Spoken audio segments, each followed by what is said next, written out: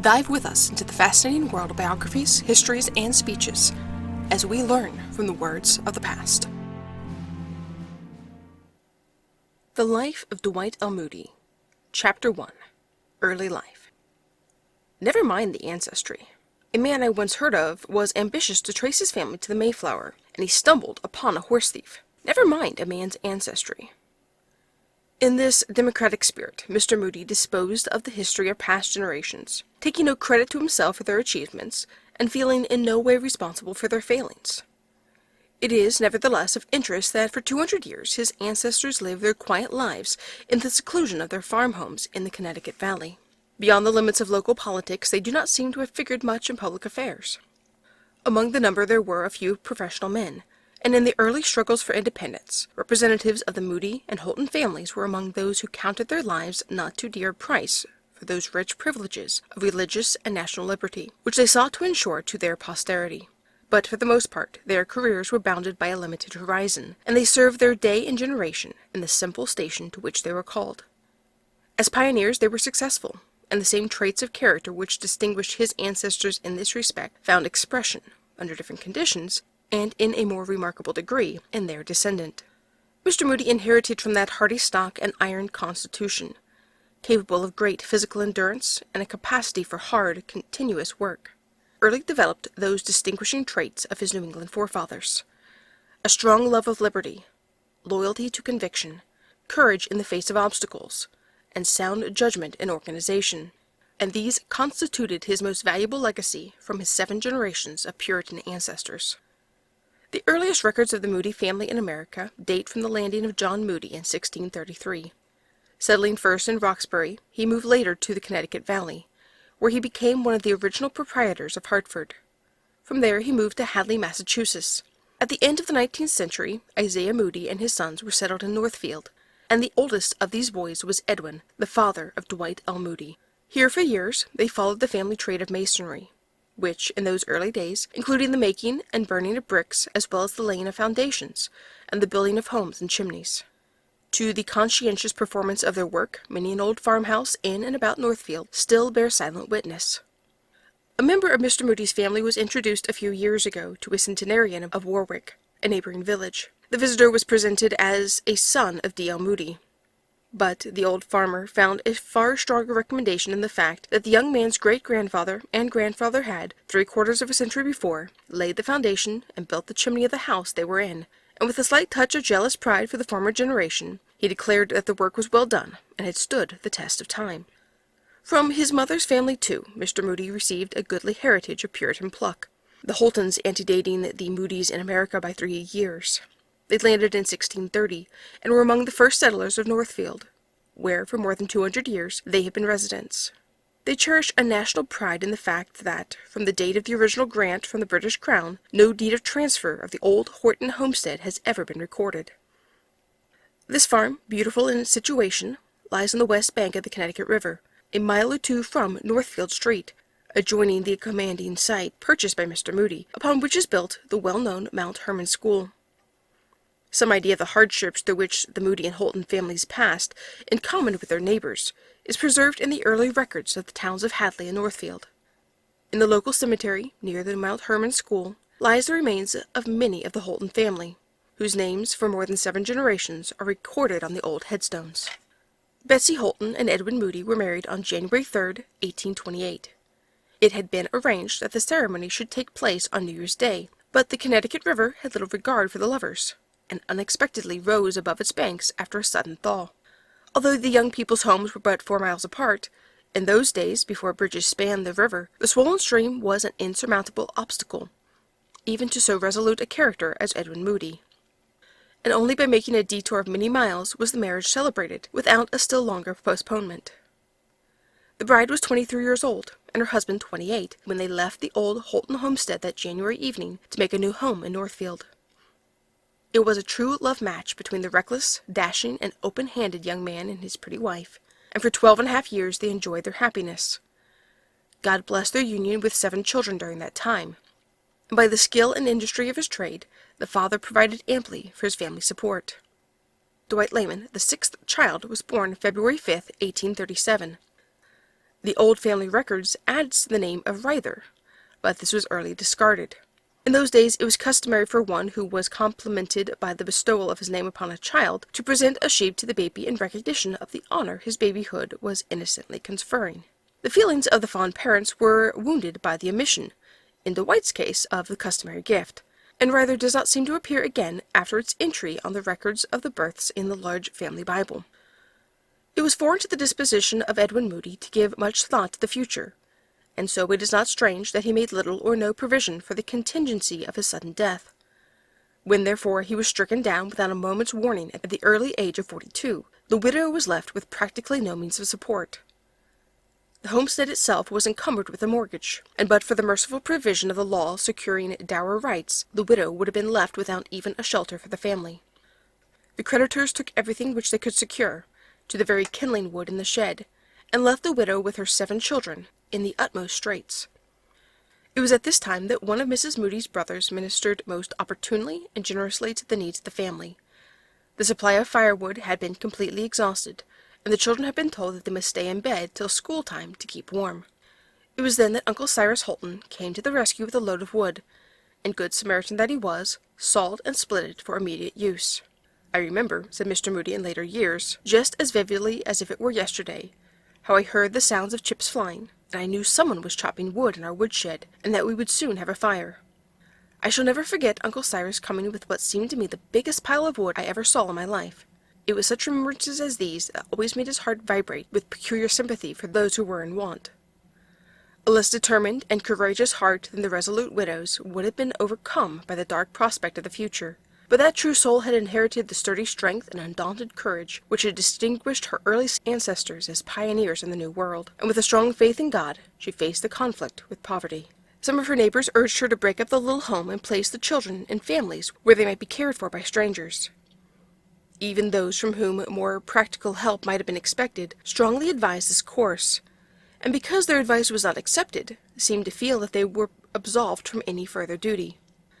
The birth of twins after her husband died added greatly to the cares and difficulties of her position, and during the long summer that followed there were many times when it seemed that the burden was too great for human endurance. It was during these days that Mrs. Moody's brother aided her, and at this time, too, the old minister of the Unitarian Church, the Reverend Mr. Everett, interested himself in the family's behalf. Shortly after the father's death, this good man visited the destitute family, and helped them both by counsel and material assistance. The older children were all enrolled in the Sunday school of the church, and from the hands of this minister the entire family received the ordinance of baptism, in the name of the Father, and of the Son, and of the Holy Ghost. No sooner had the attendance of the Moody children been secured than they were commissioned to bring in other scholars.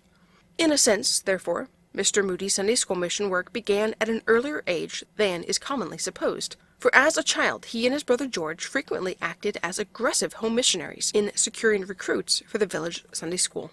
With the sole care of so large a family, the religious instruction in the home was not so thoroughly doctrinal as in some households of today, but the mother instructed her children in the true religion of the heart, that seeks first God and His righteousness. And although Dwight, at 17, as a member of a young men's Bible class in Boston, was bewildered by the request to turn to a simple scriptural reference, it is doubtful if any of his amused companions were more thoroughly established in pure religion and undefiled before God and the Father than he. Certainly none was purer and more innocent in heart than the keen, awkward country boy. It was not till after he left home that his actual personal conversion occurred, but it was to a tender conscience and an open heart that the gospel invitation was given, and a soul already trained to love and honor God readily accepted his offer of salvation. The Christian training of his mother and the faithfulness of her good pastor was a sacred remembrance in all his after experiences, and he ever spoke appreciatively of the debt he owed to the ministry of Mr. Everett. Trust in God was the brief creed of his mother's simple Christian faith, and early in life the children learned to love that God and pray to Him who is the strength of the fatherless and the widow. Many evidences of the thoroughness with which this lesson was taught to Dwight and his brothers are found in their early experiences. One night in the late fall, Dwight's older brother, a boy of 12, and himself, then only 8 years of age, started to a neighboring farm about 4 miles away, where they had secured employment in the cutting of broom corn. Boylike, they had not started on their journey until the evening had set in, and long before they reached the old ferry across the Connecticut River, it had become very dark. Hand in hand, they crossed the meadow to the landing, and then shouted over the river for the ferryman to bring his skiff. Soon they could hear voices and see a lantern approaching from the opposite bank. Then a voice shouted across the flood that one man would cross the river with the boat, while the other would remain where he was with the lantern to direct their course.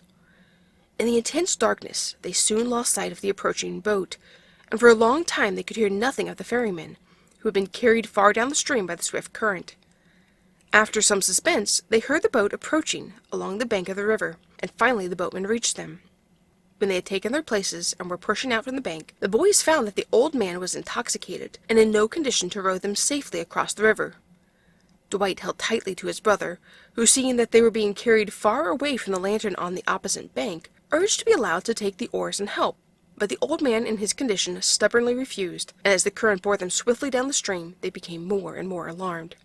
Then Dwight, taking his brother's hand, tried to encourage him by assuring him that God would care for them and guard them even in their present peril.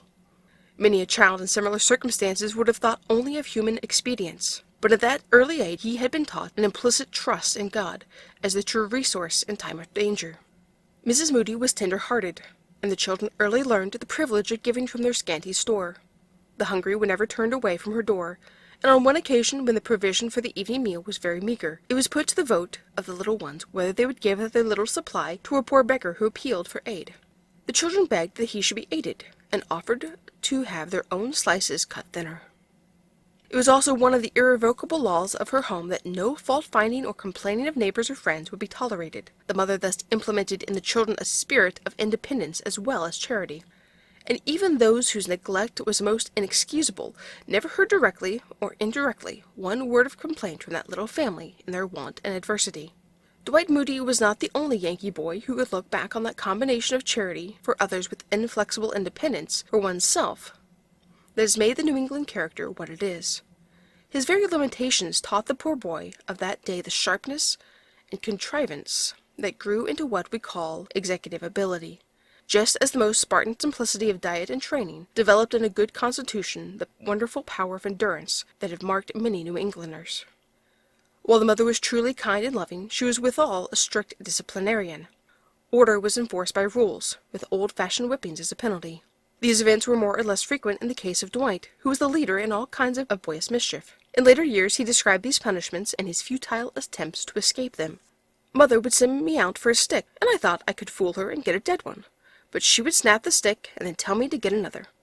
She was rarely in a hurry, and certainly never when she was whipping me. Once I told her that the whipping did not hurt at all. I never had occasion to tell her so again, for she put it on so it did hurt. To those whippings Mr. Moody always referred with great approval, but with delightful inconsistency never adopted the same measures in the government of his own family. In his home grace was the ruling principle and not law, and the sorest punishment of a child was the sense that the father's loving heart had been grieved by waywardness or folly. Among the principles which this Puritan mother taught her children to observe was the sanctity of a promise. In later years it was characteristic of Mr. Moody that he hated to commit himself absolutely by promises, and doubtless that aversion was in part to the outgrowth of the stern but wholesome teachings of his youth. If the children tried to avoid an obligation, the question they had to meet was not, "Can you?" but "Did you say you would?" If a promise had been made, it must be kept. Once, when Dwight went to his older brother to be released from an agreement to work for a neighbor for his board during the winter, while he was also attending school, the case was carried to their mother. Dwight's cause of complaint was that for 19 consecutive meals his only food had been cornmeal and milk. When his mother found that he had enough to eat, such as it was, Dwight was sent back to keep his agreement. But with all the strictness of her discipline, the mother was tenderly wise, in a manner not so common at that day as now, when the needs of the children are so carefully studied. Knowing the dangers that awaited her children in the outside world, she determined to guard them as long as she could.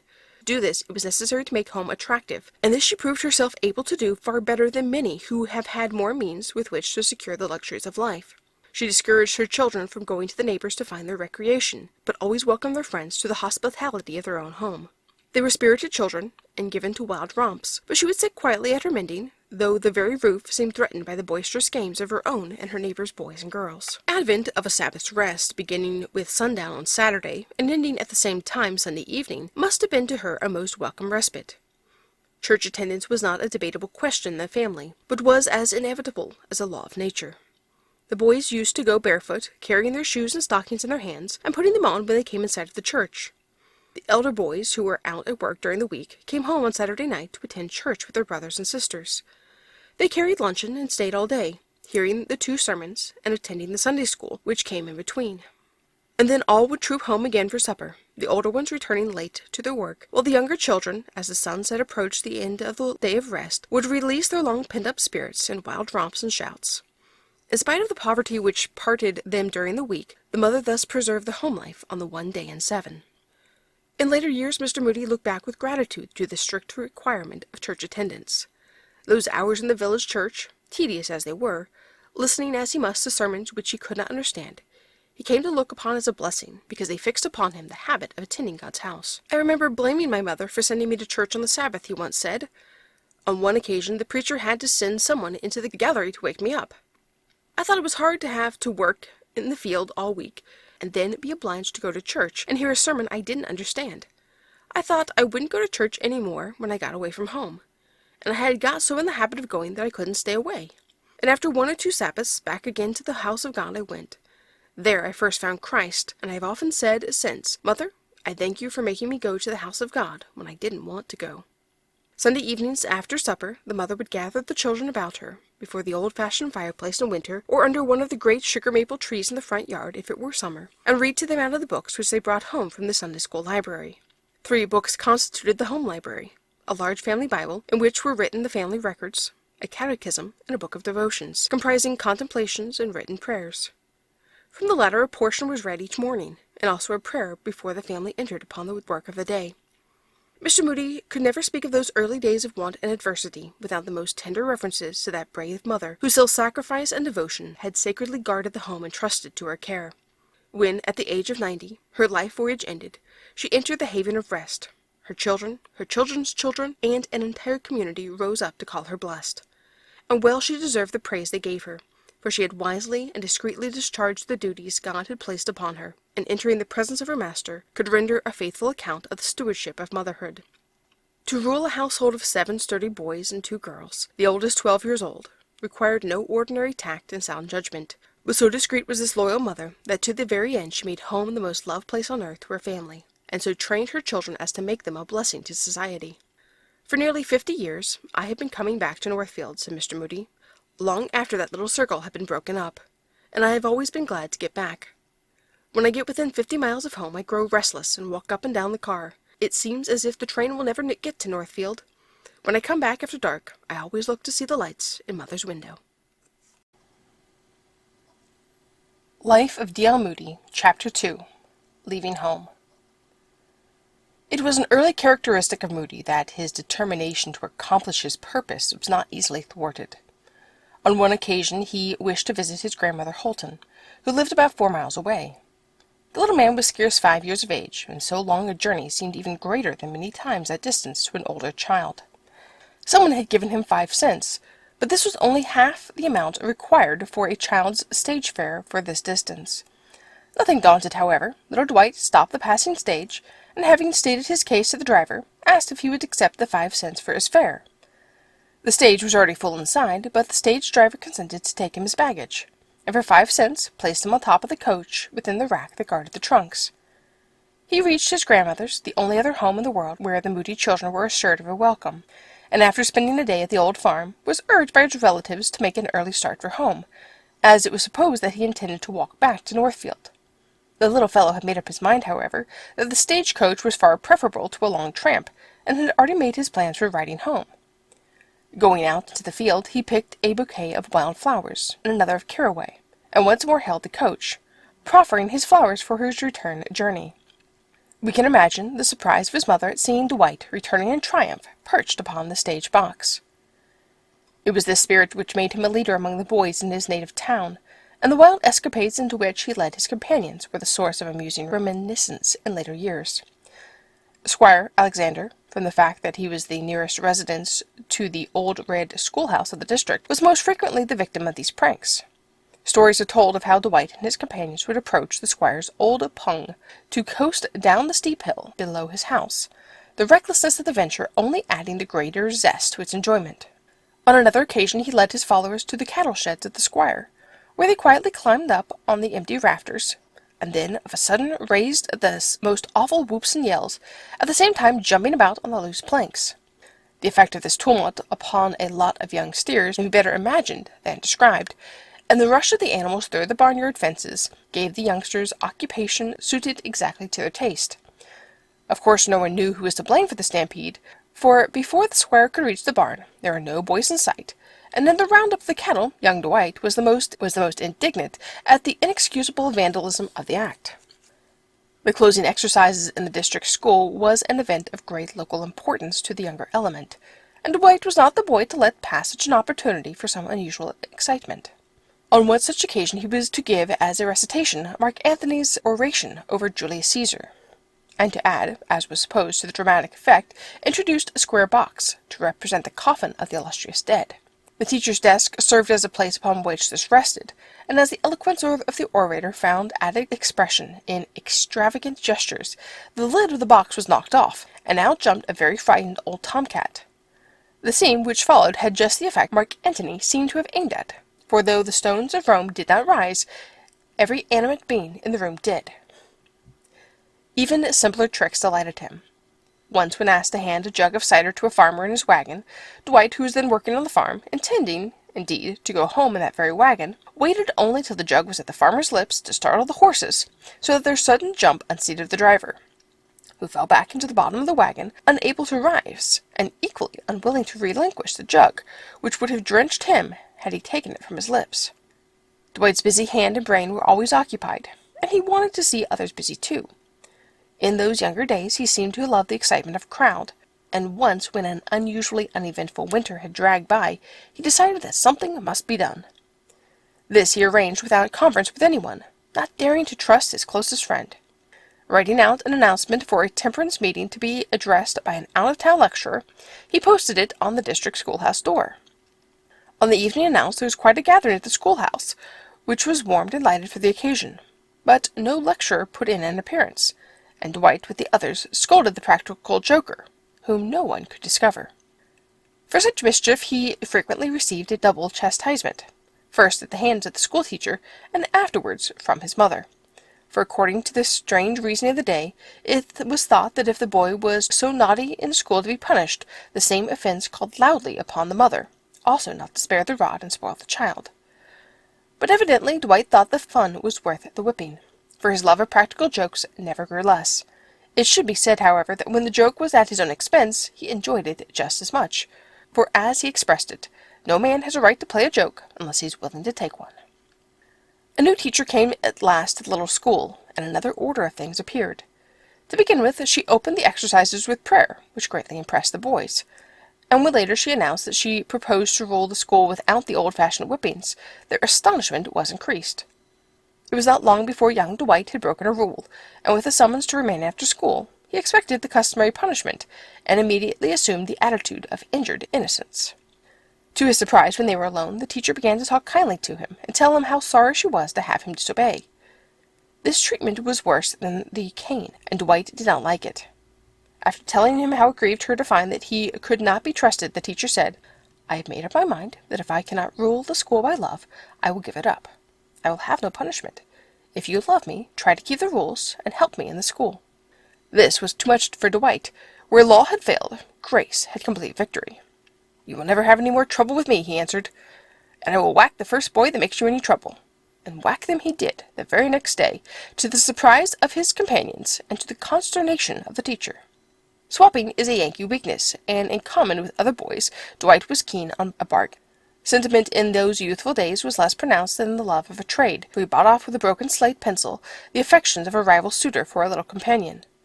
But it was more expressly to shrewdness in horse trading that Dwight aspired, and at the earliest opportunity he earned his title for it. The older brother George, who had fathered the younger children and conducted the farm, was away from home for one day, when a party of gypsies came along. As usual, they had a number of horses to trade, and Dwight, who was only 10 years old at the time, was alive to business. The farm horse in the possession of the family at this time was old and lazy enough, and Dwight reasoned that in an exchange he couldn't get a worse animal, so he challenged the gypsies to a trade. Before any of the family knew it, he had made what actually proved to be a good bargain, though the new horse was a lank, raw-boned animal with a docked tail. The consciousness of success filled him with pride. On the first occasion after the new horse had been duly tested, Dwight harnessed him into a wagon, and taking an empty barrel for a seat, started to mill for the weekly supply of meal. The new horse seemed to rise to the occasion. He started briskly down the hill, and all too swiftly round the corner, leaving the barrel and its occupant by the roadside. When Dwight grew older, he found employment, like his brothers, in neighboring towns. His first experience was never forgotten, and the homesickness that came with the first separation from his family left a lasting impression. "There were 9 of us children," he said in describing this, "and my widowed mother had very great difficulty in keeping the wolf from the door. My next older brother had found a place for me to work during the winter months in a neighboring village about 13 miles away, and early one November morning we started out together on our dismal journey. Do you know, November has been a dreary month to me ever since. As we passed over the river and up the opposite side of the valley, we turned to look back for the last view of our home. It was to be my last for weeks, for months, perhaps forever, and my heart well-nigh broke at the thought of it. That was the longest journey I ever took, for 13 miles was more to me at 10 than the world's circumference has ever been since. When at last we arrived in the town, I had the hard work to keep back my tears, and my brother had to do his best to cheer me up. Suddenly he pointed to someone and said, 'There's a man that'll give you a cent. He gives one to every new boy that comes to town.' He was a feeble, old, white-haired man, and I was so afraid that he would pass me by that I planted myself directly in his path. As he came up to us, my brother spoke to him, and he stopped and looked at me. 'Why, I have never seen you before. You must be a new boy,' he said. He asked me about my home, and then, laying his trembling hand upon my head, he told me that although I had no earthly father, my heavenly Father loved me, and then he gave me a bright new cent. I do not recall what became of that cent, but that old man's blessing has followed me for over 50 years, and to my dying day I shall feel the kindly pressure of that hand upon my head. A loving deed costs very little, but done in the name of Christ, it will be eternal." A few years later he tried to get employment in Clinton, Massachusetts, and found an engagement in a printing establishment. His first task was to address by hand from the mailing list the wrappers of a local paper. To the country lad who knew nothing of crowded streets or houses containing several tenants, the half-numbers of some of the addresses had no meaning, and such a street address he sat down to the next number beyond. This naturally caused confusion, and when the mistake was traced to young Moody he was discharged. Again he went home, and for a time worked on the neighboring farms. But his ambition had been aroused, and he realized the greater possibilities and opportunities of a larger sphere. While cutting and hauling woods on the mountainside with his brother Edwin one day in the early spring of 1854, he exclaimed in his characteristically abrupt manner, "I'm tired of this. I'm not going to stay here any longer. I'm going to the city." The family had been strongly opposed to his going to Boston, as no one believed that he had any special qualifications for a successful career in the city. The cities, they understood, were full of young men looking for positions, while at Northfield he was at least assured of steady work on the farms. But young Moody had made up his mind that the one thing for him to do was to go to Boston, and in spite of all obstacles, make a career for himself. Saying goodbye to his mother and the rest of the family, he started from home without any very definite plans as to how he should get to Boston, but determined to go even if he had to walk every step of the 100 miles. Halfway between his home and the depot he met his older brother George, who inquired where he was going. Dwight said he was on his way to Boston, to make his living in whatever business he found was the best suited for him. Seeing that it was useless to try to discourage him, his brother gave him $5, which was just enough to carry him to the city, where he arrived with nothing to live on while he was looking for work. For several days young Moody experienced the same bitter disappointments that so many other young men have known in like circumstances. Although he had 2 uncles in the retail boot and shoe business in the city, they made no offer to give him work. When asked by these uncles how he could get a start, Dwight replied that he wanted to work, and he guessed he could find a position. It is quite possible that a consciousness of his awkwardness may have given the country boy that appearance of a false independence which prejudiced his relatives against him. Long afterwards, when preaching in Boston, he described with deep feeling those days of suffering. "I remember how I walked up and down the streets trying to find a situation," he said, "and I recollect how, when they answered me roughly, their treatment would chill my soul. But when someone would say, 'I feel for you, I would like to help you, but I can't. But you'll be all right soon,' I went away happy and light-hearted. That man's sympathy did me good. It seemed as if there was room for everyone else in the world, but none for me. For about 2 days I had the feeling that no one wanted me. I never have had it since, and I never want it again. It is an awful feeling.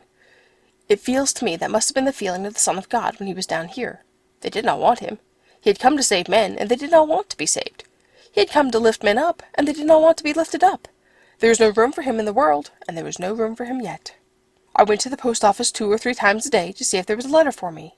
I knew there was not, as there was but one mail a day from Northfield. I had no employment and was very homesick, and so I went constantly to the post office, thinking, perhaps, that when the mail had come in my letter had been mislaid. At last, however, I got a letter. It was from my youngest sister, the first letter she ever wrote me. I opened it with a light heart, thinking that there was some good news from home. But the burden of the whole letter was that she heard there were pickpockets in Boston, and warned me to beware of them. I thought that I had better get some money in hand first, and then I might look out for pickpockets. At the end of the week he was utterly discouraged. There seemed nothing for him in Boston, and he announced his purpose of trying what he could do in New York. At first his attitude towards his uncles had been the independent one of waiting for them to offer him work, and when advised to ask them for employment himself, he said, "They know I am looking for work, and they may help me or not as they please." But at length his pride gave way under the dreadful sense of being adrift in a world that seemed to care nothing for him. Learning of his changed state of mind, one of his uncles ventured to offer him a little advice, telling him that his self-will was greatly in his way, and that modesty was something as needful as courage, and suggesting that his uncle Samuel Horton would no doubt be glad to do something for him, if he would show himself a little more willing to be governed by people who were older and wiser than himself. Dwight demurred, saying his Uncle Samuel knew perfectly well what he wanted. But the uncle insisted, so that at last the boy asked for a place in the shoe shop. "Dwight, I am afraid if you come in here you will want to run the store yourself," said Mr. Horton. "Now my men here want to do their work as I want it done. If you want to come in here and do the best you can, and do it right, and if you're willing to ask whenever you don't know, and if you promise to go to church and Sunday school, and if you will not go anywhere that you wouldn't want your mother to know about, we'll see how we can get along. Can have till Monday to think it over." "I don't want till Monday," was the prompt response. "I'll promise now." Young Moody had little acquaintance with city ways and city manners, but it soon became evident that he was by natural wit and brightness one of the best of salesmen. With his keen perception and irrepressible energy, he made an unusual success of the work. He was not satisfied with the ordinary methods of the salesman, and like the merchants of old, he cried his wares before the door, and actually made it into the street to persuade uninterested passers that they wanted to buy. Nothing delighted him so much as the success of this kind, and that he had many is not surprising. His new occupation, far from lessening his love of practical joking, seemed to make it keener. Always on the lookout for someone whom he could tease, he found a tempting victim in a cobbler who worked in the store. One day, in his absence, young Moody, with a sharp knife, made a clean slit in the leather seat of the cobbler's box. Then, taking a pan of water, he set it under the seat, so that the cobbler's weight would bring the seat in contact with the water, which, of course, would rise to the cut. Having set his trap, the joker awaited the result. Presently the cobbler came in and sat down. The effect may be imagined. The victim took a seat only to jump up hurriedly. Just as soon as the leather was relieved of his weight, the hole closed, and after wiping the seat dry, he again seated himself to begin his work. It was not till the 3rd or 4th time that he discovered the trouble, and Moody had to make a hurried escape. This was the nonsense of a lively boy of 17, but from that harmless love of fooling, the happy geniality of the mature man was to result. This sense of humor, this healthy appreciation of the ridiculous, is the very salt of great temperament. Such a man, however intense, can never be a fanatic, and the people, the man in the street, feel this instantly. Life of D.L. Moody, Chapter 3, Conversion. In accordance with the agreement by which he entered his uncle's employment, Moody became a regular attendant of the Mount Vernon Congregational Church, of which the well-known Dr. Edward N. Kirk was the pastor. He was also enrolled as a member of the Sunday School, where he was assigned to a young men's Bible class conducted by Mr. Edward Kimball. The Bible was not a familiar book to the new student, for in his home, though he always lived in a truly Christian atmosphere, there was only one copy of God's Word, and that a ponderous family Bible, too sacred for the inquisitiveness of the little children, and too uninviting in its massive appearance for the older ones. So when some reference was made to a chapter in the Gospel of John, the young man began to search the Old Testament industriously, and but for the kindness of the teacher, who quickly perceived the difficulty and offered him his Bible, the boy's embarrassment would have been painful. By giving close attention, however, he soon began to take that deep interest in Bible study, which, increasing with his years, soon developed into a reverential love. Many years later, wishing to give a token of special value to his first grandchild, he sent a beautiful copy of the Bible with this inscription: "The Bible for the last 40 years has been the dearest thing on earth to me, and now I give a copy as my first gift to my first grandchild, Irene Moody, with a prayer that it may be her companion through life and guide her to those mansions that Christ has gone to prepare for those who love and serve him on earth. D.L. Moody." Realizing his disadvantage in not having a greater familiarity with the Bible text, he seldom took an active part in the class at first. But at times his interest would betray him, and he would ask a question that showed his clear grasp of the subject. On one occasion the teacher was depicting Moses as a man of great natural ability, self-control, and statesmanlike foresight and wisdom. There was just one word in the young clerk's mind that was sufficiently comprehensive for such a character, and with naive earnestness he exclaimed, "Say, Mr. Kimball, that Moses must have been smart." In that one word "smart" was included the New England boy's conception of all that was comprehended by native ability and intellectual endowment without the sense of a discreditable shrewdness. There was a vast difference between what may be termed a religious man and an earnest Christian. Just such an experience, in fact, as distinguished Saul of Tarsus and the Apostle Paul. In the former, the life is regulated to a degree by external authority. Thou shalt and thou shalt not. In the latter, a new bias is given to the life itself, bringing it into harmony with God's will, and the precepts of the external law are merged into the greater law of love to God and man. The former is cold, cheerless, and intolerant, only too often unavailing in severe temptation, and frequently expressing itself in formalism and Pharisaism. The latter is a vital force making the soul stronger through temptation, and by unselfish service to others, radiating love and joy throughout society. By his early training, Mr. Moody was religious, but he had never experienced the regenerating work of God's Spirit by a definite acceptance of Christ. In theory, he knew what was giving way to a violent temper was wrong, but in his self-will he found it hard to yield restraint. It was not more ethics he needed, but greater dynamics. But in the Mount Vernon Sunday School, his Bible class teacher had been gradually leading the young man to a fuller knowledge of God's plan of salvation, until it needed only an additional personal interview to bring him to that decision of the will which should determine whether he would accept or reject God's provision, overcoming sin and entering into harmony with himself. The opportunity for this interview was not a chance event, but one carefully and prayerfully sought by Mr. Kimball, who thus relates the story of Dwight L. Moody's conversion. I determined to speak to him about Christ and about his soul, and started down to Holton's shoe store.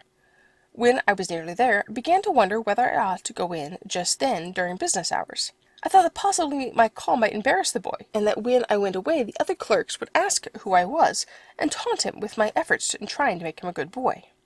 In the meantime I had passed the store, and discovering this, I determined to make a dash for it, and have it over at once. I found Moody in the back part of the building wrapping up shoes. I went up to him at once, and putting my hand on his shoulder, I made what I afterwards felt was a very weak plea for Christ. I don't know just what words I used, nor could Mr. Moody tell. I simply told him of Christ's love for him, and the love Christ wanted in return. That was all there was. It seemed the young man was just ready for the light that then broke upon him, and there, in the back of that store in Boston, he gave himself and his life to Christ. From the moment that Moody accepted Christ, his whole life changed. The merely passive religious freedom that suffered the restrictions of the moral law suddenly became a life of joyful service. Whereas church attendance had been observed simply because it was a duty, from that time forward, for nearly 50 years, he found his greatest joy in the service of his God. Before my conversion, as he himself used to express it, I worked towards the cross, but since then I have worked from the cross. Then I worked to be saved. Now I work because I am saved. 40 years afterwards, preaching in Boston, he thus described the effects of his conversion upon his life. I can almost throw a stone from Tremont Temple to the spot where I found God over 40 years ago. I wish I could do something to lead some of you young men to that same God. He has been a million times better to me than I have been to him. I remember the mornings on which I came out of my room after I had first trusted Christ. I thought the old sun shone a great deal brighter than it ever had before.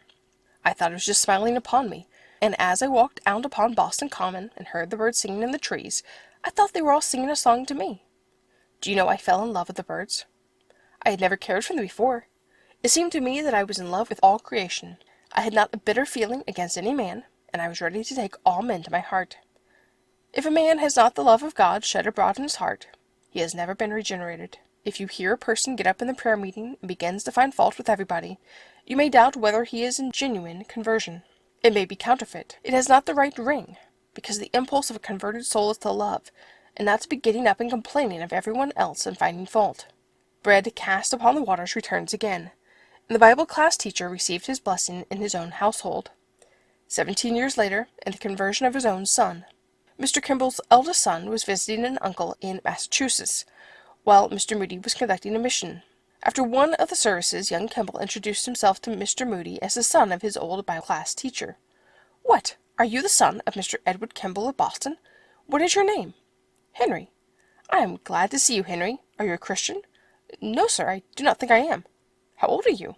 "I am 17. Henry, when I was just 17, and you were a little baby in the crib, your father came to me and put his hand on my shoulder and asked me to be a Christian. And he was the only man that ever came to me and talked to me, because he loved my soul. And now I want you, my boy, to be a Christian." "Henry, don't you want to be a Christian?" "Yes, sir, I think I do," said the boy. They sat down together, and Mr. Moody opened his Bible, the boy listening intently to the words that impressed him more and more, till at length they brought him to where the speaker had been led himself so long ago. After his conversion, young Moody was no less energetic and ambitious in the interest of the kingdom of God than he had been in business. His vigorous and irrepressible spirit was looked upon with misgivings by some of the elder members of the church. In the first glad joy of his Christian experience, he longed for some channel into which he might direct his energies and share in the forwarding of the kingdom. It was, perhaps, a mistake that the young convert was not set to work and directed how to serve the cause more efficiently in his own particular way. But the conservative deacons could not know that the zeal so unnecessarily directed towards them could have been turned with practical results in other directions, undreamed of by them, and their attitude was one of a somewhat natural repression.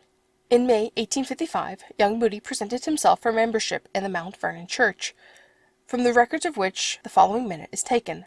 Number 1079, Dwight L. Moody, boards 43 Court Street.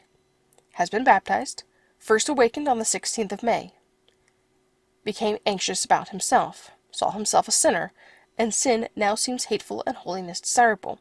Thinks he has repented. Has purpose to give up sin. Feels dependent upon Christ for forgiveness. Loves the Scriptures. Prays. Desires to be useful. Religiously educated.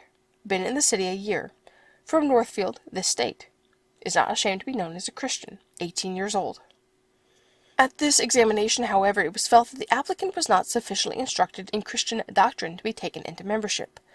In answer to the question, "What has Christ done for you and for us all, that especially entitles him to our love and obedience?" young Moody replied, "I think he has done a great deal for us all, but I don't know of anything he has done in particular."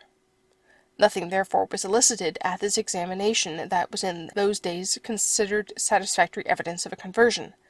Under the circumstances, the committee deferred recommending him for admission to the church, but 3 other number were appointed to take care of his case, and to explain to him more perfectly the way of God. The action of the examining committee in refusing admission to young Moody on this occasion has been criticized by others, but the wisdom of this decision was always felt by Mr. Moody himself, who in later years laid great emphasis upon a young convert's being ready to give a reason for the hope that was within him. Upon his second examination he was recommended for membership, and the following minute was recorded. Number 1131, March 12, 1856. Mr. Moody thinks he has made some progress since he was here before, at least in knowledge. He maintains his habit of prayer and reading the Bible, believes God will hear his prayers, is fully determined to adhere to the cause of Christ always, feels that it would be very bad if he should join the church and then turn, must repent and ask forgiveness for Christ's sake, will never give up his hope or love Christ less, whether admitted to the church or not. His prevailing intention is to give up his will to God.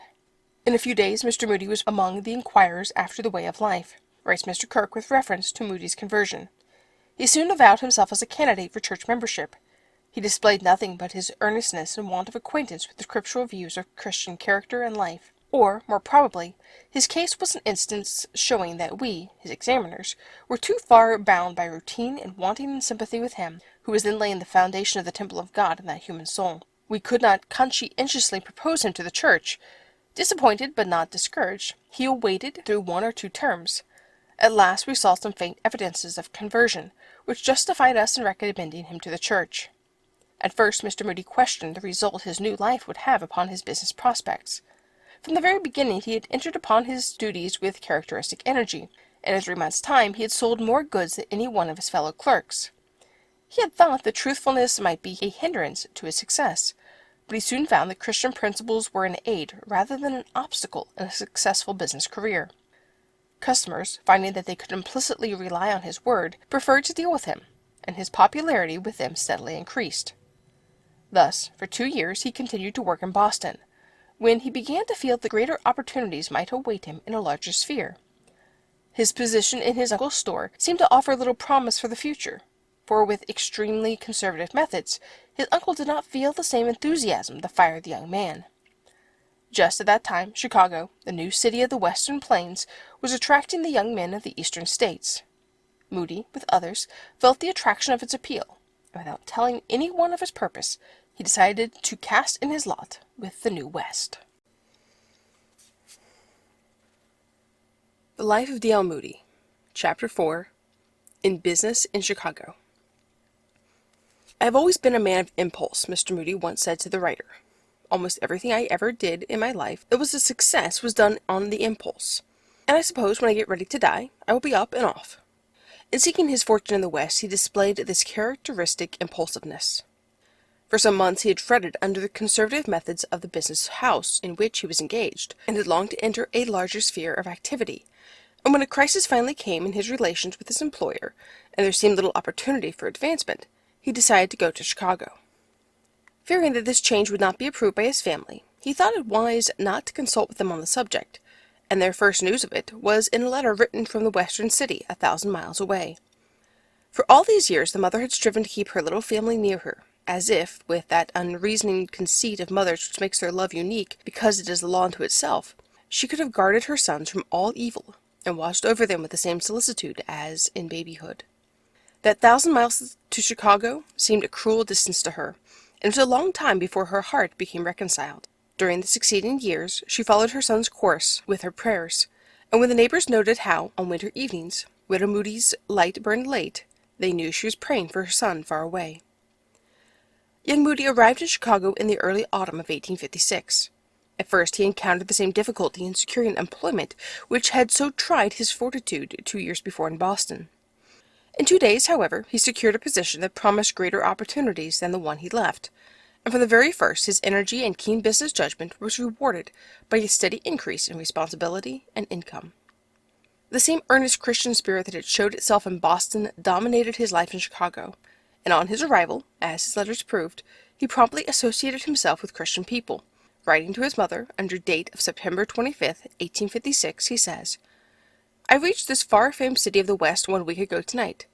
I went into a prayer meeting last night, and as soon as I made myself known, I had friends enough. After meeting, they came to me and seemed to be as glad to see me as if I were their earthly brother. God is the same here as he was in Boston, and in him I can find peace." Having placed his letter from the Mount Vernon Church with the Plymouth Church, of which Reverend J. E. Roy, D.D., was then pastor, Moody began to cast about for some definite Christian service. Remembering, it may be, his success in childhood as a recruiting agent for the Sunday school at Northfield, he conceived the idea that he had a special talent for this work, and at once hired a pew, which he undertook to fill every Sunday. He would hail young men on the street corners, or visit their boarding houses, or even call them out of saloons to share his pew. Whether the novelty of the invitation, or the irresistible earnestness and cordiality of the young man induced a large number to attend, the object was, at any rate, attained, and before long he was renting 4 pews, which he filled every Sunday with his strangely assorted guest. The great religious revival that swept over the country in 1856 had reached to Chicago, and young Moody heartily enjoyed the opportunities and blessings it brought. Writing to his mother under date of January 6, 1857, he expressed great delight in the interest that was awakened, introducing the phrases current at the time. "I have nothing to write that will interest you, unless it is that there is a great revival of religion in this city," he says. "I go to meeting every night. Oh, how I do enjoy it! It seems as if God was here himself. Oh, mother, pray for us. Pray that this work may go on until every knee is bowed.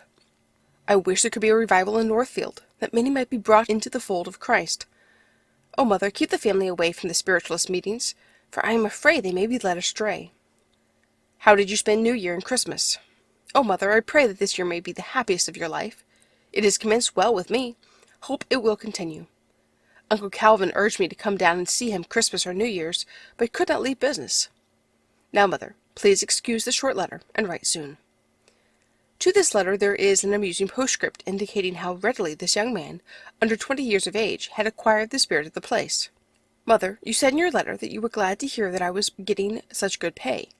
I think you did not understand me, for I did not say I got that amount, but that I would make it soon. If I should build me a house out here, that would cost me $100. I could rent it for $75 a year. That is making money. That is, if I was able to do it, you know. Soon after his entering Wiswall's boot and shoe house, a jobbing department was added to the business, which gave his ability still greater opportunities to display himself.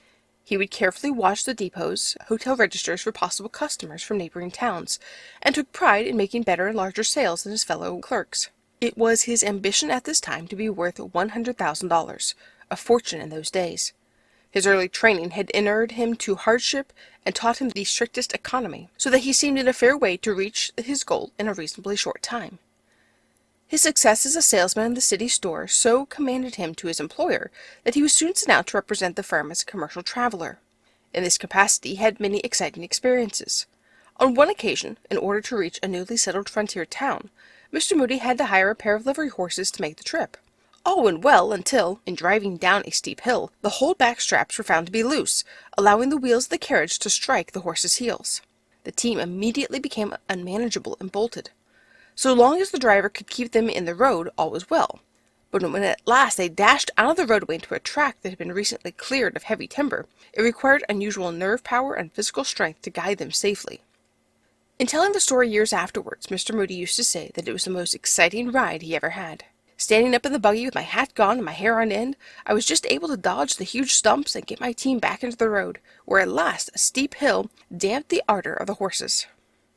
To the duties of a commercial traveler there was added in those days the work of a collector. When the rumor was circulated that any firm was likely to fail, each creditor immediately sent his representative to collect as quickly as possible the amount that was due him. An assignment in which all creditors shared equally is a practice of later date. On one such occasion, Moody was sent to a neighboring town late on Saturday afternoon to collect a debt from a shoe dealer, whose credit was under suspicion. There was one other firm to which the country merchant was deeply indebted, and Moody discovered this representative on the train. Now, it was against Moody's principle to travel on Sunday, and he had planned to spend Sunday somewhere en route, and start on again Monday morning. The other collector was not hampered by any such scruples, and intended to arrive Sunday and to secure his claim early on Monday morning. Where a principle was involved, Moody would never hesitate, but his business pride made it hard for him to see his competitor win so easily, and he determined to do what he could to gain an even chance. In those early days of railroad travel, through service was not common, changes being frequent. At one of these changes, Moody got his companion to take a walk with him, and succeeded in holding his attention in conversation until he lost his train, with the result that the claims were entered on equal terms on the same day. In a letter home, writing at this time, he said, "I suppose you would like to know how I am doing. Well, I am doing first rate. Shall be on there in the summer, if not before. I came very near going last week. A man offered to pay my way if I could go with him to buy some goods, but Mr. Wiswall was so driven for help that he could not spare me. I should like to come back to the Bay State once more. Things don't look out here as they do in Boston. A good many of the stores are kept open on the Sabbath day. It is a great holiday out here." In another letter he writes, "I have made $30 a week ever since I came out here. Don't let Uncle Sam get a hold of it, as it has turned out I have done the very best thing in coming. My expenses are high, but I can make more money than in Boston. I will send you a bill of fare of the house where I board, and then you can judge whether I shall starve or not. I can make more money here in a week than I could in Boston in a month," he writes to his brother George at this time, "but that is not all. I find the better I live, the more enjoyment I have, and the more I think of God and His love, the less I think of the world's troubles. George, don't let anything keep you from the full enjoyment of God's love. I think we have things sometimes come upon us to try our faith, and God likes to see us cling on. As the psalmist says in one place, God likes to chastise them whom He loves. So let us pray for each other. I have brought you before God my prayers, and I hope you have done the same for me." The many temptations of city life appealed strongly to the ambitious young man, but realizing them fully, he was always on his guard. The following letter, written to his mother in the spring of 1858, illustrates how keenly he felt his situation at this time. "I have a good position, and I mean to work my cards to make it better. I have been very successful so far, and if nothing happens, I should do well. Luther, his brother, thought it was very foolish in my leaving Wiswall's, but I have a good situation that is worth 5 of that. If I have my health and my God is with me, I should succeed better here in Boston than I ever thought. Mother, I hope you will not forget to pray for your son here in the West, surrounded by temptations on all sides. I never worked in a place since my conversion where there were so many young men as here. I hope you will plead with God that I may live a consistent Christian before them. I am in hope to live so before them that I may succeed in winning their souls to Christ. Pray for me, dear Mother. Mention should be made of the good influence of Moody's landlady, Mother Phillips, as she was commonly called. Her heart sympathy was a help that he always deeply appreciated. The friendships he formed in her house at this time with other young men who, like himself, just beginning their careers in the West, lasted to the end of his life. Among the number were men whose names have since become prominent, not only as foremost citizens of Chicago, but as some of the successful men of the country, including Edward Isam, Norman Williams, Levi Z. Leiter, General George V. Smith, General John L. Thompson, Benjamin B. Page, and William H. Seward. In speaking of his early friend, Mr. Isham said recently, Moody was an exceedingly earnest, active, and forceful man, strenuous in all his activities, but he was at the same time a broad-minded, generous-hearted, affectionate man, dear to all who knew him. He was the same in early days as later, and every one of the circle remained fond of him to the very end, no matter how much he differed from him in opinion. As an illustration of the way in which Mr. Moody continually had the spiritual welfare of his friends in his mind, one of them recently related the following incident. The last time I saw him was at a funeral of a common friend. After the services he went back to his hotel and wrote a 4-page letter to me, with sentences heavily underscored, following his usual line of thought. The letter was one of his efforts to pluck me out of the burning in which I suppose he considered me a brand. The Life of D. L. Moody, Chapter 5, First Attempts at Christian Work. Although Moody's Sunday mornings were occupied in securing young men to share his pews at Plymouth Church, his Sunday afternoons and evenings were free. His indomitable energy seemed to need no day of rest, and a good night's sleep was always sufficient to recuperate the utmost drain upon his strength. Even in later days he was wont to associate rest, not with an activity, which he considered most wearisome, but with some change of occupation. How I do pity people who hang about these summer resorts doing nothing. My, it would send me crazy, he would often exclaim. He soon resolved the problem of occupying his leisure hours on Sunday afternoon by taking up Sunday school work. Shortly after arriving in Chicago, he discovered a little mission Sunday school on North Wells Street, where he applied for a class. The supply of teachers at that time was in excess of scholars, and the applicant was told that the 16 teachers were found amply sufficient to instruct 12 children, but that they would welcome his services if he could provide his own class. This was exactly to young Moody's taste, and on the following Sunday he arrived at the school leading a procession of 18 little hoodlums that he had gathered. This success made his special calling clear to him, and he continued to gather new scholars for others to teach, feeling that he was not sufficiently gifted for that work himself. Through his persistent efforts, the Wells Street Sunday School grew to larger proportions, until its accommodations were well taxed. The experience he gained here in building up the attendance of a Sabbath school, and in its organization and administration, proved most valuable. At this time he made the acquaintance of the one who, 4 years later, became his wife, M.S.C. Revell, at this time a girl of 15, and a teacher in the school. Feeling that his success in the Wells Street mission pointed to greater undertakings, Mr. Moody, in the fall of 1858, determined to begin another mission school on a larger scale in another part of the city. The same success attended these efforts, and it was soon found that a large hall would be necessary to accommodate the attendance. Such a place was secured in the North Market Hall, a public hall over one of the large city markets of Chicago.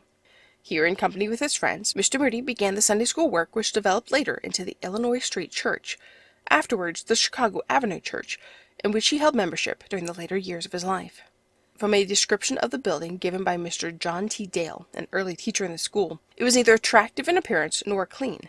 It was a large, dingy, dilapidated-looking brick building on the outside, while the inside was a grimy hall with blackened walls and ceilings, and as bare and uninviting as can be imagined. But it was soon crowded to the doors with classes of boys and girls, of a type entirely new to me, largely children of the street, bold, restless, inquisitive youngsters, whose wardrobe was often limited to trousers, shirt, and suspenders, even these in a very advanced state of decay. The scholars were bubbling over with mischief and exuberance of vitality, and sorely tried the patience of the teachers.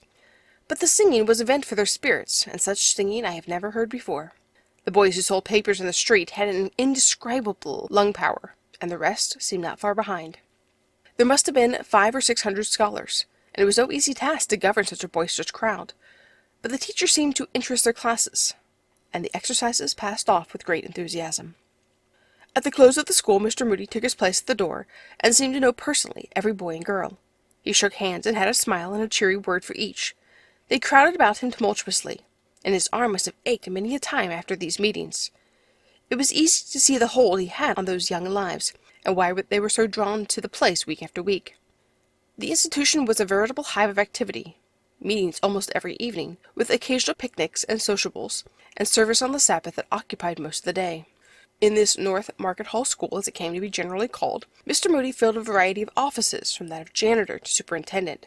Sunday was a busy day for me then, he would say, in relating the story of the work. During the week, I would be out of town as a commercial traveler selling boots and shoes. But I would always manage to be back Saturday night. Often it was late when I got to my room, but I would have to be up by 6 o'clock to get the hall ready for Sunday school. Every night a German society held a dance there, and I had to roll out beer kegs, sweep up sawdust, clean up generally, and arrange the chairs. This I did not think it right to hire done on Sunday, so sometimes with the assistance of a scholar, and often without any, I would do it myself. This usually took most of the morning, and when it was done, I would have to drum up the scholars and new boys and girls. By the time 2 o'clock came, we would have the hall full, and then I had to keep order while the speaker of the day led the activities. We had to keep things going to keep up the children's interest. When the school was over, I visited absent scholars and found out why they were not at Sunday school, called on the sick, and invited the parents to attend the evening gospel service. By the time I had made my rounds, the hour had come for the evening meeting, where I presided, and following that we had an after meeting. By the time I was through for the day, I was tired out. I don't know much at that time, for after going from early morning till late at night with only a few crackers and some cheese, I was faint and fatigued. Sometimes, after such a day's work, I thought I sinned in going to sleep over my prayers, when really I was a fool for neglecting the dictates of common sense. God is not a hard taskmaster, and in later years I have learned that to do your best work you cannot afford to neglect the common laws of health. It was not Mr. Moody's plan to act as superintendent of the school. He wisely associated himself with John V. Farwell, at that time the largest dry goods merchant in the city, Isaac H. Birch, president of one of the banks, and others. These gentlemen assisted him, and in turn superintended the school, contributing largely to the success which followed. At no time in his life was Mr. Moody willing to submit to traditional methods, if they did not appear to him to be as effective as others of modern or even an original kind. He was fond of quoting an old Scotch saying, "They say, what do they say? Let them say." This spirit manifested itself in the North Market School, where the order of exercises was never determined by any prearranged program. Mr. Moody or some other helper would read a passage of Scripture, sing a hymn, tell an anecdote, anything to fill up the time. The plan by which the unsuccessful teachers were dropped was as novel as it was efficient. The rule of the school was that transfers of membership from one class to another could always be made by simply notifying the superintendent of the desired change, which inevitably resulted in the survival of the fittest among the teachers, at the effect of the children's liberty of choice. By degrees the school increased to 1,500, and as new teachers enlisted, order and method grew rapidly. It was before the day of international lessons, however, and scholars and teachers had but one textbook, the Bible, and denominational lines were not recognized. Mr. Moody's device for running the school was eminently successful. He issued stock certificates on the North Market Sabbath School Association, capital 10,000. 40,000 shares at 25 cents each. These certified the purchases of shares for the erection of a new building, for dividends apply at the school each Sabbath at 9 p.m. Grace was the general rule of the school, but even here the exception proved the rule, and stern law on a few occasions vested in Mr. Moody the duty of sergeant-at-arms. On one such occasion a certain young bully seemed more than unusually ill-behaved. He was a ringleader among the worst element in the town, and his persistent and malicious attempts to make disturbances caused great annoyance. In response to repeated warnings, he only assumed a more threatening attitude, and mocked at every effort to induce him to behave. It was against the rules to turn a scholar out, so that, grace having failed, Mr. Moody saw the recourse to law was inevitable, and said to Mr. Farwell, "If that boy disturbs his class today, and you see me go for him, and take him to the ante-room, ask the school to rise and sing a very loud hymn until I return." The program was executed as arranged. Mr. Moody seized the boy, hurried him into the anteroom before he realized what was happening, and locked the door. He gave the boy such a whipping as he himself had received in early life, and presently returned with face flushed, but with an expression of victory.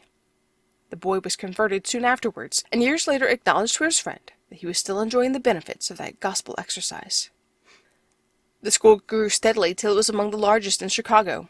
President Lincoln's visit to the school, when on his way to Washington to enter on his first term of office, was a memorable occasion. His popularity in Chicago assured him of a demonstrative welcome, and when, a few months later, the war broke out, the North Market Sunday School contributed over 50 soldiers in answer to the President's first call for troops. Nor did the influences of this mission school and its consecrated leader become dissipated by time or distance.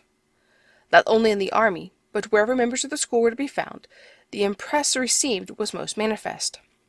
An interesting incident is given by the Reverend John Veeder, who says, "In the autumn of 1863, as a home missionary, I was on a tour in northern Michigan. Arriving at the county seat of M County, I inquired about the gospel needs of the place. There was no meeting house, no preaching. On inquiring about Sunday school, the man, with some hesitation, as though not quite certain, said, 'Well, yes, a Sunday school was started last Sunday by a little girl.' I quickly went to her father's house. Mary was all animation, telling me about Mr. Moody and the Sunday school in North Market Hall.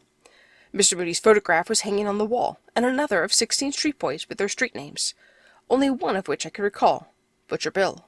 I must say that I was taken a little by surprise. I had not heard of D.L. Moody at that time, but her face was all aglow as she spake of the Sunday school in Chicago to which she had belonged, and from which she was now so far away. Evidently, she had caught Mr. Moody's enthusiasm. Captain Richardson had arrived here with his family but 2 weeks before, and now a Sunday school is started by this girl in her teens. Since their arrival here, a little child had died in the neighborhood. They were about to bury it without funeral exercises, but Mary proposed to read some scripture, sing, and pray, which she did to the satisfaction of all.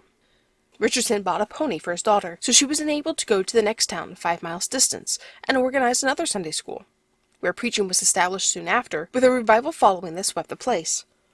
An account of this experience appeared in one of the religious papers at the time. During the following summer, having occasion to be in Chicago, a friend asked if I would not like to go to Mr. Moody's Sunday School in North Market Hall. Having met Mary Richardson, an interest had been awakened to see the man she had described so glowingly. On being introduced, he had once asked, "Are you not the man whose account of Mary's work in Michigan I saw in the papers last year? Now I want you to tell this Sunday School all about what she is doing. Right over there," pointing towards the northwest corner of the hall, "is her Sunday School class, and there is where she was converted." The Sunday School of 600 and its corps of teachers were an enlivened scene. It was a veritable beehive. Although it had begun with children, the work extended to the parents, and from the mission school of hoodlums in North Market Hall, a work developed that began to demand more time and effort than the young commercial traveler could give, and still continue his business. Gospel meetings were conducted during the week in a room formerly used for a saloon, but which had been made over into a mission hall, and here Dwight L. Moody received the practice and training in preaching that were of such incalculable value in later years. And it seems that he needed this training, for he attained his powers of speaking very gradually. It is of interest in this connection to know that when he first rose to speak in prayer meetings, one of the deacons assured him that he would, in his opinion, serve God best by keeping still. Another critic who commanded his zeal in filling the pews he had hired in Plymouth Church suggested that he should realize the limitations of his vocation and not attempt to speak in public. "You make too many mistakes in grammar," he complained. "I know I make mistakes," was the reply, "and I lack a great many things, but I'm doing the best I can with what I've got." He paused and looked at the man searchingly, adding with his own irresistible manner, "Look here, friend, you've got grammar enough. What are you doing with it for the Master?" The Life of D.L. Moody. Chapter 6. Giving Up Business. "The greatest struggle I ever had in my life was when I gave up business," Mr. Moody often said. The steadily increasing duties in his pioneer religious work had not prevented his success in business, and though manager of the largest Sunday school in the country, he could hold this position without detriment to the interest of his employer. In 1858, he entered the establishment of C. N. Henderson, a wholesale boot and shoe dealer, where he worked on commission. This gave him greater freedom to use a part of his time in Christian work, without encroaching upon his employer's rights. His warm esteem for his employer, whose friendship he thoroughly appreciated, is shown in the following extract from a letter to his mother, written January 2nd, 1859. "On my return from the country last week, I found my hopes all vanished. The one to whom I had looked for advice and counsel, who had proved to be more than a friend to me, was dead. That man was my employer, Mr. Henderson. I shall miss him very much.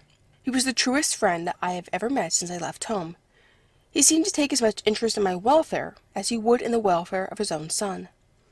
That this feeling was fully reciprocated is indicated by the fact that a year later, Mrs. Henderson insisted on Moody's settling up her husband's business. A young man of 23 years, he shrank from the responsibility of handling an estate worth $150,000. "But I feel greatly honored," he wrote his mother, "for they had a great many friends who were good businessmen. I have never been put in so responsible a position in my life, and my prayer is that I will do myself credit. Do not say anything about this, will you? I am in hopes that you will not forget to pray for me, for I am nothing without the same God who has been with me since I started out in life." About this time he was actively connected with the Congregational Church on the North Side.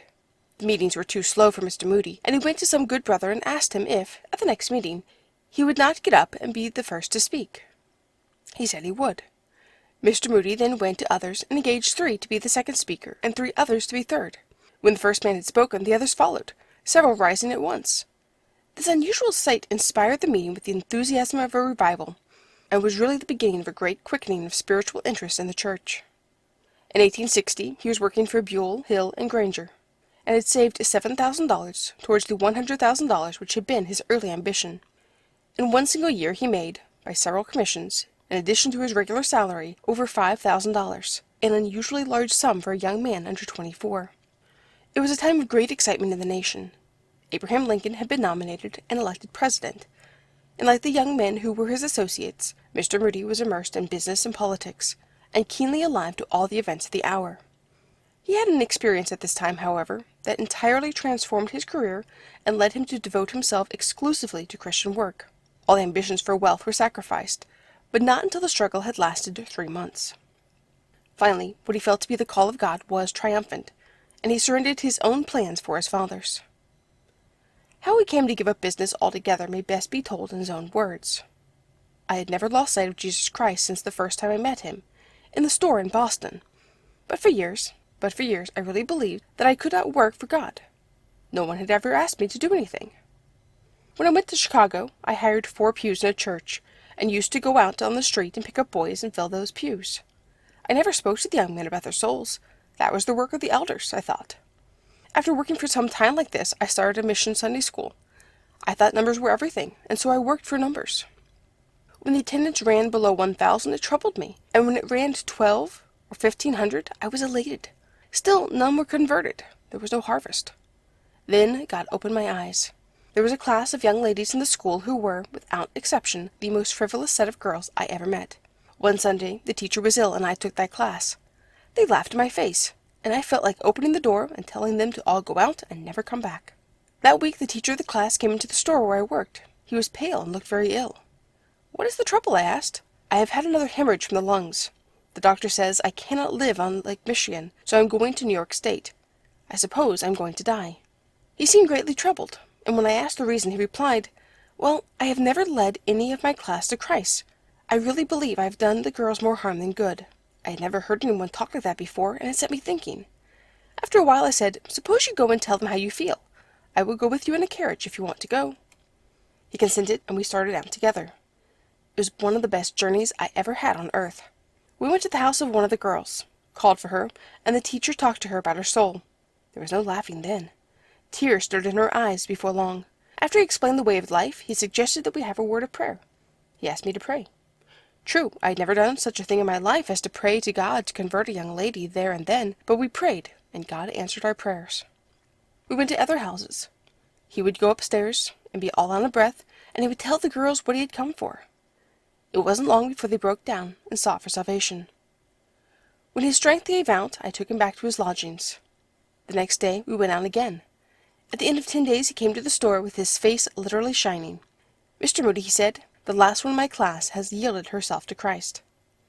I tell you, we had a time of rejoicing. He had to leave the next night, so I called his class together that night for a prayer meeting, and there God kindled a fire in my soul that has never gone out.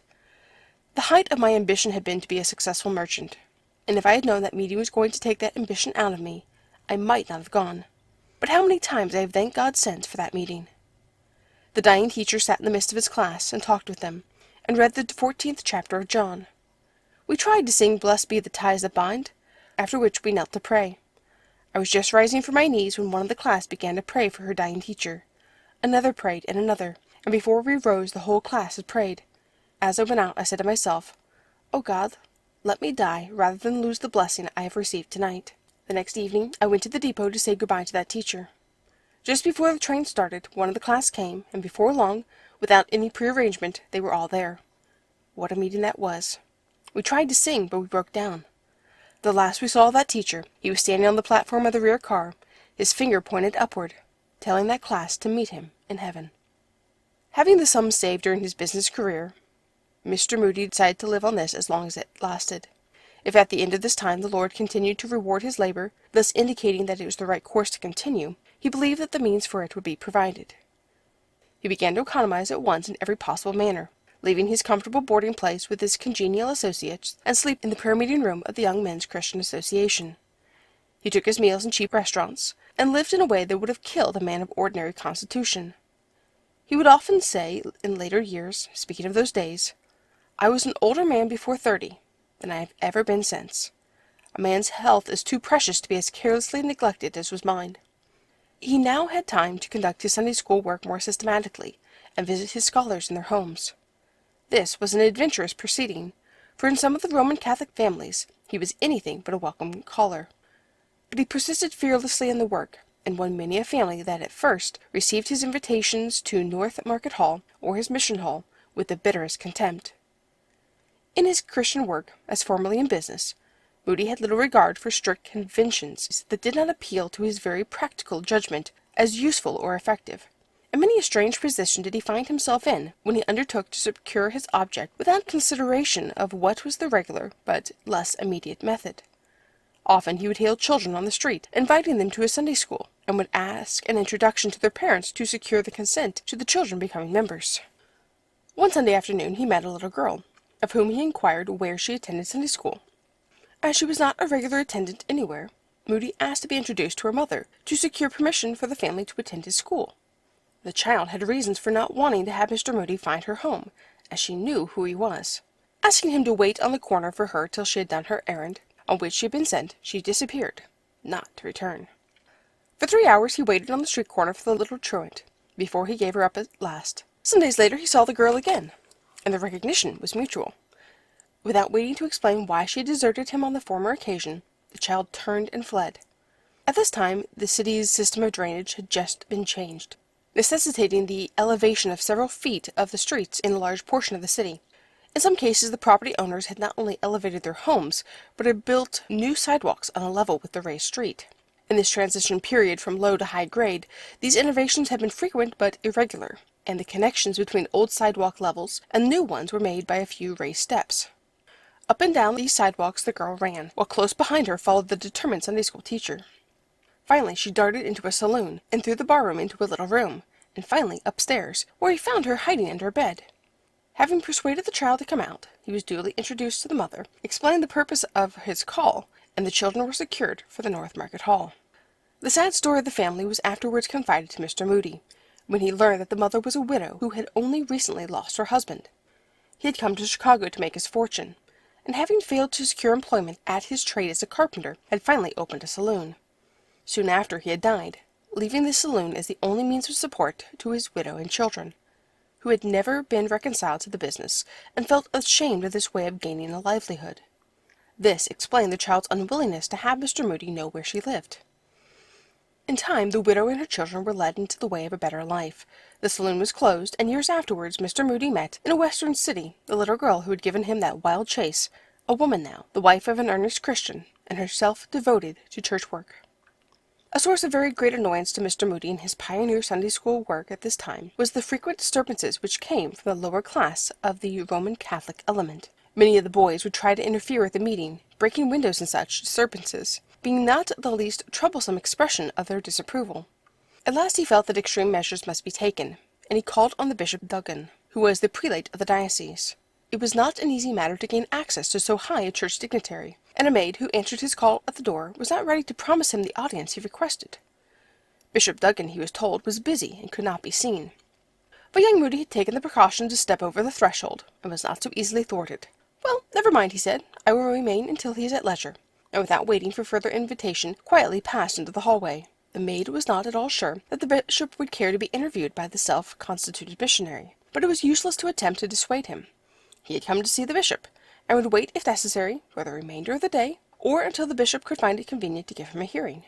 When at length the bishop appeared in the hall, the young man very briefly related his mission, and said that he was engaged in a work for children in a part of the city that was being neglected by everybody else. It was therefore a pity, he said, that he should not be allowed to continue the work unmolested, and he requested the bishop to give orders to the parish priest to prevent all further interferences. Bishop Duggan refused to believe that any of his people were to blame for the disturbances, to which Moody answered that his only reason for believing that the boys were Roman Catholic was their own statement to that effect. Bishop Duggan then replied that they represented the worst element in the church, and that he had no control over them. "Your zeal and devotion are most commendable in behalf of these people, however," he added, "and all you need to make you a great power of good is to come within the fold of the only true church." "But," replied the young missionary, "whatever advantage that would give me among your people would be offset by the fact that I could no longer work among the Protestants." "Why, certainly, you could still work among the Protestants," was the reply, "but surely you would not let me pray with a Protestant if I became a Roman Catholic." "Yes," replied the bishop, "you could pray with Protestants as ever." "Well, I didn't know that," said the young man. "Would you, bishop, pray with a Protestant?" "Yes," said Bishop Duggan, "I would." "Well, then," replied Moody, "I wish that you would pray for me now, that I may be led aright in this matter," and forthwith knelt where they had been standing in the hall. The bishop and Mr. Moody both prayed. The result of that short conference was a cessation of all further annoyance from the Roman Catholic element in the city, and a lifelong friendship between the two men. But his efforts were not always attended with such immediate success. A man does not gain the strength to conquer others in a series of rapid victories alone, and often the results of his most earnest work were apparently little or nothing. On his way home from meeting one night, Mr. Moody saw a man leaning against a lamp-post. Stepping up to him and placing his hand on his shoulders, he said, "Are you a Christian?" The man flew into a rage, doubled up his fist, and it seemed for a moment as if the missionary might be pitched into the gutter. "I'm very sorry if I have offended you," said Mr. Moody. "Mind your own business," roared the man. "That is my business," the other replied quietly, and went on his way. About 3 months later, on a bitter cold morning at daybreak, someone knocked at Mr. Moody's door. "Who's there?" he asked. A strange voice answered, and he said, "What do you want?" "I want to become a Christian," was the reply. Mr. Moody opened the door, and to his astonishment, there was the man who had cursed him for talking to him as he leaned against the lamp-post. "I'm very sorry," said the man. "I haven't had any peace since that night. Your words have haunted and troubled me. I couldn't sleep last night. I thought I would come and get you to pray for me." That man accepted Christ, and the moment he had done so asked, "What can I do for him?" He taught in the Sabbath school until the war broke out, when he enlisted, and was one of the first to be shot down, but not before he had given his testimony for God. The Life of D. L. Moody. Chapter 7. City Missionary Work. The compiler of a city directory is not expected to act as an historian, but the variety of occupations there accredited to Mr. Moody between 1858 and 1869 is not without significance. He had arrived in Chicago too late in 1856 for his name to appear in the directory for the succeeding year, and the first record is found in 1858, when he was in the employ of Mr. Wiswall. This item reads, Moody, Dwight L. Clark, boards 255 Wabash Avenue. A year later it is salesman, C. H. Henderson and Company, boards 81 Michigan Avenue. And in 1860, Mr. Henderson having died, he is entered as salesman, Buell, Hill and Granger, boards 81 Michigan Avenue. From this time on, the agent recorded him first as a librarian in the Young Men's Christian Association, then as a city missionary, and in 1865 he is entered as the pastor of Illinois Street Church. In 1867 his occupation is designated as President, Young Men's Christian Association, and the last entry, in 1872, is as Superintendent of the Northside Tabernacle. Mr. Moody was always a law unto himself, and the independent and unusual way in which he entered Christian work made it difficult for the directory agent to place him exactly. So for want of a better title, he was librarian, city missionary, or pastor, as the case might be. The truth of the matter was that Mr. Moody had laid up sufficient money to support himself for the time, and entered Christian work without a salary, turning his back upon an income of over $5,000 a year at the age of 24. During the first year he received about $300 from friends, who had become interested in his work, and by strict economy he hoped to make his savings last some years. Beyond that he planned for nothing, for he felt confident that since the Lord had called him to the work, he would support him in it. If such support should fail, however, he could go back to selling shoes. Had not St. Paul made tents while he preached the gospel? And so he began his work, with no board at his back, no society to guarantee his salary. His dependence was on God. Beginning his mission work with children, he had gradually, as had been described, gained access to their homes, and unconsciously entered regular evangelistic work before he knew it. It would be difficult to state exactly when he began that special service in which later he became so widely known, as it was rather a developed gift than an ability suddenly displayed. To aid him in his visiting, Mr. Moody bought a little Indian pony, known as his missionary horse. The pony was, of course, a source of special enjoyment to the children, and by giving rides to the younger ones was made to contribute to the popularity of Moody Sunday School, as the North Market Hall School had now come to be called. It was not an uncommon sight to see him on one of his missionary trips, with 1 or 2 children behind him on the horse, a little one in his arms, and more crowding about, seeking the next turn. Many stories are told of the wonderful pony, among others how Moody, riding at full speed, seized a rather boisterous, mischievous boy, who had been throwing stones at him, and lifted him by the coat collar, placing him across the saddle, and carried him 2 or 3 blocks, securing thereby his lasting respect. In those days young Moody did not always receive the sympathy and respect which came to him only as the reward of years of trial and many critical experiences. Writing of those early days, his friend and most intimate associate in evangelistic work, Major D.W. Whittle, thus describes him. It must have been in the spring of 1859 that as I was passing by Clark Street in Michigan, someone on the sidewalk said, "There goes Crazy Moody." I turned, looked down the street, and saw a young man of about 21, short and stocky in figure, weighing about 150 pounds. He was riding a small pony, his trousers in his bootlegs, a cap on his head, and as I watched him he reined up to the sidewalk in front of the Methodist block at the corner of Clark and Washington Streets. I was 2 years younger than Mr. Moody, and had been in Chicago since April 1st, 1857. We were both from the Connecticut Valley in Massachusetts, but had known nothing of each other in the East. I had been interested in some degree in the revival meetings of 1857 and 1858, and had heard how Moody was visiting houses, building up a mission school, talking to people on the streets, and doing all sorts of eccentric things. The newspapers were full of jokes about him, and he was called by the reporters Brother Moody. Like many others, I had the impression that he was crazy. How little, I thought, as I looked upon him that day, that my life would be influenced by him in his wonderful career. It was during his last summer, as we talked about the death of Norman Williams, whose funeral he had recently attended, that we spoke of those early days when he had first known Mr. Williams. At that time his ambitions had been to become one of the successful merchants of the city, and he had devoted himself with great energy to go ahead of all the band of young men with whom he was associated, to sell more goods than any of them. There was only one of them but that I felt I could equal, and that was Marshall Field, he used to say. It was just at this time that he won the heart of one who 2 years later became his wife. It is not permitted the writer to offer to one still living the credit that her heroism, faith, and affectionate devotion deserves, but it may be simply stated that in M.S.C. Revell, Dwight L. Moody found his greatest human resource. To her wise counsel he gave more heed than to that of any other, and he never failed to express to those nearest him the inestimable debt he owed to the best wife God ever gave to man. It was when he had renounced worldly ambitions, and, contrary to the advice of all his friends, and had launched out into what was considered a wild undertaking, that she, a girl of only 17, promised to cast in her lot with him, a promise fulfilled 2 years later by their marriage in 1862. Her educational advantages had been greater than his, and she became his most able assistant in every undertaking. No trial was so severe, no burden so heavy, that he could not find in her one whose fellowship afforded the warmest sympathy, and whose faith and self-sacrifice could be counted on. In many ways she served to balance his impetuous nature, and he would often acknowledge the helpful service her judgment had been, and regret on occasion that he had acted without first consulting her. Although Mr. Moody now gave a great deal of time to evangelistic meetings, sometimes speaking himself, but more often securing other speakers, he did not neglect the recruiting of students for his Sunday school, and to keep the interest from flagging, he had recourse to every device for sustaining its popularity. He used to make much of picnics, entering into the spirit of them with as great zest as the youngest child.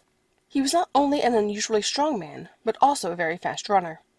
At one of these picnics he picked up a barrel nearly filled with apples, and holding it so the apples would spill out, he ran ahead, followed by the boys, who gathered up the fruit as it dropped. Among the premiums for good conduct and regular attendance one summer season, 13 boys were promised a new suit each at Christmas, if they would attend regularly until that time. Their descriptive names were indicative of their social status, which may be judged from the following list: Red-Eye, Smikes, Madden the Butcher, Jackie Candles, Gibberick, Billy Buchanan, Garby the Cobbler, Butcher Lyray, Greenhorn, Indian, Black Stovepipe, Old Man, and Rag Breeches Cadet. All but one fulfilled the conditions. Mr. Moody had them photographed before and after the donning of the suits. The picture entitled, "Does it Pay?" And it does pay. This uniformed group became known as Moody's bodyguard. 13 years later, one of Mr. Moody's friends called at a railway ticket office. The agent, after looking at him curiously for a moment, asked him to step aside and said, "You do not seem to know me." "No, I have not had that pleasure." "You know Mr. Moody's bodyguard?" "Yes, I have a picture of them in my home." "Well," said the agent, "when you go home, take a square look at the ugliest of the lot, and you will see your humble servant, now a church member, and heir to Mr. Moody in that work." As the success of his evangelistic efforts began to be noticed, Mr. Moody was addressed by friends in other cities soliciting his aid in behalf of wild or dissipated young men who had wandered to Chicago. Letters were received from all parts of the country, in which parents, brothers, sisters, and friends pleaded with him to look up some wanderer, and to do what he could to save them, and no such appeal was made in vain. A friend, in describing this personal feature of Mr. Moody's work at this time, says, "At one of these Sabbath evening services, I saw one of the most distinguished lawyers of Illinois, from the heart of the state, sitting by the side of his son, who had been snatched as a brand from the burning, by the earnest appeals and prayers of Moody. The lawyer had written to Moody to save his son if he could. Words cannot tell the work accomplished in those days, nor describe the intense earnestness of the audience, nor the enthusiastic singing of the old evangelical hymns and the Sabbath school tunes. If ever the Lord was praised from full hearts, it was at these meetings." It was natural that a man so practical as Mr. Moody should have had a strong desire to see definite results. There were times when he became depressed if he failed to see immediate conversions, but he had lessons to learn here, as in other matters. In a characteristic story he describes how he learned to put away doubt and discouragement. One Sunday, he says, "I had preached, and there did not seem to be any result. On the Monday I was very much cast down. I was sitting in my study, brooding over my want of success, when a young man who conducted a Bible class of 100 adults in my Sabbath school called upon me. As he came in, I could see he was way up on the mountain top, while I was down in the valley. Said he, 'What kind of a day did you have yesterday?' 'Very poor. I had no success, and I feel quite cast down.' 'How did you get on?'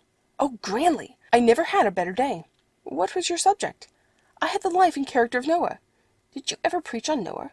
Did you ever study up his life?' 'Well, no, I don't know that I ever made it a special duty. I thought I knew pretty well all that there was in the Bible about him. You know, it is all contained in a few verses.' 'If you never studied it before, you had better do it now,' he said. 'It will do you good. Noah was a wonderful character.' When the young man went away, I got out my Bible and some other books, and read all I could find about Noah. I had not been reading long before the thought came stealing upon me, here's a man who toiled on for 120 years, and never had a single convert outside his own family. Yet he did not get discouraged. I closed my Bible. The cloud had gone. I started out to a noon prayer meeting. I had not been there long when a man got up and said he had come from a little town in Illinois. On the day before, he had admitted 100 young converts to church membership. As he was speaking, I said to myself, I wonder what Noah would have given if he could have heard that. He never had any such results from his labors. Then, in a little while, a man who sat right behind me stood up and said, I wish you'd pray for me. I would like to become a Christian. Thought I to myself, I wonder what Noah would have given if he had heard that. He never heard a single soul asking God for mercy, yet he did not get discouraged. I have never hung my harp on the willows since that day. Let us ask God to take away the clouds and unbelief. Let us get out of Doubting Castle. Let us move forward courageously in the name of our God and expect to see results. It is of those early days that Dr. H.C. Mabie writes, I first met Mr. Moody in the fall of 1863 in Chicago. I had come into the city from my Illinois home on a farm to enter the old University of Chicago as a student. I was then 16 years old, Having been introduced to Mr. B.F. Jacobs of Chicago and Mr. J.R. Osgood of Indianapolis, even then famous Sunday school men and deeply interested in boys and young men, I was by them taken back to the Methodist City block to visit, for my first time, the daily noon prayer meeting of the Young Men's Christian Association. This had become a famous meeting. It was conducted mostly by young laymen, the first meeting of its sort I had ever attended. As we passed in, there was a stocky, bustling, St. Simon sort of a man standing at the door and shaking hands with all who had entered. He spake an earnest word to each. At the closing of the meeting, the same man remained to speak and pray with an inquirer or two who had shown signs of interest during the meeting. This honest man was Mr. Moody, and it made an impression upon me for life. I had never before seen a layman so making it his business to press men into the kingdom as he seemed to be doing. I had learned to expect that of ministers, but I had never seen a layman so dead in earnest. But I liked it. The entire uncommonness of the thing impressed me, and created in me a yearning to learn the divine art, if it were possible. It soon grew to be a mighty desire in me, and it was not many months until, in the summer vacation, I found myself in the midst of a great revival in my native town, some 200 of the young people being gathered in. I was for 3 months immersed in the flood of this blessing. This was several years before I had any definite purpose formed to enter the ministry. Indeed, I was never conscious of a formal resolution on that subject until I found myself, through the pressure exercised by others, ordained. I was simply set on fire by the contagion of such earnest lives as I had seen living before me, in that circle of Chicago laymen, of whom Mr. Moody was the leader, and others like Messrs. Jacobs, Bliss, Rockwell, and Cole were the foremost. Having gotten a taste of their joy in soul-winning, I never lost it. It was they who made me feel the responsibility of the ordinary and everyday member of the church for the conversion of sinners as I had never felt. The Moody of later years in his great evangelistic triumphs was simply the Moody of that early time, expanded, enlarged, manifolded by the 1,001 auxiliaries which by his matchless magnetism he ever continued to gather about him. He had the greatest power to set others to work, and thus multiply himself, of any man I ever knew. When 14 years later, as a young pastor in Boston, I was again brought into contact with him in his great tabernacle meetings in 1874, I once more came under his spell. It was but to find myself a willing learner at his feet in numberless service and inquiry meetings. His own force of will, greatly enlarged by his contact with eminent British workers, keyed to the high purpose of saving men, made us all feel we were enabled to do anything we ought to do, so long as we were under his command. Hence, as we would obey his summons to go down into the lower Tremont Temple to deal with inquirers, or to the market men's meeting in Faneuil Hall, or to the shoe dealers' meetings on High Street, or where not, we confidently went, feeling we could not wholly fail, because he sent us. The Life of D.L. Moody. Chapter 7. City Missionary Work. The compiler of a city directory is not expected to act as an historian, but the variety of occupations there accredited to Mr. Moody between 1858 and 1869 is not without significance. He had arrived in Chicago too late in 1856 for his name to appear in the directory for the succeeding year, and the first record is found in 1858, when he was in the employ of Mr. Wiswall. This item reads, Moody, Dwight L. Clark, boards 255 Wabash Avenue. A year later it is salesman, C. H. Henderson and Company, boards 81 Michigan Avenue. And in 1860, Mr. Henderson having died, he is entered as salesman, Buell, Hill, and Granger, boards 81 Michigan Avenue. From this time on, the agent recorded him first as a librarian in the Young Men's Christian Association, then as a city missionary, and in 1865 he is entered as the pastor of Illinois Street Church. In 1867 his occupation is designated as President, Young Men's Christian Association, and the last entry, in 1872, is as Superintendent of the Northside Tabernacle. Mr. Moody was always a law unto himself, and the independent and unusual way in which he entered Christian work made it difficult for the directory agent to place him exactly. So, for want of a better title, he was librarian, city missionary, or pastor, as the case might be. The truth of the matter was that Mr. Moody had laid up sufficient money to support himself for the time, and entered Christian work without a salary, turning his back upon an income of over $5,000 a year at the age of 24. During the first year he received about $300 from friends who became interested in his work, and by strict economy he hoped to make his savings last some years. Beyond that he planned for nothing, for he felt confident that since the Lord had called him to the work, he would support him in it. If such support should fail, however, he could go back to selling shoes. Had not St. Paul made tents while he preached the gospel? And so he began his work, with no board at his back, no society to guarantee his salary. His dependence was on God. Beginning his mission work with children, he had gradually, as had been described, gained access to their homes, and unconsciously entered regular evangelistic work before he knew it. It would be difficult to state exactly when he began that special service in which later he became so widely known, as it was rather a developed gift than an ability suddenly displayed. To aid him in his visiting, Mr. Moody bought a little Indian pony, known as his missionary horse. The pony was, of course, a source of special enjoyment to the children, and by giving rides to the younger ones was made to contribute to the popularity of Moody Sunday School, as the North Market Hall School had now come to be called. It was not an uncommon sight to see him on one of his missionary trips, with 1 or 2 children behind him on the horse, a little one in his arms, and more crowding about, seeking the next turn.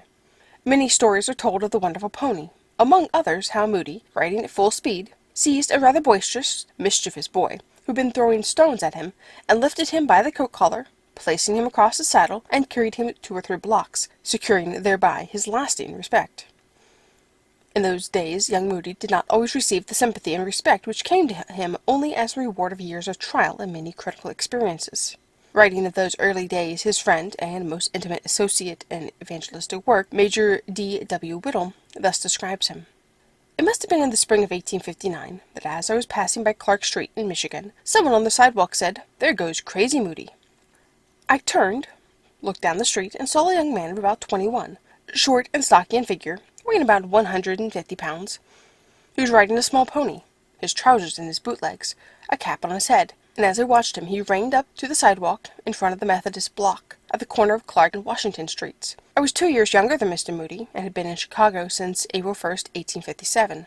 We were both from the Connecticut Valley in Massachusetts, but had known nothing of each other in the East. I had been interested in some degree in the revival meetings of 1857 and 1858, and had heard how Moody was visiting houses, building up a mission school, talking to people in the streets, and doing all sorts of eccentric things. The newspapers were full of jokes about him, and he was called by the reporters Brother Moody. Like many others, I had the impression that he was crazy. How little, I thought, as I looked upon him that day, that my life would be influenced by him in his wonderful career. It was during his last summer, as we talked about the death of Norman Williams, whose funeral he had recently attended, that we spoke of those early days when he had first known Mr. Williams. At that time his ambitions had been to become one of the successful merchants of the city, and he had devoted himself with great energy to go ahead of all the band of young men with whom he was associated, to sell more goods than any of them. There was only one of them but that I felt I could equal, and that was Marshall Field, he used to say. It was just at this time that he won the heart of one, who 2 years later became his wife. It is not permitted the writer to offer to one still living the credit that her heroism, faith, and affectionate devotion deserves, but it may be simply stated that in M.S.C. Revell, Dwight L. Moody found his greatest human resource. To her wise counsel he gave more heed than to that of any other, and he never failed to express to those nearest him the inestimable debt he owed to the best wife God ever gave to man. It was when he had renounced worldly ambitions, and contrary to the advice of all his friends, and had launched out into what was considered a wild undertaking, that she, a girl of only 17, promised to cast in her lot with him, a promise fulfilled 2 years later by their marriage in 1862. Her educational advantages had been greater than his, and she became his most able assistant in every undertaking. No trial was so severe, no burden so heavy, that he could not find in her one whose fellowship afforded the warmest sympathy, and whose faith and self-sacrifice could be counted on. In many ways she served to balance his impetuous nature, and he would often acknowledge the helpful service her judgment had been, and regret on occasion that he had acted without first consulting her. Although Mr. Moody now gave a great deal of time to evangelistic meetings, sometimes speaking himself, but more often securing other speakers, he did not neglect the recruiting of students for his Sunday school, and to keep the interest from flagging, he had recourse to every device for sustaining its popularity. He used to make much of picnics, entering into the spirit of them with as great zest as the youngest child. He was not only an unusually strong man, but also a very fast runner. At one of these picnics he picked up a barrel nearly filled with apples, and holding it so the apples would spill out, he ran ahead, followed by the boys, who gathered up the fruit as it dropped. Among the premiums for good conduct and regular attendance, one summer season, 13 boys were promised a new suit each at Christmas. if they would attend regularly until that time. Their descriptive names were indicative of their social status, which may be judged from the following list: Red-Eye, Smikes, Madden the Butcher, Jackie Candles, Gibberick, Billy Buchanan, Garby the Cobbler, Butcher Lyray, Greenhorn, Indian, Black Stovepipe, Old Man, and Rag Breeches Cadet. All but one fulfilled the conditions. Mr. Moody had them photographed before and after the donning of the suits. The picture entitled, "Does it pay?" And it does pay. This uniformed group became known as Moody's bodyguard. 13 years later, one of Mr. Moody's friends called at a railway ticket office. The agent, after looking at him curiously for a moment, asked him to step aside and said, "You do not seem to know me." "No, I have not had that pleasure." "You know, Mr. Moody's bodyguard?" "Yes, I have a picture of him in my home." "Well," said the agent, "when you go home, take a square look at the ugliest of the lot, and you will see your humble servant, now a church member, and heir to Mr. Moody in that work." As the success of his evangelistic efforts began to be noticed, Mr. Moody was addressed by friends in other cities soliciting his aid in behalf of wild or dissipated young men who had wandered to Chicago. Letters were received from all parts of the country, in which parents, brothers, sisters, and friends pleaded with him to look up some wanderer and to do what he could to save them, and no such appeal was made in vain. A friend, in describing this personal feature of Mr. Moody's work at this time, says, "At one of these Sabbath evening services, I saw one of the most distinguished lawyers of Illinois, from the heart of the state, sitting by the side of his son, who had been snatched as a brand from the burning by the earnest appeals and prayers of Moody. The lawyer had written to Moody to save his son if he could. Words cannot tell the work accomplished in those days, nor describe the intense earnestness of the audience, nor the enthusiastic singing of the old evangelical hymns and the Sabbath school tunes. If ever the Lord was praised from full hearts, it was at these meetings." It was natural that a man so practical as Mr. Moody should have had a strong desire to see definite results. There were times when he became depressed if he failed to see immediate conversions, but he had lessons to learn here as in other matters. In a characteristic story, he describes how he learned to put away doubt and discouragement. One Sunday, he says, I had preached, and there did not seem to be any result. On the Monday, I was very much cast down. I was sitting in my study, brooding over my want of success, when a young man who conducted a Bible class of 100 adults in my Sabbath school called upon me. As he came in, I could see he was way up on the mountaintop, while I was down in the valley. Said he, "What kind of a day did you have yesterday?" "Very poor. I had no success. I feel quite cast down. How did you get on?" "Oh, grandly. I never had a better day." "What was your subject?" "I had the life and character of Noah." "Did you ever preach on Noah? Did you ever study up his life?" "Well, no, I don't know that I ever made it a special duty. I thought I knew pretty well all that there was in the Bible about him. You know, it is all contained in a few verses." "If you never studied it before, you had better do it now," he said. "It will do you good." Noah was a wonderful character. When the young man went away, I got out my Bible and some other books, and read all I could find about Noah. I had not been reading long before the thought came stealing upon me, here's a man who toiled on for 120 years, and never had a single convert outside his own family. Yet he did not get discouraged. I closed my Bible. Cloud had gone. I started out to a noon prayer meeting. I had not been there long when a man got up and said he had come from a little town in Illinois. On the day before, he had admitted 100 young converts to church membership. As he was speaking, I said to myself, I wonder what Noah would have given if he could have heard that. He never had any such results from his labors. Then, in a little while, a man who sat right behind me stood up and said, I wish you would pray for me. I would like to become a Christian. Thought I to myself, I wonder what Noah would have given if he had heard that. He never heard a single soul asking God for mercy, yet he did not get discouraged. I have never hung my harp on the willow since that day. Let us ask God to take away the clouds and unbelief. Let us get out of Doubting Castle. Let us move forward courageously in the name of our God and expect to see results. It is of those early days that Dr. H.C. Mabie writes, I first met Mr. Moody in the fall of 1863 in Chicago. I had come into the city from my Illinois home on a farm to enter the old University of Chicago as a student. I was then 16 years old. Having been introduced to Mr. B. F. Jacobs of Chicago and Mr. J. R. Osgood of Indianapolis, even then famous Sunday school men and deeply interested in boys and young men, I was by them taken back to the Methodist City block to visit, for my first time, the daily noon prayer meeting of the Young Men's Christian Association. This had become a famous meeting. It was conducted mostly by young laymen, the first meeting of its sort I had ever attended. As we passed in, there was a stocky, bustling, St. Simon sort of a man standing at the door and shaking hands with all who entered. He spake an earnest word to each. At the closing of the meeting, the same man remained to speak and pray with an inquirer or two, who had shown signs of interest during the meeting. This honest man was Mr. Moody, and it made an impression upon me for life. I had never before seen a layman so making it his business to press men into the kingdom as he seemed to be doing. I had learned to expect that of ministers, but I had never seen a layman so dead in earnest. But I liked it. The entire uncommonness of the thing impressed me, and created in me a yearning to learn the divine art, if it were possible. It soon grew to be a mighty desire in me, and it was not many months until, in the summer vacation, I found myself in the midst of a great revival in my native town, some 200 of the young people being gathered in. I was for 3 months immersed in the flood of this blessing. This was several years before I had any definite purpose formed to enter the ministry. Indeed, I was never conscious of a formal resolution on that subject until I found myself, through the pressure exercised by others, ordained. I was simply set on fire by the contagion of such earnest lives as I had seen living before me, in that circle of Chicago laymen, of whom Mr. Moody was the leader, and others like Messrs. Jacobs, Bliss, Rockwell, and Cole were the foremost. Having gotten a taste of their joy in soul-winning, I never lost it. It was they who made me feel the responsibility of the ordinary and everyday member of the church for the conversion of sinners as I had never felt. The Moody of later years, in his great evangelistic triumphs, was simply the Moody of that early time, expanded, enlarged, manifolded by the 1,001 auxiliaries which, by his matchless magnetism, he ever continued to gather about him. He had the greatest power to set others to work, and thus multiply himself, of any man I ever knew.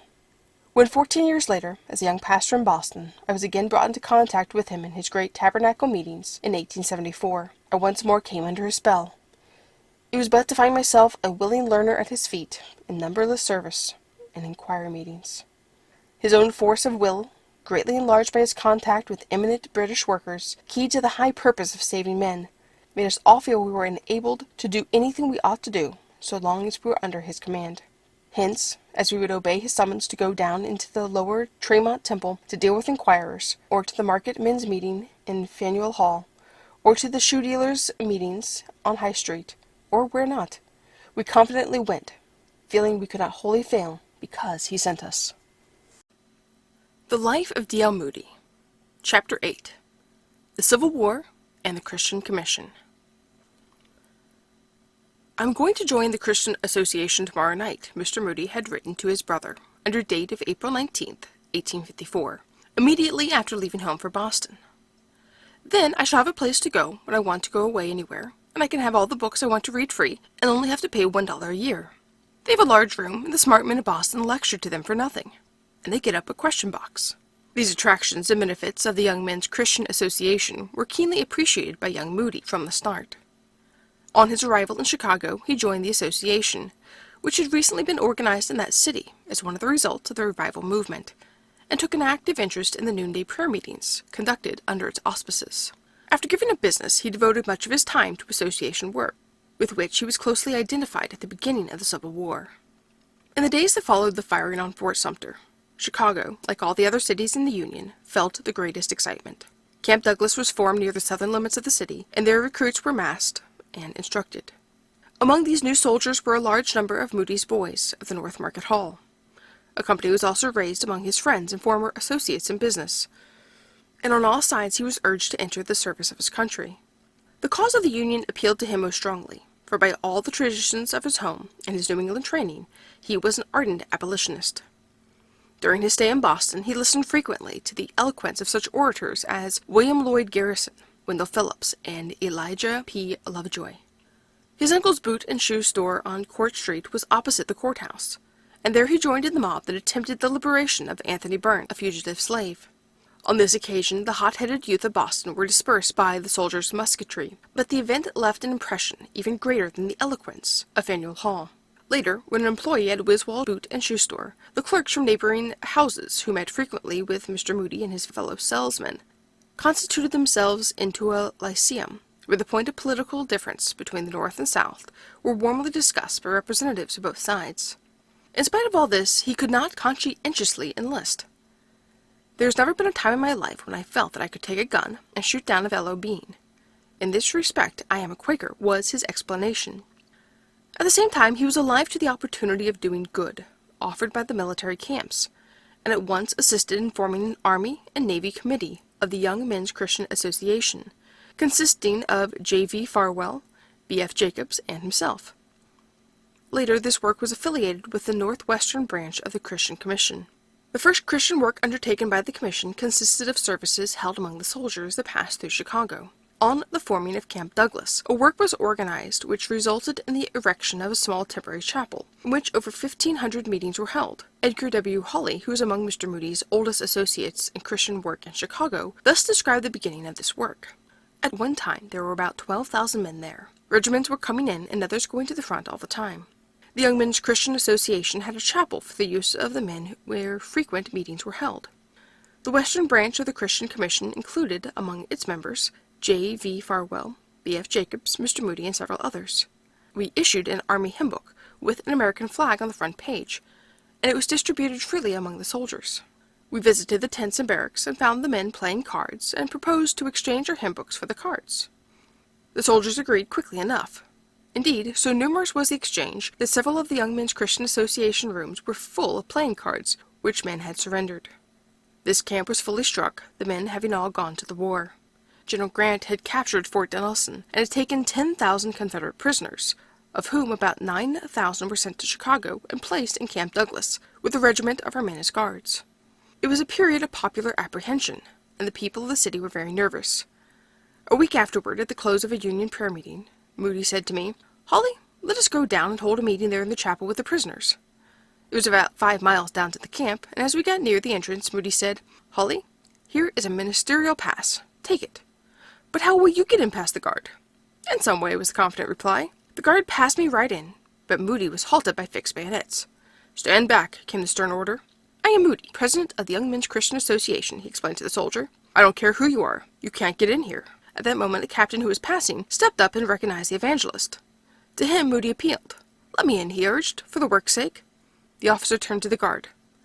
"Let one of your men take Mr. Moody to headquarters. I will be responsible." We marched in, Moody under military guard. On the matter being explained at headquarters, the officer in charge said, "Well, seeing you are here, and considering your object, you may stay. But don't repeat it. If you are not out of here by 8 p.m., you go into the guardhouse for the night." We went to the chapel, arranged things, and invited the men. It was soon packed full. Turning to me with a twinkle in his eye, Moody said, "Now, Hawley, you preach." I remonstrated and said I wasn't a minister. "But you came in on a ministerial pass, and I didn't," he persisted. So I quietly acquiesced, and we had an interesting service. Mr. Moody took charge, and it seemed as though the Spirit of the Lord came down upon these men with great power. They came forward to the altar, 20, 30, 40 at a time. We closed the meeting and began inquiry work. Moody had the platform, and God used him wonderfully. The whole audience melted, and we saw strong men in tears. "God is here," Moody whispered to me. We looked at our watches. It was but a few seconds of 8, and we had to run to get out of the camp, having no notion of passing the night in the guardhouse.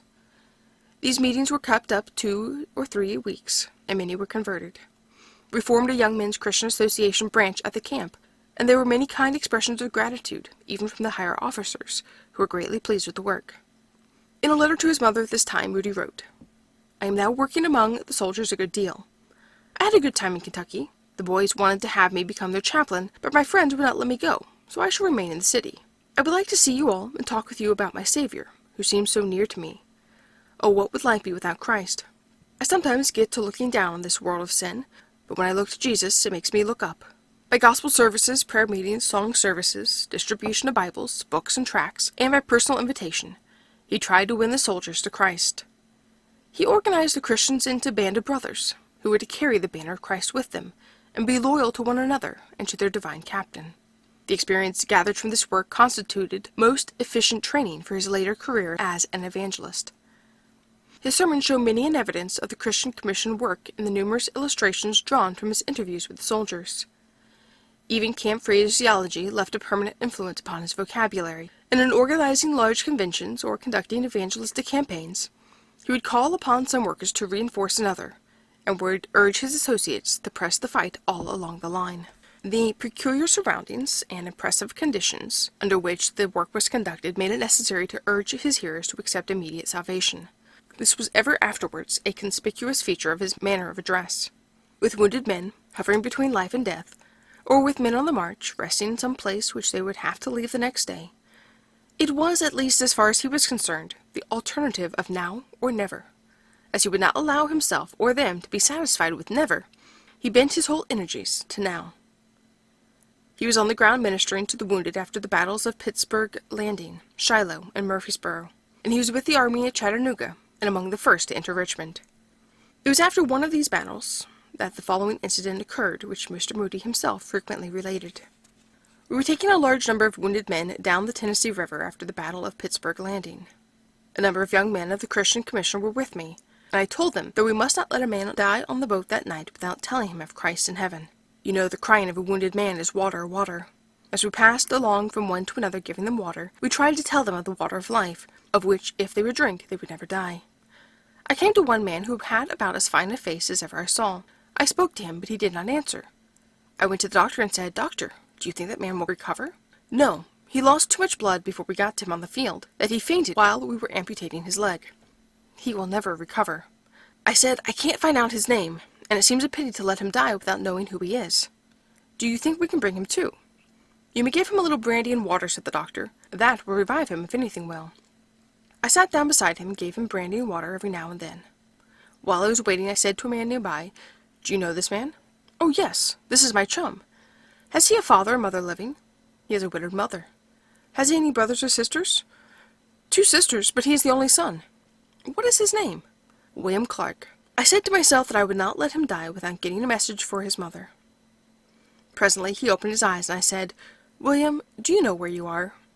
He looked round, a little dazed, and then said, "Oh, yes, I am on my way home to Mother." "Yes, you are on your way home," I said. "The doctor says you won't reach your earthly home. I thought I'd ask you if you had any message for your mother." His face lighted up with an unearthly glow as he said, "Oh, yes, tell my mother that I died trusting in Jesus." It was one of the sweetest messages I ever heard in my life. On returning to Chicago, Mr. Moody at once looked up the widowed mother and two sisters, and delivered the message from the dying soldier. As he was leaving the house, one of the sisters, only a child at the time, came to him and gave him the small savings of her sister and herself, with the request that he purchase a Bible to give to some soldier. When he went back to the front, Mr. Moody related this incident, asking who wanted that Bible, and there were a number of petitions for it. Soon after, God called the children to join their brother, but not till their childish ministry had been used as a blessing to many a soldier. Another war incident that Mr. Moody frequently repeated occurred after the Battle of Murfreesboro. "I was stationed in the hospital," he said. "For 2 nights I had been unable to get rest, and being really worn out, on the 3rd night I had lain down to sleep. About midnight I was called to see a wounded soldier who was very low. At first I tried to put the messenger off, but he told me that if I waited till morning, it might be too late. So I went to the ward where I had been directed, and found the man who had sent for me. I shall never forget his face as I saw it that night in the dim, uncertain candlelight. I asked what I could do for him, and he said that he wanted me to help him die. I told him I would bear him in my arms into the kingdom of God if I could, but I couldn't. Then I tried to preach the gospel. He only shook his head and said, 'He can't save me. I have sinned all my life.' My thoughts went back to his loved ones in the North, and I thought that even then his mother might be praying for a boy. I repeated promise after promise, and prayed with the dying man, but nothing I said seemed to help him. Then I said that I wanted to read to him an account of an interview that Christ had one night while here on earth, an interview with a man who was very anxious about his eternal welfare. I read from the 3rd chapter of John, how Nicodemus came to the Master. As I read on, his eyes became riveted upon me, and he seemed to drink in every syllable. When I came to the words, 'As Moses lifted up the serpent in the wilderness, even so must the Son of Man be lifted up, that whosoever believeth in him should not perish, but have eternal life,' he stopped me and asked, 'Is that there?' 'Yes,' I said. 'Well,' he said, 'I never knew that was in the Bible. Read it again.' Leaning on his elbow on the side of the cot, he brought his hands together tightly, and when I finished, he exclaimed, 'That's good. Won't you read it again?'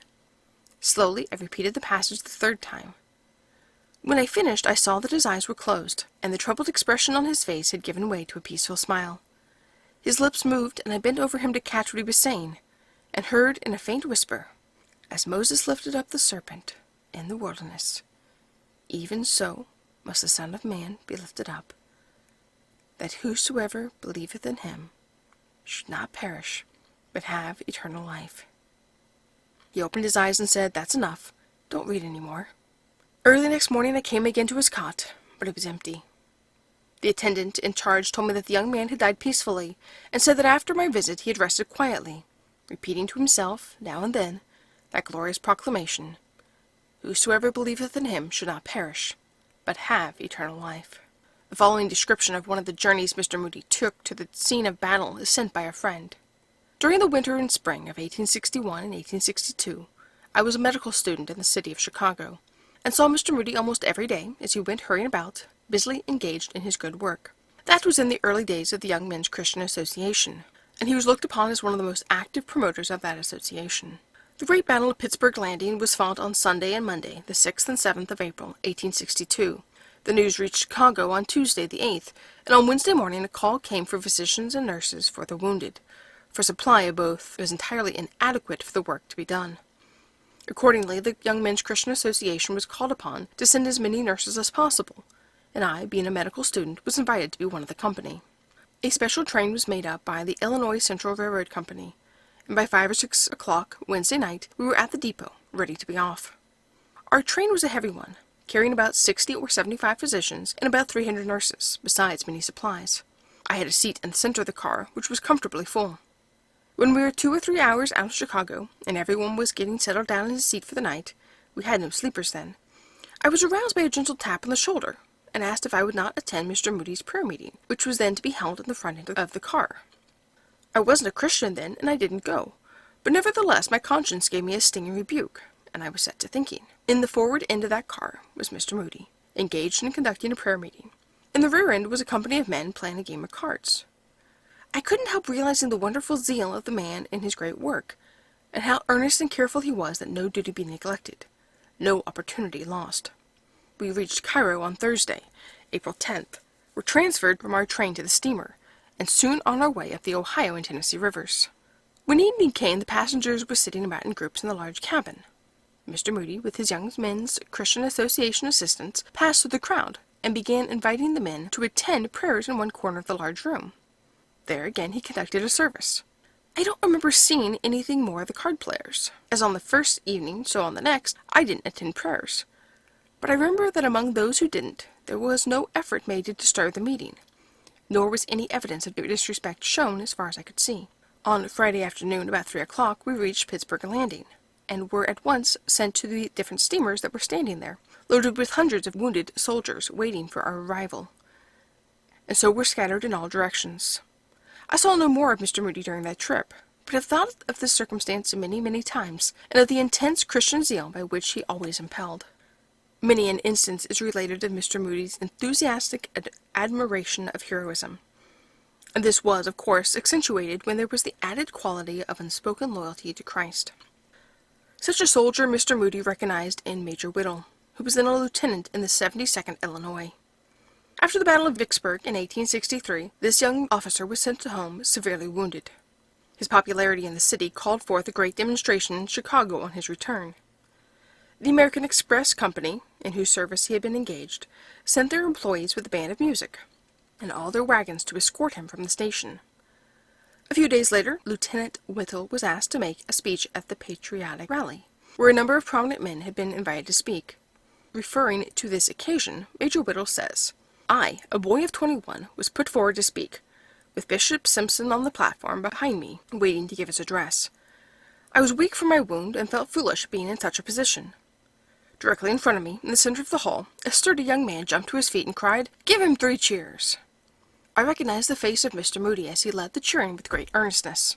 This manifestation of sympathy nerved me for the few words that followed, and I have often thought it was a specimen of what his courage, faith, and example have been to me all through his life. When I told him some time afterwards of how good his sympathies had done me that night, and how vividly I remembered his earnest, determined look as he led the crowd, I was rewarded by his reply, 'I took you into my heart that night, and you have been there ever since.'" While serving with the command of General O. Howard, who was in thorough sympathy with his efforts, Mr. Moody's ministry was especially fruitful. General Howard thus spoke of his work in the Army. Moody and I met for the first time in Cleveland, East Tennessee. It was about the middle of April, 1864. I was bringing together my 4th Army Corps. 2 divisions had already arrived, and were encamped in and near the village. Moody was then fresh and hearty, full of enthusiasm for the master's work. Our soldiers were just about to set out on what we all felt promised to be a hard and bloody campaign, and I think we were especially desirous of strong preaching. Crowds and crowds turned out to hear him. He showed them how a soldier could give his heart to God. His preaching was direct and effective, and multitudes responded with a promise to follow Christ. These wartime experiences introduced Mr. Moody to a larger field by bringing him prominently before the whole country. The Young Men's Christian Association noon prayer meetings in Chicago became a center where he and his fellow workers met and reported on their frequent excursions to the front, and people from all over the Northwest sent in requests for prayer at these meetings on behalf of husbands, brothers, and sons. When the Spanish War broke out and thousands of young men were again gathered into army camps, Mr. Moody's heart went out toward them with the same longing that had urged him on during the Civil War. His experiences in 1861 through 65 helped him to arouse the churches in this new emergency. He became chairman of the evangelistic department of the Army and Navy Christian Commission, whose methods of work were fourfold. 1. The preaching of the gospel by well-known ministers and evangelists to whom the men would listen. 2. The placing of Young Men's Christian Association tents within reach of each regiment, whither the men might go as a place of resort, and where they might find reading and writing materials. 3. The free distribution of Bibles, Testaments, hymn books, and other religious books. And 4. The visitation of the sick and wounded in hospitals. The following letter, which he wrote at this time, resulted in great blessing to thousands of soldiers in the great military camps during the summer of 1898.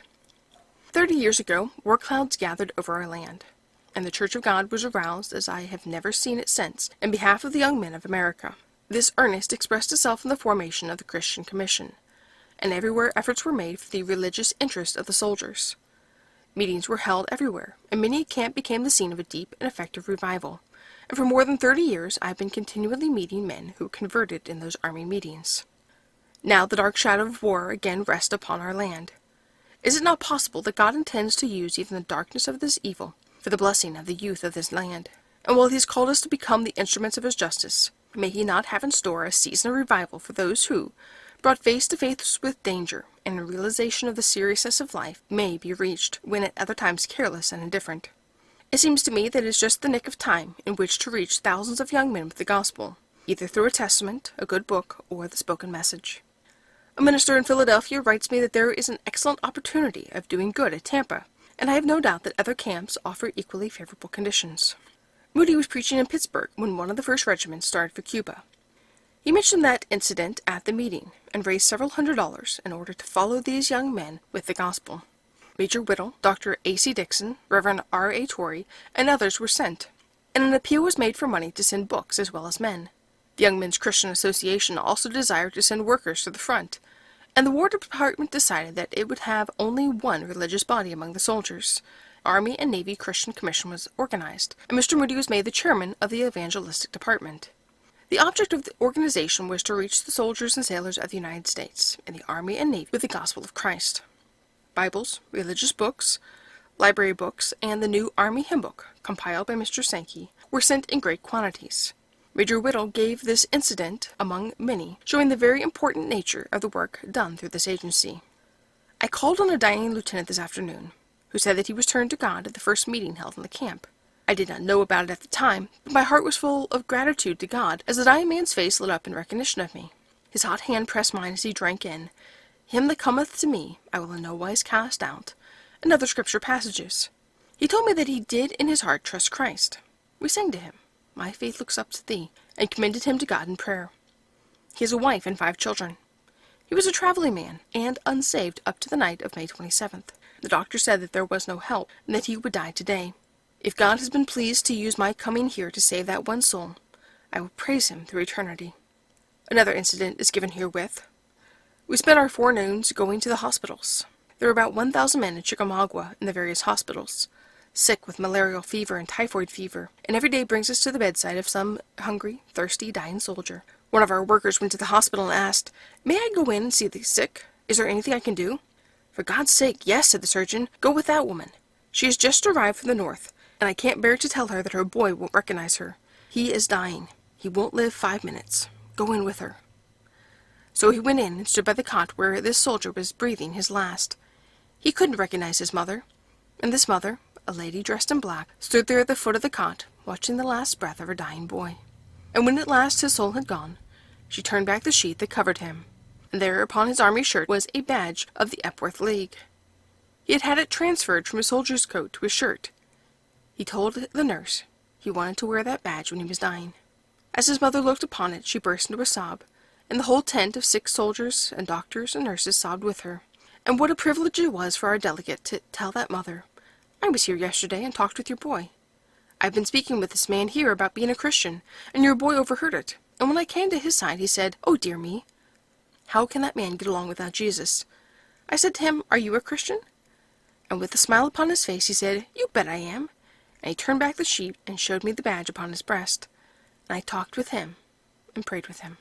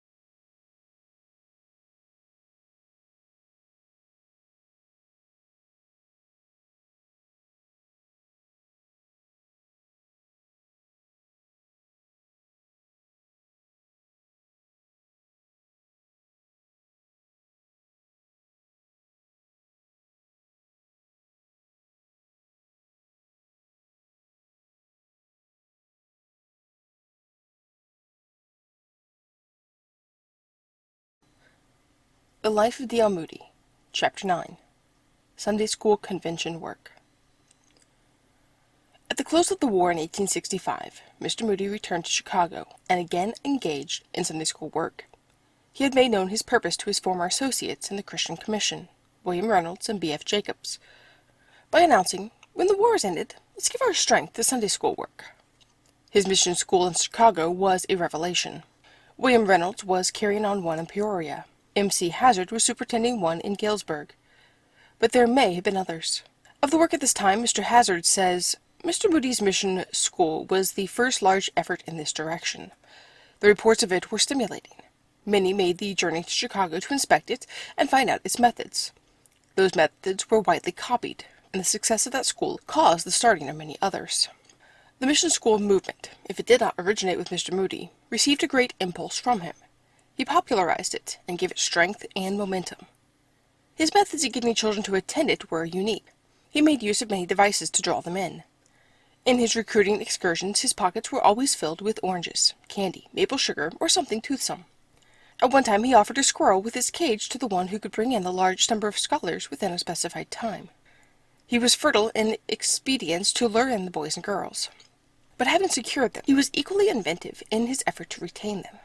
Once, on a stroll, he looked after them, visited their homes, if absent, and taking such a warm and practical interest in them that they became devotedly attached to him. But Mr. Moody did not wait for Sunday school workers to come to Chicago to learn of him. He went out to them. He began holding conventions on behalf of the Young Men's Christian Association work, in which some of his Sunday school methods and experiences were narrated with telling effect. The organization of the Illinois State Sunday School Association, however, gave him a great opportunity. The state soon became enthusiastic on Sunday school work. Great crowds running up into the thousands attended its conventions. The Advance reported the meeting at DuQuoin, and 50,000 copies of the paper were ordered by the state association for distribution. The reports of some of the subsequent meetings were similarly widely scattered. What was being done in Illinois stimulated other states to imitation. Thus the movement spread from state to state, resulting finally in national gatherings, and they in international assemblies. The first convention of the Illinois Sunday School Union was held in March 1859, but owing to the Civil War, which engrossed attention by its large needs and the opportunities for Christian effort, it was not until 1864 that the second convention could be held. On learning of the arrangements for this gathering, Mr. Moody at once planned to be present. The Sunday School Convention is to be held in Springfield, beginning on Tuesday morning, he announced to his friends, Mr. Jacobs and Reverend J. H. Harwood. "Let's go to Springfield on Friday evening and visit all the pastors, superintendents, and choirs, and hold special meetings on Sunday and Monday, and see if the convention can be something besides a parade." The proposition seemed practical, and on the Friday evening preceding the convention, the three started for Springfield. On their arrival the following morning they went to the hotel, and after breakfast set out in search of some quiet place for their prayer meetings. The Baptist church nearby seemed to offer what they were looking for, and they entered it through the basement. The three delegates seated themselves on the pulpit sofa and used the large Bible on the desk, from which they read. Then they knelt in prayer, and while thus engaged, the door opened. When the prayer was ended, Reverend N. D. Minor, the pastor, who had entered meantime, came up to them saying, "You are welcome, brethren, whoever you may be." Arrangements were at once made for special meetings there. The convention was well attended, and at the close of the Sunday afternoon service a number of conversations took place, while the following meetings on Sunday and Monday awakened a deep religious interest in the community. By the time the convention assembled on Tuesday, the town was in the midst of a revival, in which the Sunday school delegates took an earnest part. Many of them were deeply affected and carried the influence of the convention into all parts of the state. In the fall of that year, the Chicago Sunday School Union decided to perfect its organization. The Reverend, now Bishop, John H. Vincent, was called from his church and became the first superintendent of the Union, and on January 1st, 1865, began the publication of the Chicago Sunday School Teacher, thus providing a bond of strength to the Chicago Sunday School workers, and in 1866, Mr. Moody became the vice president of the Union. At the convention held in Peoria in 1865, Mr. Moody was made a member of the State Sunday School Executive Committee, which devised a plan for canvassing all the counties and securing their local organization. To this action may be traced the system that now exists in America. The state was divided into districts, and Mr. Moody and others volunteered to attend conventions. He went with an earnest purpose and a burning zeal that was felt everywhere throughout the state. The reports of his work created a demand for services in other places, which he met. as it is indicated in the following extract from a letter to his mother. "The Lord is blessing my labors, and I think you would say, God bless you, go forward. I was away all last week on Sunday school conventions. Got to go again this week and all of next week, so you see I am driven more than I ever was in my life. I have crowded houses where I go.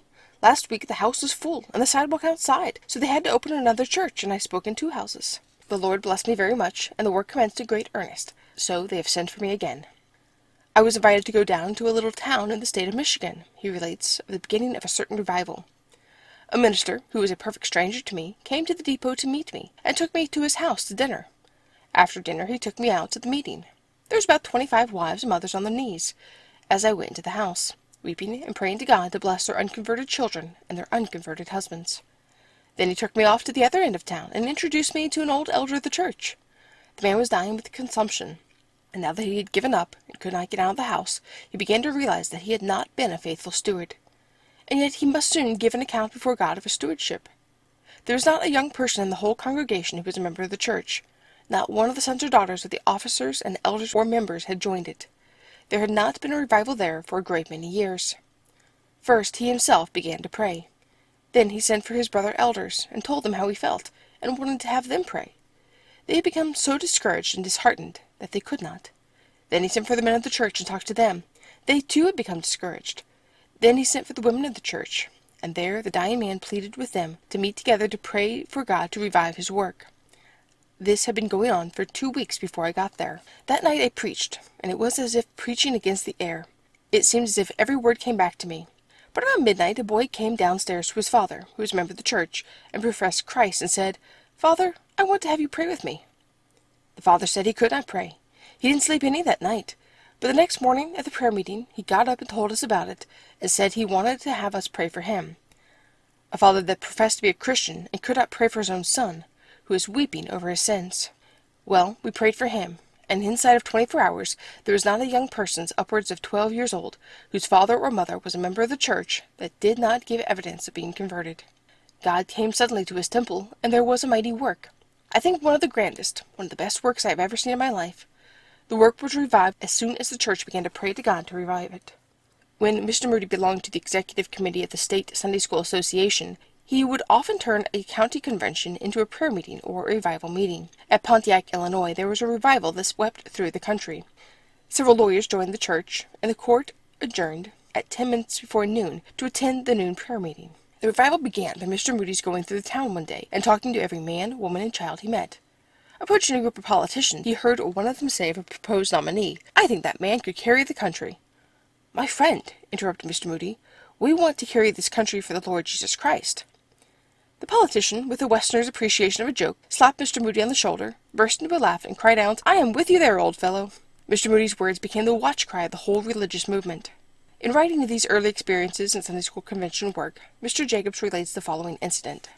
Perhaps the most dramatic scene that has ever occurred in an Illinois Sunday School convention was at Quincy in 1870.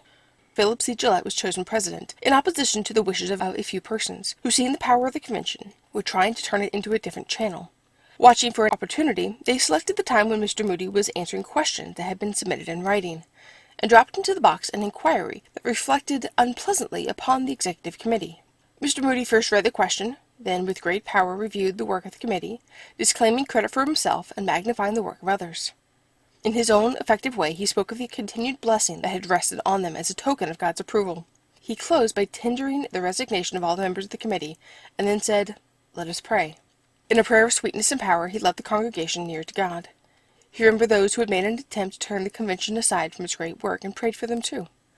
The effect was indescribable. Audience, estimated at 3,000 persons, was greatly moved, and upon motion, the committee was re-elected by acclamation. Other states shared with Illinois the benefit of Mr. Moody's help in Sunday school work. He attended county and state conventions in Michigan, Wisconsin, Minnesota, and Iowa. It was at the Minnesota Sunday School Convention held in Winona that Mr. Moody first met Miss Mary V. Lee and Miss Sarah J. Timanis. Both were teachers in the Minnesota State Normal School. After hearing them speak and teach, Mr. Moody conferred with others about them, and they went to Illinois and attended county conventions. Following this, Miss Timanis, now Mrs. W. F. Crafts, was employed by Mr. Moody and Mr. Jacobs to superintend the primary classes of their Sunday schools. and attend county Sunday school conventions. She was for 12 years president of the International Primary Union. Up to this time, the Sunday school lessons had been entirely a matter of selection with the teachers of individual classes, or at best with officers of a Sunday school. Instead of a system of Bible study for everybody, each class was following its own course. Possibilities of a general system of Sunday school instruction now occurred to Mr. Moody and his associations in the state Sunday school work. The subject was first agitated in Chicago, where a number of schools were induced to use the same lesson. The advantages of the plan were evident immediately. Mr. Moody continued to urge its general adoption. Later, the system was accepted by the State Sunday School Union, and in 1868, Mr. Moody, who then printed a periodical called The Heavenly Tidings, induced Mr. Jacobs to contribute brief notes on these lessons. In other state Sunday school conventions, where he was increasingly in demand, Mr. Moody urged the system of lessons adopted by Illinois. It was widely appreciated, so that in 1869, at the National Sunday School Convention in Newark, New Jersey, a committee was appointed to arrange what has become the International Sunday School Series of Bible Lessons. Mr. Moody always retained his deep interest in the work in which he was engaged at the time. Even after he began to devote himself more fully to evangelistic work, he frequently attended the conventions of the Sunday School workers. In 1876, he was made president of the Illinois State Sunday School Union. He took an active part in the Galesburg, Illinois Convention in 1880, and was a daily speaker at the International Convention held in Boston in 1869. At the latter gathering, his old fervor was manifested, and he tried to awaken all of the delegates to their personal responsibilities in the salvation of the children entrusted to their teaching. Again and again did he plead with the Sunday School workers to be faithful, writes a friend who was present. His voice, full of pathos, seems to those who heard it to sound forth even now the solemn words, "If I had the trumpet of God, and could speak to every Sunday school teacher in America, I would plead with each one to lead at least one soul to Christ this year." The Life of D.L. Moody, Chapter 10. Early Evangelistic Efforts. Although Mr. Moody was now engaged in state Sunday school conventions and Young Men's Christian Association activities, his interests were still strong in the work begun in the North Market Hall. The continuous growth of the school there, and the many conversions that had taken place from the first, were clear proof of its success. And the evening gospel services during the week were attended with very encouraging results. In time, the demand for the establishment of a permanent church organization grew urgent. Mr. Moody hesitated for some time before considering such a step, urging the new converts to ally themselves with neighboring churches. He was always adverse to multiplying agencies when existing organizations needed support, and preferred therefore to devote his energies to evangelistic work, yielding to the denominational churches the function of indoctrinating the Christian faith. But it was in this effort that one of his few failures must be recorded. The allegiance to North Market Hall on the part of the converts was stronger than Mr. Moody's advice, and those who had come to the knowledge of Christ under the instruction there given could not be induced to leave the school. It was inevitable, therefore, that a permanent church organization should be formed. This was accomplished in 1863, and a year later the Illinois State Church, as it was called, was settled in a suitable place of worship. The church building itself was plain, but with ample accommodations for the congregation and Sunday school, the auditorium having a seating capacity of 1,500, and in addition there were several classrooms. The Reverend Mr. Harwood was called to the pastorate, and Mr. Moody was one of the deacons. The church became the center of various forms of Christian activity. It was open every evening in the week, and gospel services were supplemented by regular church meetings, while special gatherings for mothers and young women, Bible studies, prayer and prayer services, missionary rallies, and similar services were of regular occurrence. In the homes of the members, cottage meetings were also gathered, while open-air services were held regularly during the summer. Among other services, Mr. Moody had children's prayer meetings. "Some of the happiest nights I ever had were in those children's prayer meetings," he used to say. "Some people don't believe in early conversion. If they have a mother or father, they'll take care of them, they say. Then they complain if you don't get a hold on them and they are converted, they won't hold out. Well, that is not my experience. Some of the most active men that I had to help me in Chicago were little barefooted boys picked up in the lanes and byways, whom I had at my children's meetings. I was once sent for by a mother who was on her deathbed. She had been married twice. Her second husband abused her son terribly. Now I'm dying of consumption, she said. I have been sick a long time, and since I've been lying here I've neglected my boy. He's got into bad company, and he's very, very unkind to me. Mr. Moody, I want you to promise me that when I'm gone, and he has no one to take care of him, that you'll look after him." I promised that I would. Soon after she died, and no sooner was she buried than the boy ran away. The next Sunday I spoke to the children in my Sabbath school, and asked them to look for him, and if they found him, to let me know. For some time I did not hear from him, but one day one of my scholars told me that he was a bellboy in a certain hotel. I went to the hotel, found him, and talked with him. How well I remember that night. There was no place where we could be alone in the hotel, so I asked him where we could go and not be disturbed. He said the only place he knew of was the hotel roof. We went together up there, and I spoke to him about Christ and what he had done for him, and how he loved him. The tears trickled down his cheeks, and when I asked him if he wanted to know Christ, he told me he did. I prayed with him, and he became a Christian. Below was the tumult of the city. It was the night before the 4th of July, and they were firing off cannon and skyrockets, while there on the roof, at midnight, this boy was praying. Many years later I met him again. He is now an active Christian, superintendent of a Sunday school, and he comes to Northfield frequently in the summer. He has held on, and he is leading others. Mr. Moody's zeal was well known in Chicago. He would not wait for opportunities to be made for seeking to bring men to Christ, but made them himself.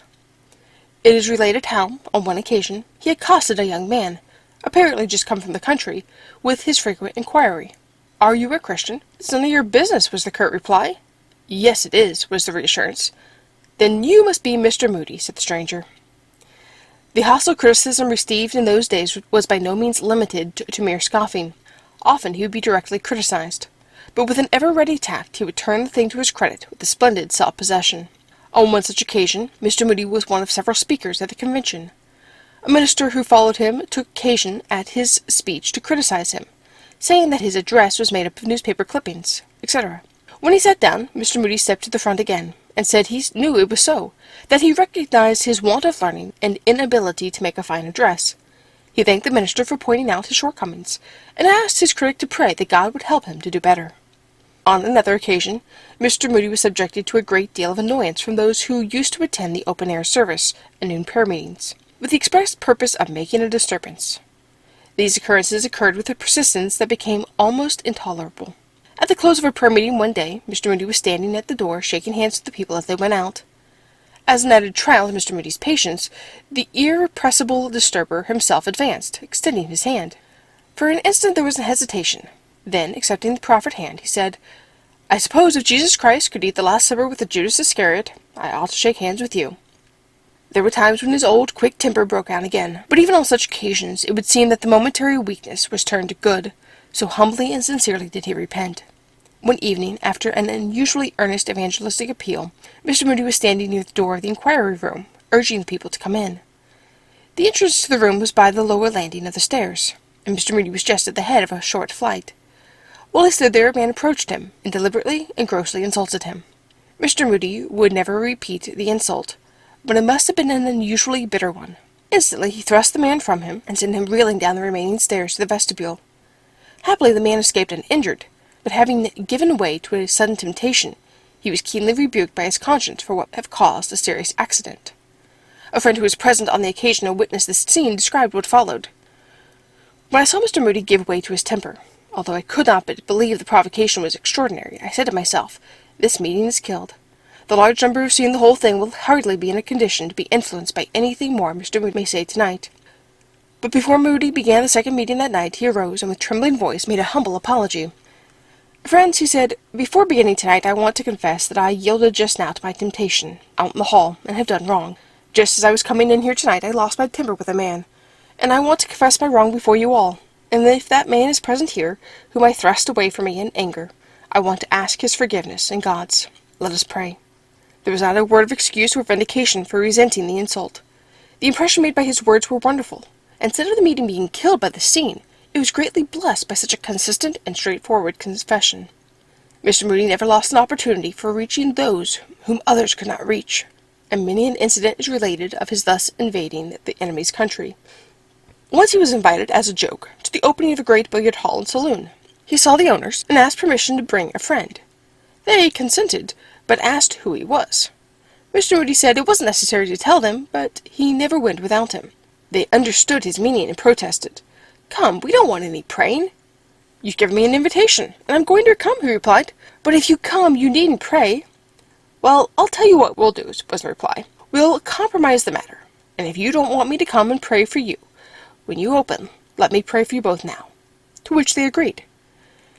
Mr. Moody made them kneel down on the instant, and then prayed that their business might go to pieces, but that God would save them. The first thing Mr. Moody does with those whom he succeeds in bringing under Christian influence is to turn them to account in pushing on the work, writes Reverend David Beckwray, a Scottish clergyman, in his account of a visit to Mr. Moody's Sunday school in his early 60s. No place is too bad, no class too hardened to be despaired of. He sometimes takes a choir of well-trained children with him to the low-drink saloons to help him attract the drunkards and gamblers to his meetings. On one such occasion, which was described to me, he entered one of these dens with his choir and said, "Have a song, gentlemen." No objection was offered, and the children sang a patriotic song in fine style, exciting great applause. Mr. Moody then started with a hymn and went around, while they sang, distributing tracts. When the hymn was over, he said, "We'll now have a word of prayer." "No, no," several cried in alarm, "no prayer here." "Oh, yes, we'll have a word.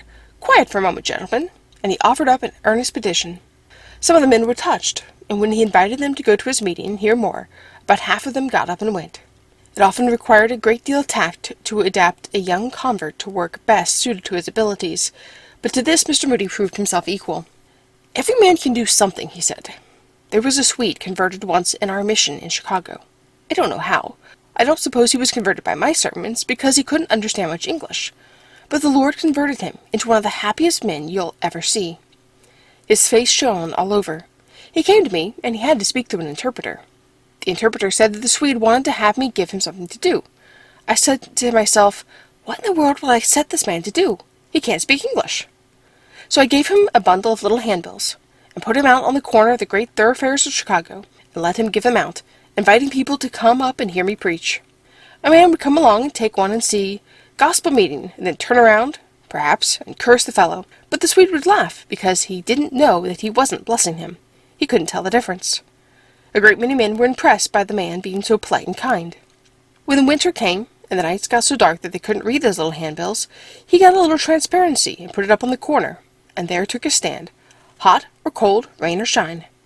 Many a man was won by his efforts. The following extract from an address given at this time on how to reach the poor illustrates his keen judgment in dealing with men at this early date. We don't make our services interesting enough to get unconverted people to come. We don't expect them to come. We'd be surprised enough if they did. To make them interesting and profitable, ask the question, how can this be done? We must wake the people up. If you can't talk, read a verse of Scripture and let God speak. Bring up the question, what more can we do in our district? Get those who never do anything to say what they think ought to be done, and then ask them if they are doing it. Don't get in a rut. I abominate ruts. Perhaps I dread them too much, but there is nothing I fear more. D.W. McWilliams, a lifelong and intimate friend, writing of his first acquaintance with Mr. Moody at this time, says, "It is conceded by all who knew him that one of the qualities which made him so useful and successful was his open-mindedness in observing surrounding circumstances. Coupled with this, and largely developed in him, was his willingness to receive suggestions and alertness in adopting them where the work of blessing others would be promoted." It was at the home of a friend in Peoria, Illinois, in 1861, that I first met Mr. Moody. Our host had invited several ministers and 2 laymen to meet him at dinner. When they arrived, Mr. Moody was not with the others, but inquiry led to the information that he had come early, and was upstairs in a room at prayer with an unconverted friend of the host, who had been induced to call upon Mr. Moody for this special purpose. On being introduced to those present, Mr. Moody soon turned to one of the ministers and said, "How do you explain this verse in the Bible?" giving the verse in full. Soon after, he turned to another minister, quoted the verse, and asked, "What does this mean?" The entire conversation that day was exposition of Scriptures, in reply to Mr. Moody's rapid questions, and a stirring of hearts in the direction of personal work for the salvation of others. The impression made upon the guests that day was of Mr. Moody's love for the souls of others, and his intense desire for Bible knowledge. Soon afterwards I called upon Mr. Moody in Chicago, and was conducted through his parish. We went to what would now be called the slums. Such a crowd of street gamins, boys and girls of all ages, were following us with loud shouts of, "Oh, here's Moody! Come, here's Moody!" Evidently they all knew him as their best friend. He had candy in both side pockets, and gave it freely. We visited house after house of the poor, sick, and unfortunate. He was everywhere greeted with affection, and carried real sunshine into those odes of squalor. He inquired for the absent ones by name. The Life of D.L. Moody, Chapter 11, Christian Association Work. I believe in the Young Men's Christian Association with all my heart. Under God, it has done more in developing me for Christian work than any other agency. This was Mr. Moody's testimony to the influence of the organization, for which he gained so many friends and supporters. From the time he gave up business to devote himself to Christian work, Mr. Moody was very enthusiastic in the work of the Chicago Association. This interest was greatly strengthened by his experience in the Christian Commission work in the association formed at that time. As secretary, and for several years as president, he worked earnestly to build up the organization in every department, but more especially did the spiritual need of the work appeal to him. The daily noon prayer meeting had been one of the permanent results of the Great Revival, and to this meeting he gave his heartiest support. Young as he was, it was not long before he became the leader of the meeting, and side by side with his mission work, he carried the steady extension of the Christian Association. Under his leadership, the association prospered greatly, and soon demanded larger accommodations. The board of managers thought, planned, and prayed for a building of their own, but with little or no practical result.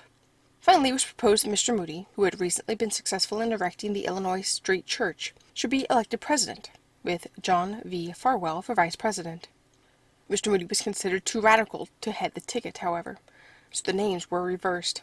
While the election was in progress, Mr. Moody was out getting pledges, and before night a building was assured that should contain a hall with a seating capacity for 3,000 people, as well as rooms for smaller meetings and offices. Feeling, as he always did, the efficacy of prayer, he asked F.B. Jacobs and J.W. Dean to unite with him in a petition that the way might be opened for such a building. Then, with characteristic foresight, believing that his prayer would be answered, he got a charter from the state, exempting the Young Men's Christian Association real estate from taxation. A stock company was then formed, and looking for a location, a site originally secured for the city's waterworks office and tower was decided upon as the most appropriate in size and location. The city had grown so rapidly that the lot was entirely inadequate for the proposed waterworks, and the property now belonged to Mr. Farwell. At Mr. Moody's solicitation, it was donated to the work for young men, being the equivalent of a contribution of $40,000.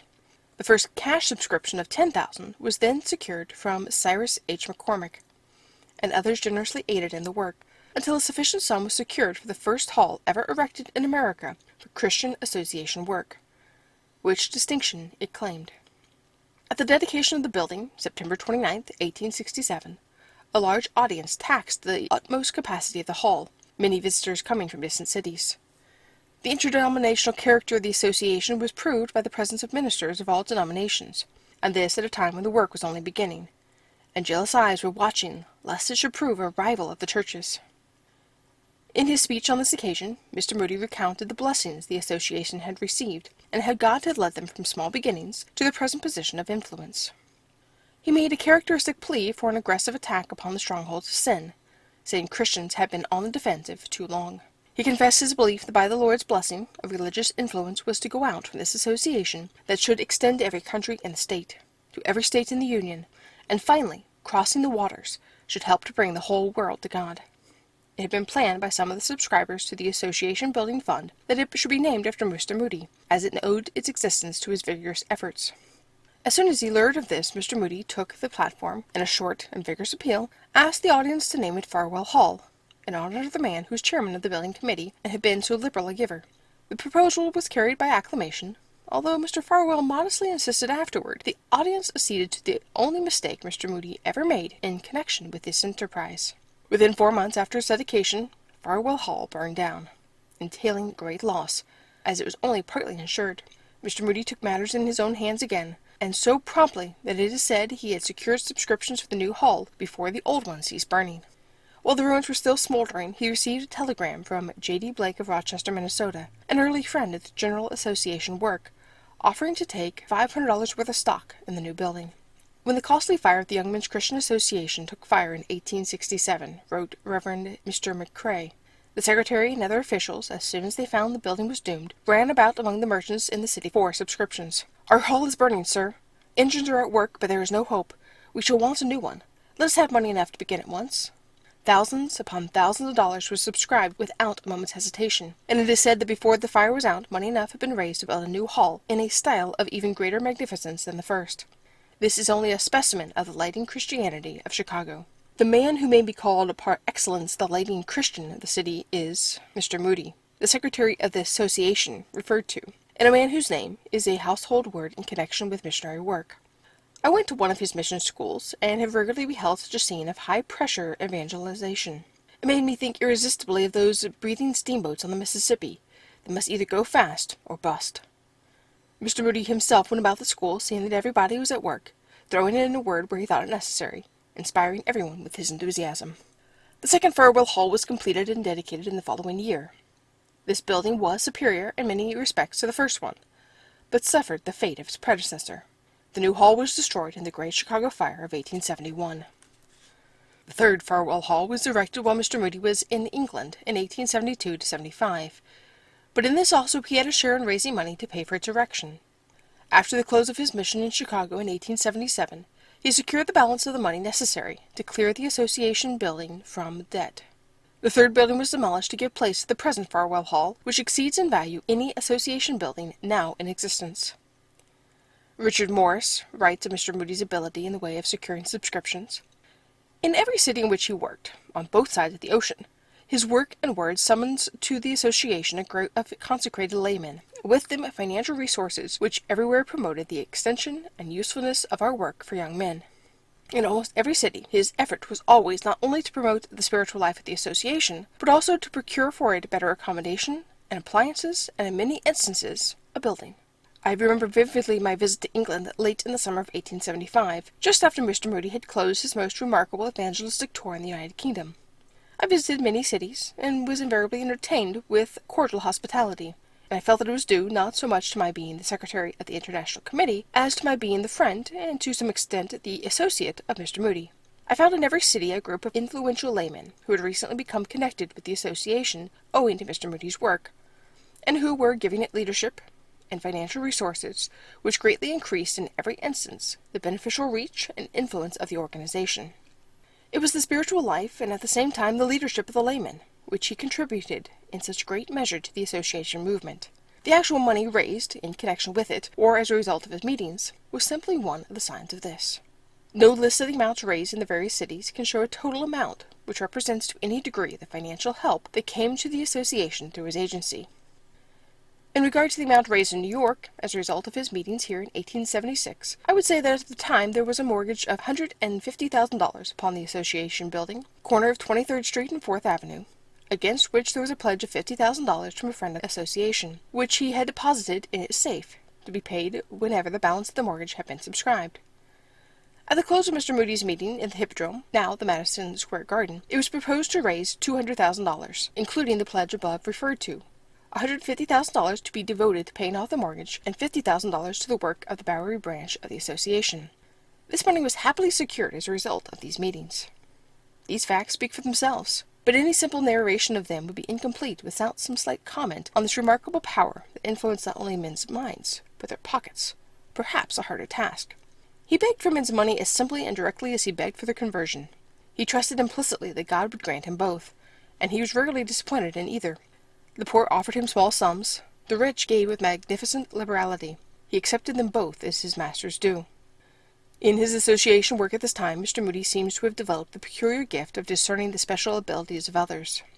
In the noonday prayer meetings, he was on the watch to discover a new worker, or to call upon strangers to take part.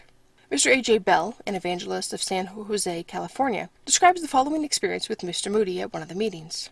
One day the leader assigned did not get there in time, and Mr. Moody came to me, requesting that I take charge. I had just arrived from a journey, hot and dusty. "Mr. Moody," I said, "I'm just in from a long absence, and am not presentable. Excuse me, please, and some other time I will lead the meeting."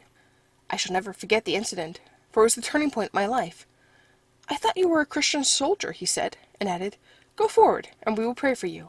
As soon as the meeting was over, he came again and thanked me. "You did well," he said, "but it is all wrong that's holding back. Your duty is clear. Keep in front. Be a minute man." In 25 years I have not forgotten that expression, and since then I have been in the front in evangelistic work. Had Mr. Moody not pressed me into service then, the probabilities are that I would never have entered the field. In 1867, a great Young Men's Christian Association convention was held in Pittsburgh, which was accompanied by a widespread religious awakening. Here again Mr. Moody's presence was felt. With his characteristic energy, wonderful foresight, and practical good in securing results, says Oliver McClinton, who was president of the association just organized at that time. Mr. Moody called a meeting of the leading women who had been impressed by the addresses and events of the convention, and organized them into a Young Women's Christian Association, which grew into a strong and efficient organization. Several large benevolent institutions, now having valuable properties, grew out of this movement. The Reverend James S. Chadwick became city missionary at the Methodist Episcopal Church in Chicago in 1861. His office was in the building in which the Young Men's Christian Association had rooms before the erection of Farwell Hall. With reference to Mr. Moody's labors in behalf of the suffering and needy, he says, "I have known him to start from the Young Men's Christian Association with baskets of provisions for poor families, many of whom would have been neglected or overlooked but for his timely interest. He always urged those whom he thus relieved to attend church and become Christians.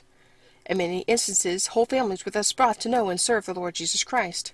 In the noonday prayer meetings, men have arisen and told how Mr. Moody visited their homes with substantial relief for hungry children, and then joined in prayer for all the family." Mr. Moody would regularly station himself at the entrance of the Young Men's Christian Association rooms, just before the hour of noon, and distribute to passers-by invitations to go upstairs to the noonday prayer meeting. Christians and persons who were not Christians were frequently prevailed upon to spend a few minutes in the helpful and inspiring prayer service. Many conversions resulted from these invitations. Direct evangelistic preaching was a prominent feature of those early years of association work. The most aggressive phase of it was no doubt the open-air talks. During the summer months, Mr. Moody would be seen every night, if the weather permitted, in what was known as the courthouse square. The steps of the building became his pulpit, a half-dozen young men and women his choir, the passing throng, or as many as could be arrested by the exercise, his audience. A position was usually taken where the prisoners in the long corridors could hear what was going on, and these, crowded to the grated windows, became an important part of the congregation. To one of less determination, such efforts at evangelizing would have been discouraging. Opposition to one form or another was frequent. A certain free thinker appeared regularly for months, often interrupting, always trying to hold the crowd after Mr. Moody had closed, and later following the company that had gone with Mr. Moody and his assistants to the service that was held regularly in the smaller association hall. Occasionally some half-intoxicated stroller would try to put an end to the open-air service. One evening, a large earthen jar was thrown from an upper window of the courthouse, and fell within a few feet of the speaker, was broken into fragments. Mr. Moody was a true friend of prisoners, frequently visiting the common jail, and also what was known in Chicago as the Bridewell, talking, reading, and praying with the inmates. Experience gathered in such work, the necessity for ready action in emergencies, the strength acquired in stemming opposition, the growth of character in standing unflinching for conviction and duty, all these made for larger equipment in wider spheres of action. It was but a repeated demonstration of the Master's principle of reward. Thou hast been faithful over a few things, I will make thee ruler over many things. At a convention in St. Johnsbury, Vermont, in 1870, whenever he rose to speak, he first read a verse from the Bible. A man who followed him said to Mr. Moody, "I am glad you keep to your chart. There is nothing else to keep to," he replied. "If that goes, everything goes." The Life of D.L. Moody, Chapter 12, Young Men's Christian Association Conventions. During his leadership of the Chicago Association from 1865 to 1871, Mr. Moody's influence was felt not only in Chicago, but in the international and state conventions. He was present at the international conventions in Albany, 1868, Baltimore, 1869, and Indianapolis, 1870. It was at the Indianapolis Convention that Mr. Moody first met Mr. Sankey, who was a delegate from his native town of Newcastle, Pennsylvania. The reputation of the Chicagonian had already aroused Mr. Sankey's interest, but as both were seated upon the floor of the hall among delegates, his curiosity could not be gratified during the first few days. At the close of the convention it was announced that Mr. Moody would lead an early morning prayer meeting at 6 o'clock the next day in a neighboring church. This afforded the opportunity Mr. Sankey had looked for, and he came with a friend. There was some difficulty in starting the singing until Mr. Sankey's friend urged him to begin a hymn. He began to sing, "There is a fountain filled with blood," in which all the congregation joined. At the close of the meeting, Mr. Sankey was introduced by his friend, and was immediately recognized by Mr. Moody as the leader of the singing. A few inquiries regarding Mr. Sankey's family ties and occupation followed. Then the evangelist announced in his determined fashion, "Well, you'll have to give that up. You are the man I've been looking for, and I want you to come to Chicago and help me in my work." Mr. Sankey was somewhat surprised at this sudden suggestion, and assured Mr. Moody that he could not leave his business, but accepted an invitation to lunch with him that day, and learned something of the nature of the work proposed. Nothing definite resulted from this conference, although Mr. Sankey promised to give the matter his prayerful consideration. Later in the day a card was handed to him, asking him to meet Mr. Moody that evening at a certain street corner, to assist in an open-air service. To this, Mr. Sankey responded by writing on the back of the card, "I'll be there." In company with a few friends, Mr. Sankey met Mr. Moody at the appointed place, and thus describes the informal service that followed. Without stopping, Mr. Moody walked into a store on the corner and asked permission to use a large empty box, which he set outside the door. This he rolled to the far side of the street, and taking his stand upon it, asked me to sing the hymn, "Am I a Soldier of the Cross?" After one or two hymns, Mr. Moody began his address. Many working men were just then on their way home from the mills, and in a short time a large crowd had gathered. The address that evening was one of the most powerful I had ever heard.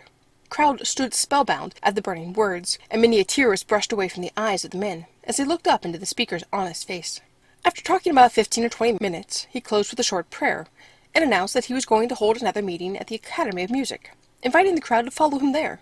We sang the well-known hymn, "Shall We Gather at the River?" as we marched down the street. It took but a few minutes to pack the lower half of the Academy, Mr. Moody seeing to it that the laboring men were all seated before he ascended the platform to speak. The address was as impressive as the one delivered on the street corner, and it was not until the delegates began to arrive for the evening session of the convention that the meeting was brought to a close. Mr. Moody cut short his sermon, and after a word of prayer dismissed the audience, telling them that they should now go home and get something to eat. Mr. Sankey was greatly impressed by these two meetings, and after the convention went back to Newcastle and told his family of his invitation to Chicago. Some months later he yielded to Mr. Moody's invitation to come for at least a week, and then to decide the question. He arrived in the city early one morning, reaching Mr. Moody's home just as the family was gathering for morning prayers. He was at once asked to sit down at the organ and lead them in a hymn, which he did. They spent their first day together visiting the sick who were members of Mr. Moody's congregation. Mr. Sankey sang, and Mr. Moody read words of comfort from the Word of God, and offered prayer for the healing of both body and soul. The following Sunday a large meeting was held at Farwell Hall. At the close of the service, a number of persons arose for prayer, and at the close of the inquiry meeting, Mr. Moody turned to the singer and said, "You're going home tomorrow, but you see I was right in asking you to come and help me in this work, and I hope that you will make up your mind to come as soon as possible." This wish was granted, for Mr. Sankey soon resigned his business and went to Chicago, and joined Mr. Moody in his work in the Illinois Street Church, and also in that of the Young Men's Christian Association. In 1879, at the International Convention of the Young Men's Christian Association held in Baltimore, Mr. Moody was enthusiastically selected president. At this time he answered several important questions in his characteristic way. One of these was with reference to the work of the General Secretary, to which he replied, "A man cannot be an evangelist and General Secretary without spoiling his work in both positions. The Secretary, in order to succeed, must take up the work for young men and decide to do this one thing. On this account, I gave up the secretaryship to become an evangelist. You cannot do both." When asked if it was advisable to appoint unconverted men on committees, and if so under what circumstances, he said, "Well, if you want to carry a corpse, put them on. A man that is dead has to be carried. I think one man with Christ in his soul is worth 1,000 of those without Christ." When anyone went to him while he was secretary in Chicago, and bored him with some hobby to be worked out in the association, he would say, "If it was good in itself, yes, that is a good thing to do. I will appoint you chairman of a special committee to work that out. You fill up the committee with several others, and go to work." His attitude on social problems was determined by experience with men. He had little sympathy with efforts that stopped at giving food. At the same time, he had no patience with those who tried to stir up strife between the classes. When asked what he would do for the unemployed, or what advice he would give them, he said, "First of all, to seek the kingdom of God and his righteousness, believing his promise, which I never knew to fail, that all things will be added to them. Second, to pray to God for work. Third, to be patient as possible during those times of hardship. Fourth, to look earnestly for work. Fifth, to take any honest employment that offers itself. Sixth, to study economy. I think one of the greatest needs of our country is that laboring men should own their own homes. We used to have men coming in all the time," he would say, "asking for work when I was secretary in Chicago. They would tell me of their sufferings, and how they had no work and wanted help. At last I got a number of cords of firewood, and put it in a vacant lot, and got some saws and sawbucks, but kept them out of sight. A man would come and ask for help. 'Why don't you work?' I would ask. 'I can't get any work.' 'Would you do anything if you could get any?' 'Oh, yes, anything.' 'Would you really work in the street?' 'Yes.' 'Would you saw wood?' 'Yes.' 'All right.' And then we would bring out a saw and sawbuck and send them out. But we would have a boy to watch to see that they did not steal the saw. Sometimes the fellow would say, 'I will go home and tell my wife I have got some work.' And that would be the last we would see of him. During the whole winter I never got more than 3 or 4 cords of wood sawed. He formed friendships in the association work, which continued through life and were of great assistance to him in his evangelistic as well as his educational work. General J. Easley of Brattleboro became acquainted with Mr. Moody in September 1867 at the Young Men's Christian Association convention held in Burlington, Vermont. "I shall never forget his coming to the church where the convention was held," said General Easley. "His entrance was an inspiration to everyone present, and from that time until the close of the meeting, the enthusiasm which prevailed was something remarkable. About 6 weeks later I visited Chicago and called upon him. I had simply met him at the convention referred to, but he immediately knew me and called me by name. This, I learned afterwards, was one of the peculiar gifts with which he was endowed, that of putting names and faces together and rarely making a mistake. The following fall I had the pleasure of entertaining him at my home during the Young Men's Christian Association convention, which was held at Brattleboro. We had a number of guests, and when he came he brought one of his brothers with him. I shall never forget one thing which occurred at that time. As we came out of the dining room after breakfast, he whispered to me to ask everyone to pray a family devotions, which I afterwards learned was his way of getting his brother to offer his first public prayer. The brother repeated the Lord's Prayer as his part of the service. The summer following his return from his first trip to Europe, he was in Northfield, holding meetings, and we used to go down with a carload of people to assist, and not only received a great blessing ourselves, but were able to help in the inquiry room. When the schools were started, he invited me to become one of the trustees, which position I have held ever since.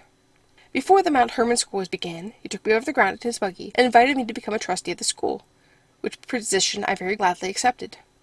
And during its early days when he was abroad, I visited the school nearly every week, to straighten out such difficulties as might occur from time to time among the boys. There was then simply the 2 farmhouses, with 12 boys, a teacher, a matron, and 1 servant in each house. Our relations have been very intimate ever since those days, and I consider it one of the greatest honors of my life to have been in any way associated with him, and to have known him so intimately. I can truthfully attest that he was the most sincere man I ever knew. He was extremely cautious, and has often said to me that I might be able to do such and such things, and that it would not answer at all for him, in his position, to do them. Of all the men I ever knew, I think he was the most careful about keeping himself from every appearance of evil. The Life of D.L. Moody, Chapter 13. First Visit to Great Britain. It was appreciation of other speakers that was one of Mr. Moody's marked characteristics. He was always hunting for some new and well-taught Bible teacher, or some successful gospel preacher to address his Illinois Street Church or the Farwell Hall meetings. No minister of any note passed through Chicago without Mr. Moody's learning of his presence in town, and if his orthodoxy was assured, he was certain to receive a pressing invitation to address one or both of the gatherings at the church or association. This happy facility of enlisting others brought him into close personal touch with most of the leading Christian workers, clerical or lay, who visited Chicago, including many from abroad. From these latter friends Mr. Moody heard much of English methods of work, and he felt that a greater knowledge of them would be very helpful. In his abrupt and impulsive way, he announced one Sunday in 1867 to his mission school that he was going to start for England that week. Mrs. Moody was at that time a sufferer from asthma, and their physician had suggested that a sea voyage, with an entire change of air and scene, was desirable. There were 2 men in England whom Mr. Moody had a great desire to hear and meet, Charles H. Spurgeon and George Mueller, and with the twofold purpose of affording a beneficial trip for Mrs. Moody and making the acquaintance of these leaders in Christian work, he went abroad. At that time he was unknown in England, except to a few who had visited America. Among these was Fountain J. Hurley, secretary of the London Sunday School Association, who invited Mr. Moody to speak at an anniversary meeting in Exeter Hall. It was customary for a speaker on such an occasion to be connected with a resolution, or as its mover or seconder, in order to give him a right to the floor. Mr. Moody was therefore assigned to move a vote of thanks to the chairman of the evening, who in this instance was the well-known Earl of Shaftesbury. Towards the close of the meeting, says Dr. Henry Clay Trumbull, in relating this incident of which he was witness, the chairman yielded his chair to the vice-chairman, in order that a resolution could be offered. The vice-chairman announced that they were glad to welcome their American cousin, the Reverend Mr. Moody of Chicago, who would now move a vote of thanks to their noble Earl, who had presided on this occasion. With refreshing frankness, and an utter disregard for conventionalities and mere compliments, Mr. Moody burst upon the audience with the bold announcement, "The chairman has made 2 mistakes. To begin with, I'm not the Reverend Mr. Moody at all. I'm plain Dwight L. Moody, a Sabbath Sunday School worker. And I'm not your American cousin. By the grace of God, I'm your brother, who is interested with you in our Father's work for his children. And now about this vote of thanks to the noble Earl for being our chairman this evening. I don't see why we should thank him any more than he should thank us. When at one time they offered to thank our Mr. Lincoln for presiding over a meeting in Illinois, he stopped it. He said he tried to do his duty, and they tried to do theirs. He thought it was an even thing all around. That opening fairly took the breath away from Mr. Moody's hearers. Such talk could not be gauged by any standard. Its novelty was delightful, and Mr. Moody carried his English hearers from that time on. He soon found his way to the Young Men's Christian Association in Aldersgate Street, and left a permanent impression on English religious life by establishing a noon prayer meeting. The first meeting was held on May 13th, when nearly 100 men were present, and the number continued to increase until there was a daily attendance from 200 to 300. Mr. Moody's first text was, "To every man his work." His experiences of gospel work in Chicago were told with a freshness and vigor that captivated all who heard them. The unique and original way in which he pursued his efforts among the rough and lawless children of Chicago was described with thrilling interest. The following letter to his mother is an indication of the impression Mr. Moody received at this time. "I have at last got started here. I send you an account of the daily Union prayer meeting. It is a great success. They are starting them in different parts of the city, and I am in hopes great good will come from them. They are also starting them in different parts of the kingdom. The great orphan schools of George Mueller are at Bristol. He has 1,150 children in his house, but never asks a man for a cent to support them. He calls on God, and God sends money to him. It is wonderful to see what God can do with a man of prayer." When Mr. Moody was in Bristol, on May 10, 1867, he gave an address to a Sunday school Bible class, closing with the request that the young men who desired prayer should rise. 50 members of the class rose immediately, among them John Kenneth Mackenzie, then a lad of 16, who later became a medical missionary in China, and was the means of founding and conducting the first government medical school in that empire in connection with the London Missionary Society. While Mr. Mackenzie dated his earnest desire for a spiritual life from that occasion, he had not yet fully realized it, and it was not till the anniversary of the day on which he had been impressed by Mr. Moody's address that he arose with several companions at a meeting of the Young Men's Christian Association, and avowed himself a follower of the Lord Jesus. 8 years after his college life he met Mr. Moody, in a never-to-be-forgotten meeting. Mrs. Bryson, his biographer, says, "It seems to have greatly cheered the heart of the young soldier, who was just putting on the armor for service in the foreign field, to receive words of counsel and blessing from one who some years before had been the instrument in God's hand of leading him to more earnest thought concerning the verities of the unseen and eternal." It was at this time that Mr. Moody heard the words which marked the beginning of a new era in his life. "The world has yet to see what God will do with, and for, and through, and in, and by the man who is fully and wholly consecrated to him." He said a man, thought Moody. He did not say a great man, nor a learned man, nor a rich man, nor a wise man, nor an eloquent man, nor a smart man, but simply a man. I am a man, and it lies with the man himself whether he will or will not make that entire and full consecration. I will try my utmost to be that man. Being introduced one day by a London friend to Mr. Bewley of Dublin, the latter asked, "Is this young man all O&O?" "What do you mean O&O?" said the friend. "Is he out and out for Christ?" was the reply. The remark deepened the impression made, and from that time forward, the endeavor to be O&O for Christ was supreme. Before sailing from New York, a friend had advised him strongly not to miss meeting the missionary veteran, Dr. Duff, and also to see Dr. Guthrie's work in Edinburgh. Thither, therefore, Mr. Moody went, and while he failed in his special purpose, he had the opportunity of speaking one night in the Free Assembly Hall, meeting several prominent religious leaders. This trip was very helpful to Mr. Moody, and he never ceased to appreciate the associations then formed. In speaking at the annual breakfast of the Young Men's Christian Association in London, shortly before returning to America, he said, "It has been my privilege to be in your city 2 months, and I have thought you were exalted to heaven with privileges so numerous that I pity a man who, without hope, goes down to death in the city of London. I have longed to see the founder of the Young Men's Christian Association. Far away in the western part of America, I have often prayed for this association, and my heart has been full this morning, as I sat here listening to my friends and looking them in the face. I do not know that I shall ever have this privilege again. It is not likely that I shall. Next month I return to my home, but I shall always remember this morning. It is said that Napoleon, after his army had accomplished a great victory, ordered a medal to be struck with these words, 'I was there.' That was all. In after years, when I am far away in the western prairies of America, and when May comes, I shall think that in 1867 I was there. And as the years roll on, it shall be my privilege to meet in yonder city any that are here this morning. We may there sit down by the banks of the beautiful river, of the water of life that flows from the throne of God, and talk of this morning. It would give us pleasure then to think that we were together in the fight. Then Mr. Moody went on to tell of the new methods of work in America, especially in Chicago, which moved everyone, now to laughter and now to tears.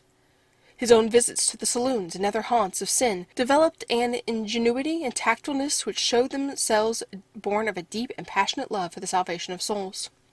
A trip abroad seldom proves so great a success as did this journey, the purpose of its undertaking being perfectly gratified. Mrs. Moody entirely and finally cured, while Mr. Moody met both George Mueller and Charles H. Spurgeon. A short visit to the Paris Exposition, the great World's Fair, inaugurated by Napoleon III, was an added pleasure. On July 1st, on the eve of their return to America, a farewell reception was given to Mr. and Mrs. Moody in London. The appreciation and friendship Sunday school worker, their brother from America, had won among Christian workers during this brief visit of 3 months were widely recognized. In the opinion of one of the speakers, few men who have visited a foreign shore have endeared themselves to so many hearts in so short a time, or, with an unknown name, and without a letter of commendation, won their way so deeply into the affections of a multitude of Christian brethren, as had Mr. Moody. Few have ever heard of him before, but having talked with him, or heard him speak of Jesus, asked for no other warrant to yield him a large measure of their heart. It was on this first visit to Great Britain that he met for the first time R.C. Morgan, then and now the editor of the most influential and widely circulated weekly religious periodical known for the years as the Revival, and later as the Christian. The warm attachment sprang up at once between these two men who were working, each in his own way, to spread the gospel. In later years, Mr. Moody referred to his earlier efforts as being, in a measure, an exhibition of zeal without knowledge. But as he would also add, there is much more hope for a man in such a condition than for a man who has knowledge without zeal. Mr. Morgan, a careful and thorough Bible student, was drawn to the young American stranger, and from the first gave him sympathy and encouragement, and has ever been a most generous supporter in all his later projects. Before he visited the British Isles again, Mr. Moody too was to receive a more perfect knowledge of the Word of God. The Life of D.L. Moody, Chapter 14. Influence of Henry Morehouse. A new epoch in Mr. Moody's religious experience and preaching was marked by his friendship with Henry Morehouse. The acquaintance made in Dublin during his first short visit to Great Britain seems to have been but casual. "I have read in the papers about the boy preacher," said Mr. Moody in relating the circumstances of his meeting with Morehouse, "but I did not know that was he. He introduced himself to me and said he would like to come to Chicago to preach. He was a beardless boy, and he didn't look more than 17. And I said to myself, he can't preach. He wanted me to let him know what boat I was going to America on, as he would like to go on the boat with me. Well, I thought he couldn't preach, and I didn't let him know. I hadn't been in Chicago a great many weeks before I got a letter saying that he had arrived in America, and that he would come to Chicago and preach for me if I wanted him. Well, I sat down and wrote a very cold letter. If you come west, call on me. I thought that would be the last I should hear of him. I soon got another letter saying he was still in the country, and would come to Chicago and preach for me if I wanted him. I wrote again. If you happen to come west, drop in on me. In the course of a few weeks, I got a letter stating that on a certain Thursday he would be in Chicago and would preach for me. Then what to do with him I didn't know. I had made up my mind that he couldn't preach. I was going to be out of town Thursday and Friday, and I told some of the officers of the church, there is an Englishman coming here Thursday who wants to preach. I don't know whether he can or not. They said there was a great deal of interest in the church, and they did not think he had better preach then. He was a stranger, and he might do more harm than good. Well, I said, you might try him. I will announce him to speak Thursday night. Your regular weekly meeting is on Friday. After hearing him, you can either announce that he will speak again the next night, or you can have your usual prayer meeting. If he speaks well both nights, you will know whether to announce him or me for the Sunday meeting. I'll be back Saturday. When I got back Saturday morning, I was anxious to know how he got on. The first thing I said to my wife when I got in the house was, how is the young Englishman coming along? How did the people like him? They like him very much. Did you hear him? Yes. Well, did you like him? Yes, I liked him very much. He has preached 2 sermons from that verse of John. For God so loved the world, that he gave his only begotten Son, that whosoever believeth in him should not perish, but have everlasting life. And I think you will like him, though he preaches a little differently from you. How is that? Well, he tells the worst sinners that God loves him. Then, said I, he is wrong. I think you will agree with him when you hear him, she said, because he backs up everything he says with the Bible. Sunday came, and as I went to the church, I noticed that everyone brought his Bible. The morning address was to Christians. I have never heard anything quite like it. He gave chapter and verse to prove every statement he made. When night came, the church was packed. "Now, beloved friends," says the preacher, "if you will turn to the 3rd chapter of John and the 16th verse, you will find my text." He preached the most extraordinary sermon from that verse. He did not divide the text into secondly and thirdly and fourthly. He just took the whole verse, and then went through the Bible from Genesis to Revelation to prove that in all ages God loved the world. God had sent prophets and patriarchs and holy men to warn us, and then he sent his Son, and after they killed him, he sent the Holy Ghost. I never knew up to that time that God loved us so much. This heart of mine began to thaw out. I could not keep back the tears. It was like news from a far country. I just drank it in. So did the crowded congregation. I tell you, there is one thing that draws above everything else in this world, and that is love.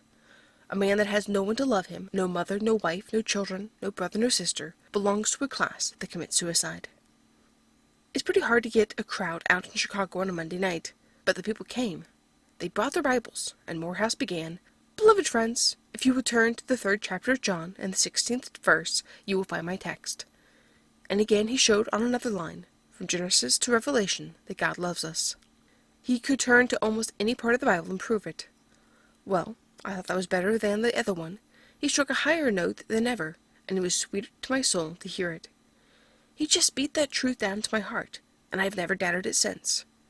I used to preach that God was behind the sinner with a double-edged sword trying to hew him down, and I have got done with that. I preach now that God is behind him with love, and he is running away from the God of love.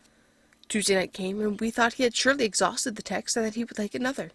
But he said, "If you will, turn to the 3rd chapter of John and the 16th verse, you will find my text."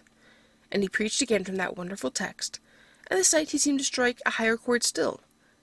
God so loved the world that he gave his only begotten Son, that whosoever believeth in him should not perish, but have, not going to have when you die, but have it right now. But have it right here, now, eternal life. By that time we began to believe it. We have never doubted it since.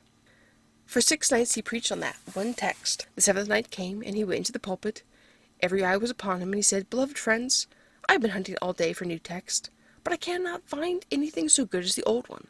So we will go back to the 3rd chapter of John and the 16th verse." And he preached the 7th sermon from those wonderful words, "God so loved the world." I remember the end of the sermon. "My friends," he said, "for a whole week I have been trying to tell you how much God loves you, but I cannot do it with this poor stammering tongue. If I could borrow Jacob's ladder and climb up into heaven and ask Gabriel, who stands in the presence of the Almighty, to tell me how much love the Father has for the world, all he could say would be, 'God so loved the world, that he gave his only begotten Son, that whosoever believeth in him should not perish, but have everlasting life.' If a man gets up in that pulpit and gives out that text today, there is a smile all over the church. Mr. Morehouse taught Moody to draw his sword full length, to fling the scabbard away, and enter the battle with a naked blade.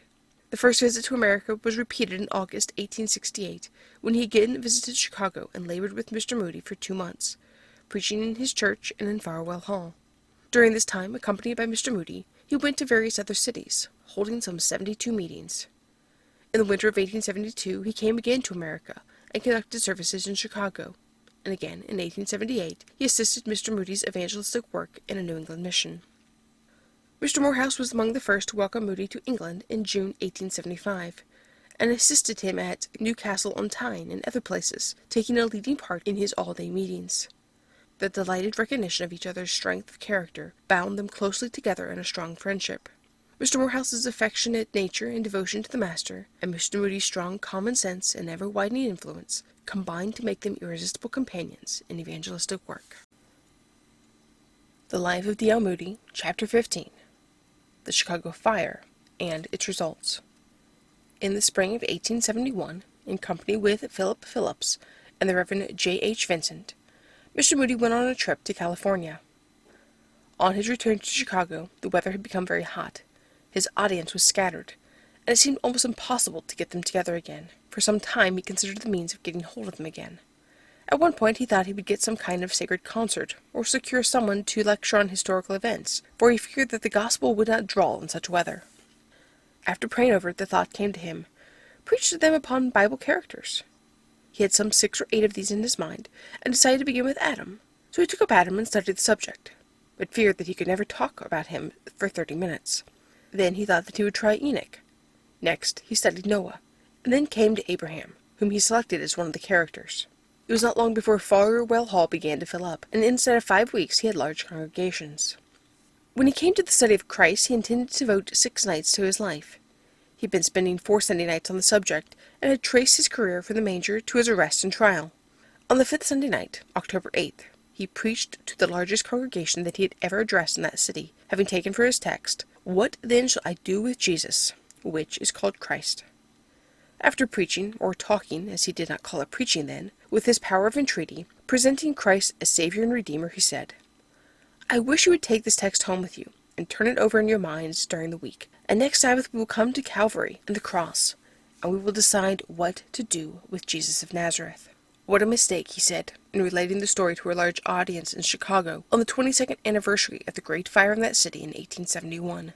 "I have never dared to give an audience a week to think of their salvation since. If they were lost, they might rise up in judgment against me."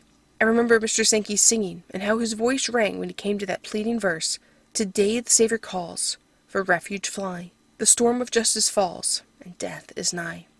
I have never seen that congregation since. I have hard work to keep back the tears today. I have looked over this audience, and not a single one is here that I preached to that night. I have a great many friends, and am well acquainted in Chicago, but 22 years have passed away, and I have not seen that congregation since, and I never will meet those people again until I meet them in another world. But I want to tell you of one lesson I learned that night, which I have never forgotten, and that is when I preach, to press Christ upon the people then and there, and try to bring them to a decision on that spot. I would rather have that right hand cut off, than to give an audience now a week to decide what to do with Jesus. I have often been criticized. People have said, "Moody, you seem to be trying to get people to decide all at once. Why do you not give them time to consider?"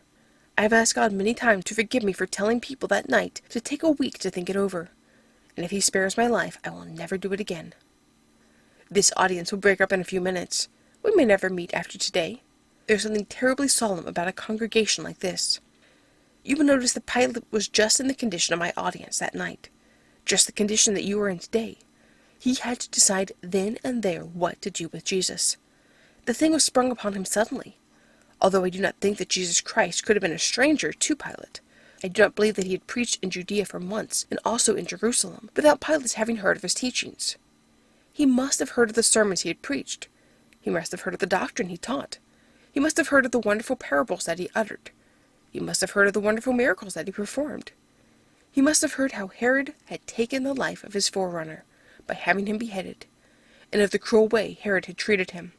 Pilate was no stranger to Jesus of Nazareth. Ever since that night of the great fire, I have determined, as long as God spares my life, to make more of Christ than in the past. I thank God that he is 1,000 times more to me today than he was 22 years ago. I am not what I wish I was, but I am a good deal better than I was when Chicago was on fire. The year 1871 was a critical one in Mr. Moody's career. He realized more and more how little he was fitted by personal acquirements for his work. An intense hunger and thirst for spiritual power was aroused in him by 2 women who used to attend the meetings and sat in the front row. He could see by the expression on their faces that they were praying. At the close of services, they would say to him, "We have been praying for you." "Why don't you pray for the people?" Mr. Moody would ask. "Because you need the power of the Spirit," they would say. "I need the power." "Why," said Mr. Moody in relating the incident years ago, "I thought I had power.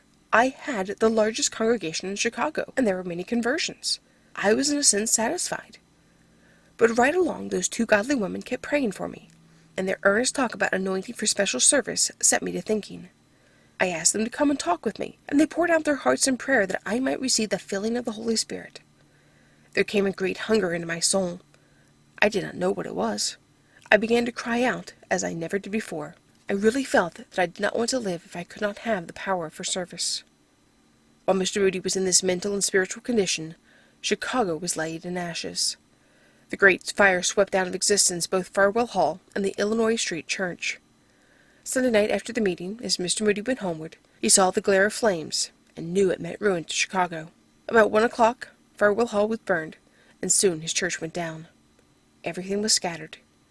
At midnight the fierceness of this fire seemed to be waning, and it was thought that the fire department could gain the upper hand, as they had done the night before. The family retired, but within an hour a loud call was made out to all the residents of their street to hasten their escape. The fire had crossed the river and was rapidly advancing. It was too late to think of saving much more than could be carried in the hands. A neighbor took Mr. Moody's 2 children in his already crowded carriage and made his escape north. A few articles of silver and some valuable tokens of friendship were hastily placed in a baby cart, but there was one article Mrs. Moody's heart was set upon saving. This was a portrait in oil of Mr. Moody by the artist Haley, which hung on the wall of their parlor. It was a gift from the artist, presented to Mrs. Moody after the return from the first trip to Europe in 1867. A free lease of this house, completely furnished, was presented to Mr. Moody at that time by his Chicago friends, and this portrait Mrs. Moody prized above everything the house contained. A stranger who had entered the room assisted in taking it from the wall. Calling Mr. Moody, his wife urged him to save it for her. The ludicrous side of the situation at once appealed to him, notwithstanding the terror of that awful night. "Take my own picture," he said. "Well, that would be amusing. Suppose I met in the street by friends in the same plight as ourselves, and they say, 'Hello, Moody, glad you've escaped. What's that you have saved, and cling to so affectionately?' Wouldn't it sound well to reply, 'Oh, I've got my own portrait?'" No entreaty could prevail on Mr. Moody, but the canvas was hastily knocked out of the heavy frame and carried off by Mrs. Moody herself, the one relic rescued from their home. A bruised face was part of the price paid for the effort, but once on the street there was a constant struggle with the terrific wind. Love won, but only after a fierce battle.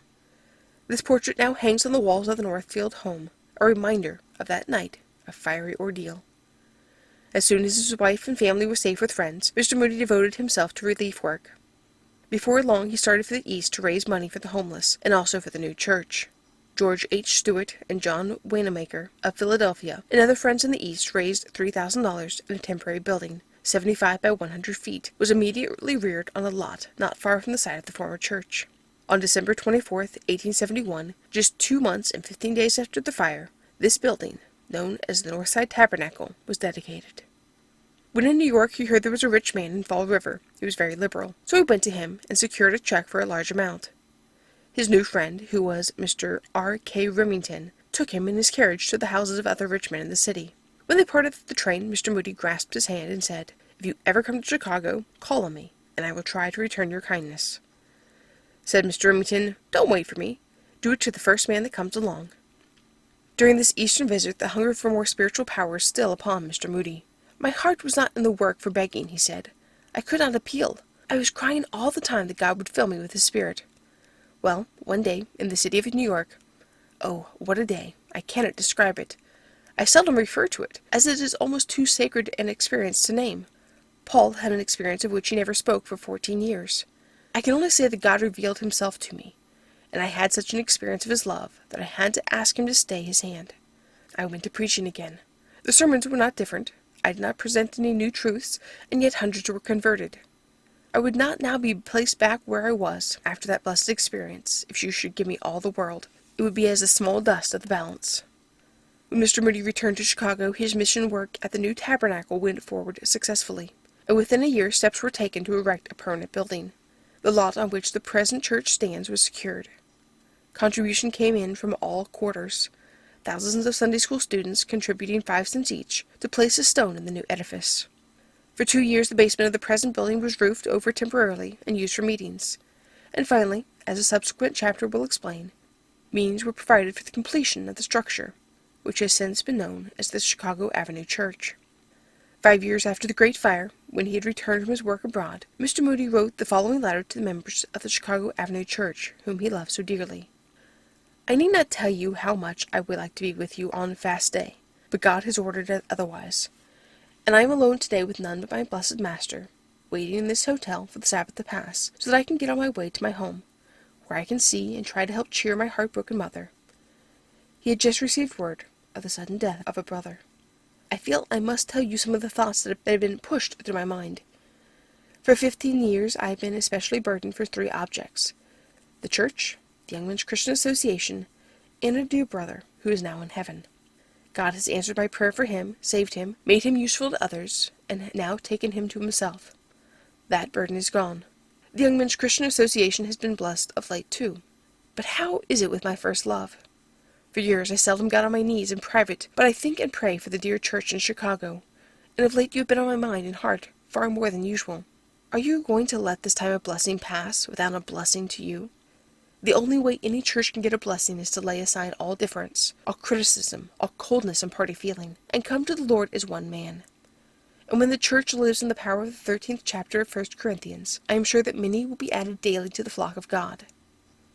I would like to have the church read that chapter together on their knees on Thursday, and as you do so, pray God to apply it with power. Of late, my earnest prayer to God has been that He would help me to save more, and I cannot tell you how wonderfully He has answered my prayer. It seems as if you were all much nearer and dearer to me than ever. My heart goes out to you, and I long to see you all coming constantly to God for a fresh supply of love. I found a verse in 1 Peter 4:8 today. I never saw it before. Above all things, put on love. Think much of that one expression. Put it at the head of the list. Faith is good, but this is above it. Truth is good, but it is a beautiful sight to see the Church of God study the Word. But what are we if we do not have love?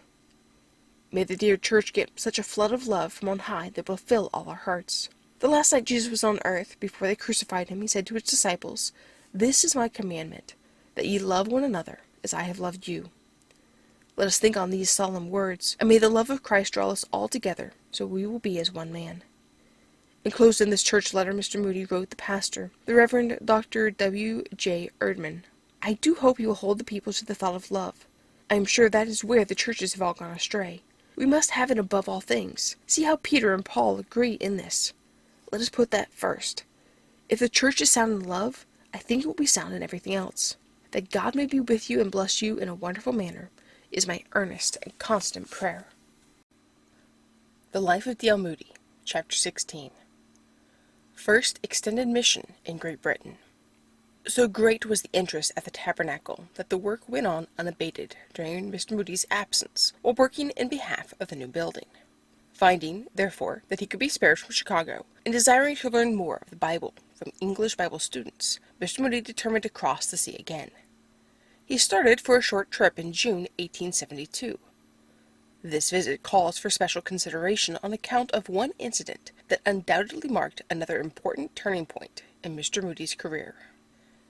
He was determined not to get into work, if he could help it. But one day, at the close of the service at the Old Bailey prayer meeting, the Reverend Mr. Lessey, pastor of a church in the north of London, asked him to preach for him the next Sabbath. Mr. Moody consented. The morning service seemed very dead and cold. The people did not show much interest, and he felt that it had been a morning lost.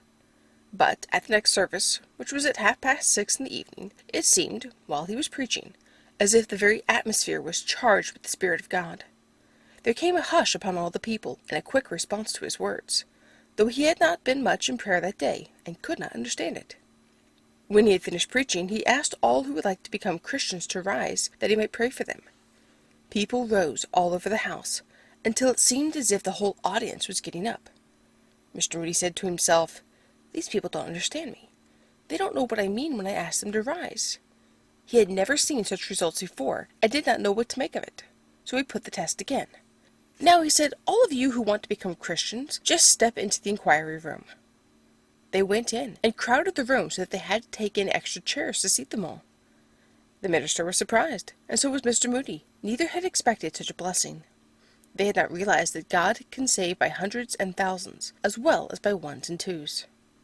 When Mr. Moody again asked those that really wanted to become Christians to rise, the whole audience got up.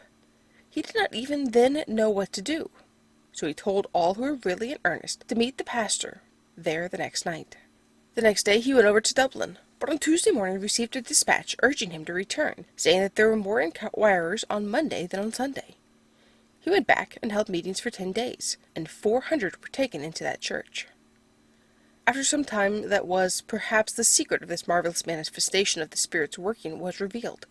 There were 2 sisters belonging to that church.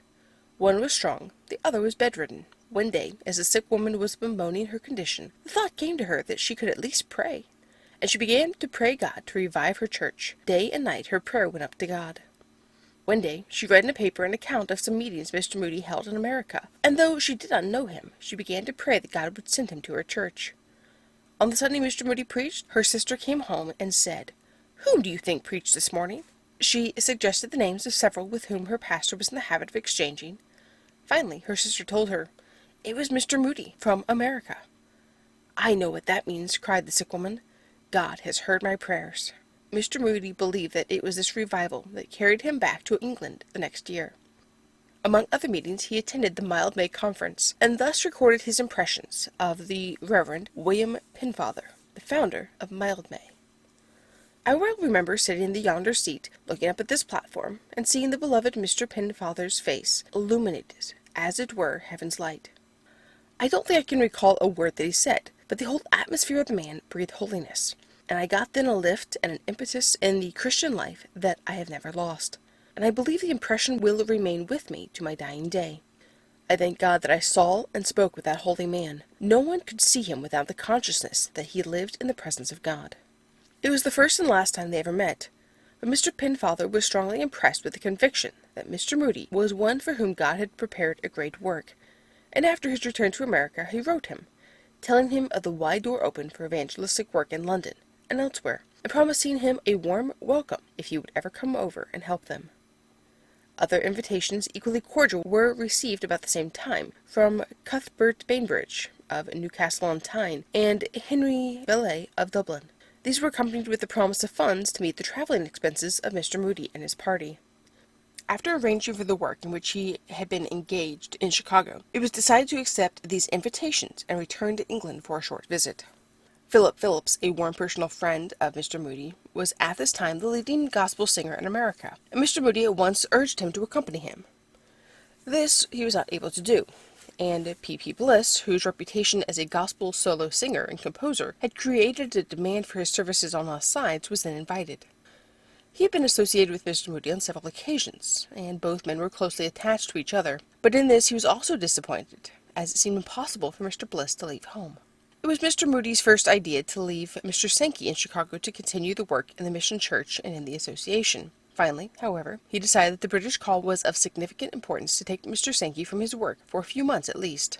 Mr. Moody had at that time about $450, which he had loaned to a friend to be invested during his absence, as all his expenses on the mission were to be met by those who had invited him.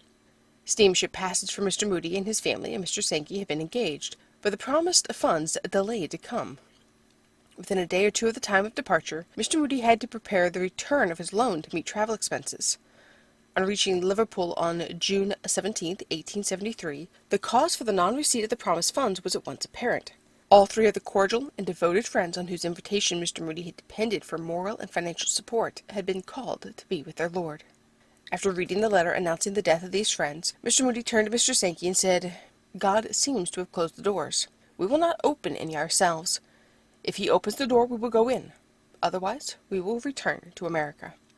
On their arrival at Liverpool, they went to a hotel, where they spent the evening. Mr. Moody then discovered in one of his pockets an unopened letter which he had received, just before leaving New York, from Mr. Bennet, the secretary of the Young Men's Christian Association at York, England. Mr. Bennet said that he had heard of his work in America among young men, and he hoped that if he ever came to England he would come there and speak at the association. "This door is open ajar," Mr. Moody exclaimed, "but we will consider the letter as God's hand leading to York, and we will go there." After spending one night in Liverpool, Mr. Moody, with his family, took the train for London, and Mr. Sankey went to Manchester, to the home of the one man whom he knew in England, Henry Morehouse. On receiving Mr. Moody's dispatch that he was ready to begin his meetings in York, Mr. Bennet replied that everything was so cold and dead in the town that it would take at least a month to prepare for the intended mission. The dispatch concluded by asking Mr. Moody to name a date when he could consult him regarding the proposed meetings. With his usual promptness, this telegram was sent in reply: "I will be in New York tonight." At 10 o'clock that evening he reached the city, where no one except his friend Mr. Bennet had ever seen him, and very few had ever heard his name. The situation was not encouraging, but after looking it over carefully, Mr. Moody declared that every man must make his own way, and that he was ready to go in at once. Mr. Sankey was telegraphed for, and the meetings opened immediately. The next morning application was made to several ministers of the town for the use of their pulpits in the coming Sabbath, and 2 Wesleyan, a Baptist, and a Congregational church were placed at their disposal. It is interesting to look through the files of the religious papers for the 2 years that covered Mr. Moody's campaign in Great Britain. In some of the later issues, double numbers were published, the extra pages being devoted entirely to articles concerning the great meetings. In contrast with these extensive reports is the following modest little notice in one corner of the Christian, entitled, "Mr. D. L. Moody in England."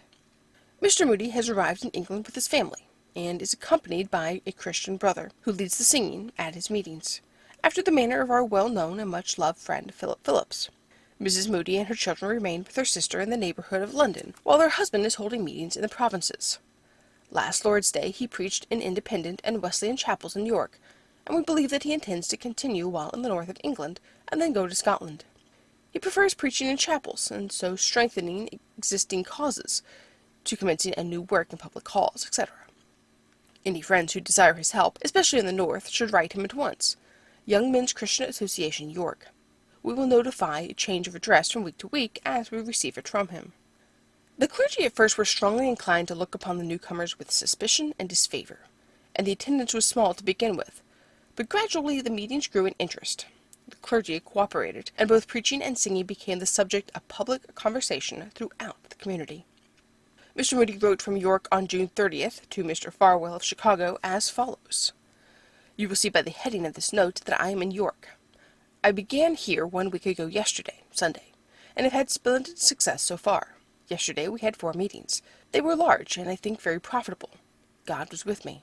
I preached in the morning on They that be wise shall shine, in the afternoon on No difference, and in the evening from the text, The Spirit of the Lord is upon me, because he has anointed me to preach the gospel. Sankey sang the hymns finely. All seem to be much pleased with him. I think he's going to do much good here. All chapels are open to us, and invitations are coming from all over the country. I think we shall have all we can do here. I think of you all, and get fearfully homesick at times. Keep me posted in regard to the Young Men's Christian Association building, and all about the stock. I should like to see a good building go up there. I do not see any better opportunity to work for Christ than in that field. I do not know what is to become the Young Men's Christian Association in England and America if something of the kind is not done. I send you some flower seeds. I think the one marked I-6 is beautiful, and never have seen anything in America like it. I hope you will have success with them. Remember me to Wells and all your family. Yours through the grace of God. Yes, I have known Mr. Moody ever since a memorable Monday morning in 1873, writes the Reverend F.E. Mayer, who was among the first to associate himself with the movement. I can see him now, standing up to lead the first noon prayer meeting in a small, ill-lit room in Coney Street, York, little realizing that it was the seed germ of a mighty harvest, and that a movement was beginning that would culminate in a few months in Free Assembly Hall, Edinburgh, and ultimately in the Agricultural Hall in the Royal Opera House, London. It was the birth time of new conceptions of ministry, new methods of work, new inspirations, and hope. What an inspiration when this great and noble soul first broke into my life. I was a young pastor then, in the old city of York, and bound rather rigidly by the chains of conventionalism. Such had been my training, and such might have been my career. But here was a revelation of a new kind. The first characteristic of Mr. Moody's that struck me was that he was so absolutely unconventional and natural. That a piece of work had generally been done after a certain method would probably be the reason why he would set about it in some fresh and unexpected way. That the new method startled people was the greatest reason for continuing with it, if only it drew them to the gospel. But there was never the slightest approach to irreverence, fanaticism, or extravagance. Everything was in perfect accord with a rare common sense, a directness of method, a simplicity, transparency of aim, which were as attractive as they were fruitful in result. The first 10 days of his meetings were only modestly successful, and he gladly accepted my invitation to come to the chapel where I ministered, and there we had a fortnight of most blessed and memorable meetings. The little vestry here, how vividly I remember it, was the scene of our long and earnest prayers, as we knelt around the leather-covered table in the middle of the room. 2 Presbyterian students, brothers, from Dr. Mackay's church in Hull, often used to pray with us, and I remember that Mr. Moody, at the Great Free Trade Hall, Manchester, referred to that little room as the fountain from which the river of blessing for the whole country had sprung. Many recollections of those days come back as I write. How in the midst of tea at home, Mr. Moody suddenly felt that he should preach his afterward famous sermon on heaven, and started off on a 3 miles walk to fetch his notes. How Mr. Sankey went over to see Mr. Rees of Sunderland, the sailor preacher, to whom I had introduced them, and proved his singing power in the little back parlor of a butcher's shop, to the entire satisfaction of both minister and elder. How we had our all-day meeting, the first of its kind in England, and how the fire of God burned hot in all our hearts. Ah, blessed days, that will live as long as memory endures, days of heaven, of wonder, of a new and brilliant constellation in one sphere, and of the beginning of a lifelong devotion to another man. which has only ripened and deepened with every succeeding year. The first public report of the meetings in York appeared in the Christian for July 10th, in a letter from Mr. Bennett, who said, "The following notes of our brother D.L. Moody's evangelistic labors in this city will doubtless be welcomed by your readers. On Sunday morning, June 22nd, Mr. Moody preached in Salem Congregational Chapel to Christian workers. In the afternoon, in the Corn Exchange, to about 1,000 persons, and in the evening in Wesley Chapel. Many were impressed. Every evening during the following week, Bible lectures were delivered in various chapels. Each service resulted in the saving of souls, but especially in the quickening of believers. Formality and apathy were to a great extent dissipated, and Christians have been led to pray and work for the conversion of souls. During the past week, the Lord has greatly blessed us in the ingathering of souls. On Sabbath day, June 29th, Mr. Moody preached in 2 other chapels, and also twice in the Corn Exchange, to audiences numbering about 1,000 each. Every week evening service is preceded by a service of song, conducted by Mr. Moody's co-laborer, Mr. Sankey, whose hymns, tunes, and voice, like those of Philip Phillips, have drawn and impressed many. Mr. Moody preaches the gospel, and Mr. Sankey sings it. Prayer meetings have been held every noon at the rooms of the Young Men's Christian Association, and many there have offered themselves and others for the prayers of God's people. Though this is the summer season, and we are under a disadvantage in consequence, through the miscarriage of letters to and from Mr. Moody, of not having notice, and therefore were unprepared for his visit, when Mr. Moody dropped down on us on the Saturday afternoon, arrangements were made and bills printed, all in a few hours, and from the first the Lord has greatly blessed our brother's labors in the strengthening and stimulating of Christians, and in the bringing of many out of darkness into light. This visit will long be remembered in the city. The congregations have from the first been increasingly large. All denominations have opened their chapels and given us their presence and help. Many of the clergy have also heartily bidden them Godspeed. P.S. Sunday evening, 11 p.m. Just before posting this, let me add that this afternoon a large chapel was filled to hear Mr. Moody. A deep impression was made. I was just come from the evening service, where every aisle and standing place, the vestries and lobbies, even the pulpit stairs, were crowded nearly half an hour before the evening service commenced. The Holy Spirit worked mightily. Sinners in all positions of life sought the Lord earnestly, and Christian brothers and sisters of the Church of England, friends, and of every denomination, were constrained without invitation to speak and pray with them. I don't know how many, but over 50 gave their hearts to Christ. Mr. Moody will, if the Lord will, proceed to Scarborough tomorrow. Writing again from York, July 18th, Mr. Bennett said that the American evangelists were still there, and that every meeting during the week just past had been attended with great blessing. One distinguishing feature of his brother's meetings, he said, is the Bible lectures which he gives on such subjects as the blood of Christ, walking with God, etc. The passages of Scripture are previously selected and read out by friends in various parts of the audience. The chapel was crowded long before the service last evening, and many sought and found the Savior. We have had most refreshing seasons in our afternoon prayer meetings. We hope to continue them.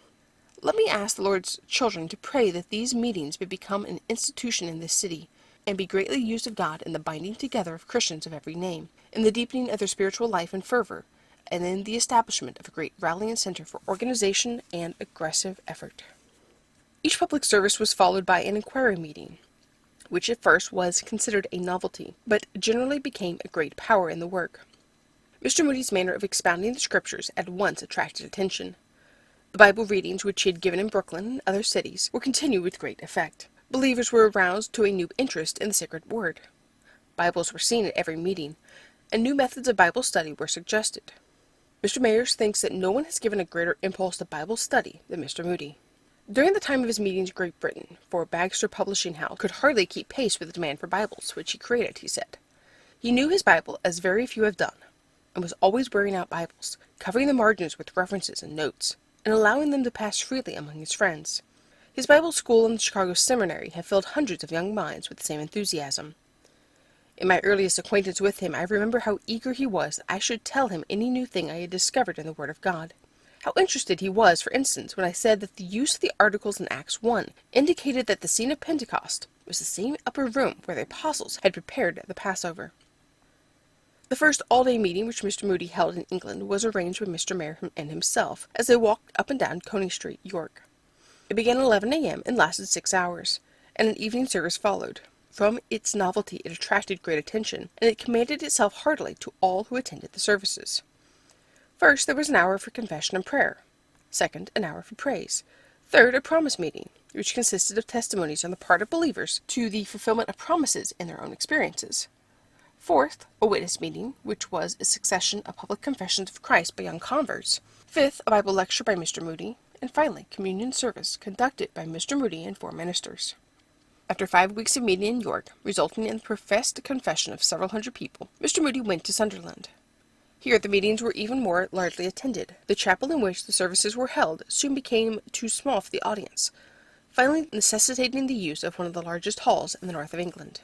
Mr. Rees, who invited Mr. Moody to Sunderland, was an open communion Baptist, the pastor of the Bethesda Chapel, where the inquiry meetings were held after the first meeting in the Victoria Hall. The weekday meetings were held in such chapels as could be secured, for there was more or less criticism to be overcome. It was said that there was only one minister heartily in sympathy with the revival movement. All the other clergymen were half-hearted or even active in opposition. During the Sunderland mission, a committee from the Young Men's Christian Association called upon Mr. Moody and asked him to speak before the young men. The invitation was readily accepted. The committee then apologized for not joining earlier in the work, explaining that their delay was not due to lack of sympathy, but to the fear that the association would be injured if its officers seemed to favor a sectarian work. When they came to a better acquaintance with him, they were frank to acknowledge how little they knew at the time of the spirit of the preacher.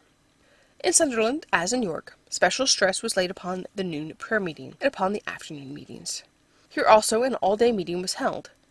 It is interesting to read the impression which Mr. Rees had after working for a month with Mr. Moody and Mr. Sankey. 1. Both these brethren are genuine to the backbone. 2. They are as disinterested as they are zealous, and their zeal is extraordinary. 3. Mr. Moody is the Mercurius of the pair. Mr. Sankey is not the Jupiter, but the Orpheus. The former is not eloquent, but very fluent, not poetical or rhetorical, but he never talks twaddle, and seldom utters a sentence that is not well worth hearing. He is a rapid, too rapid a speaker. Nevertheless, what he does say is sensible, forcible, and to the point, and not too long, which is a great advantage. He is American to the core, in speech, intonation, and vigor. His anecdotes are superabundant, and for the most part the acquisition of his own experiences. They are always apt, often most pathetic, and sometimes appealing. His earnestness is intense, his energy untiring, his courage large, his tact uncommon, and his love for souls most tender. After the Sunderland mission, Mr. Moody began a new work in Newcastle on the Tyne. He had now gained the sympathy of nearly all the ministers of the several denominations, except those of the established church, who, learning that he was not ordained, refused in any way to countenance the work. After a few weeks of very successful meetings, the editor of the Newcastle Chronicle, Mr. Cohen, then a member of Parliament for that district, described the meeting in his paper, speaking of them as a wonderful religious phenomenon. On the whole, it was a friendly review and criticism of the work. This was an unusual notice for such a prominent secular paper, and Mr. Cohen's article created a profound impression throughout England, resulting in invitations to hold services in other cities.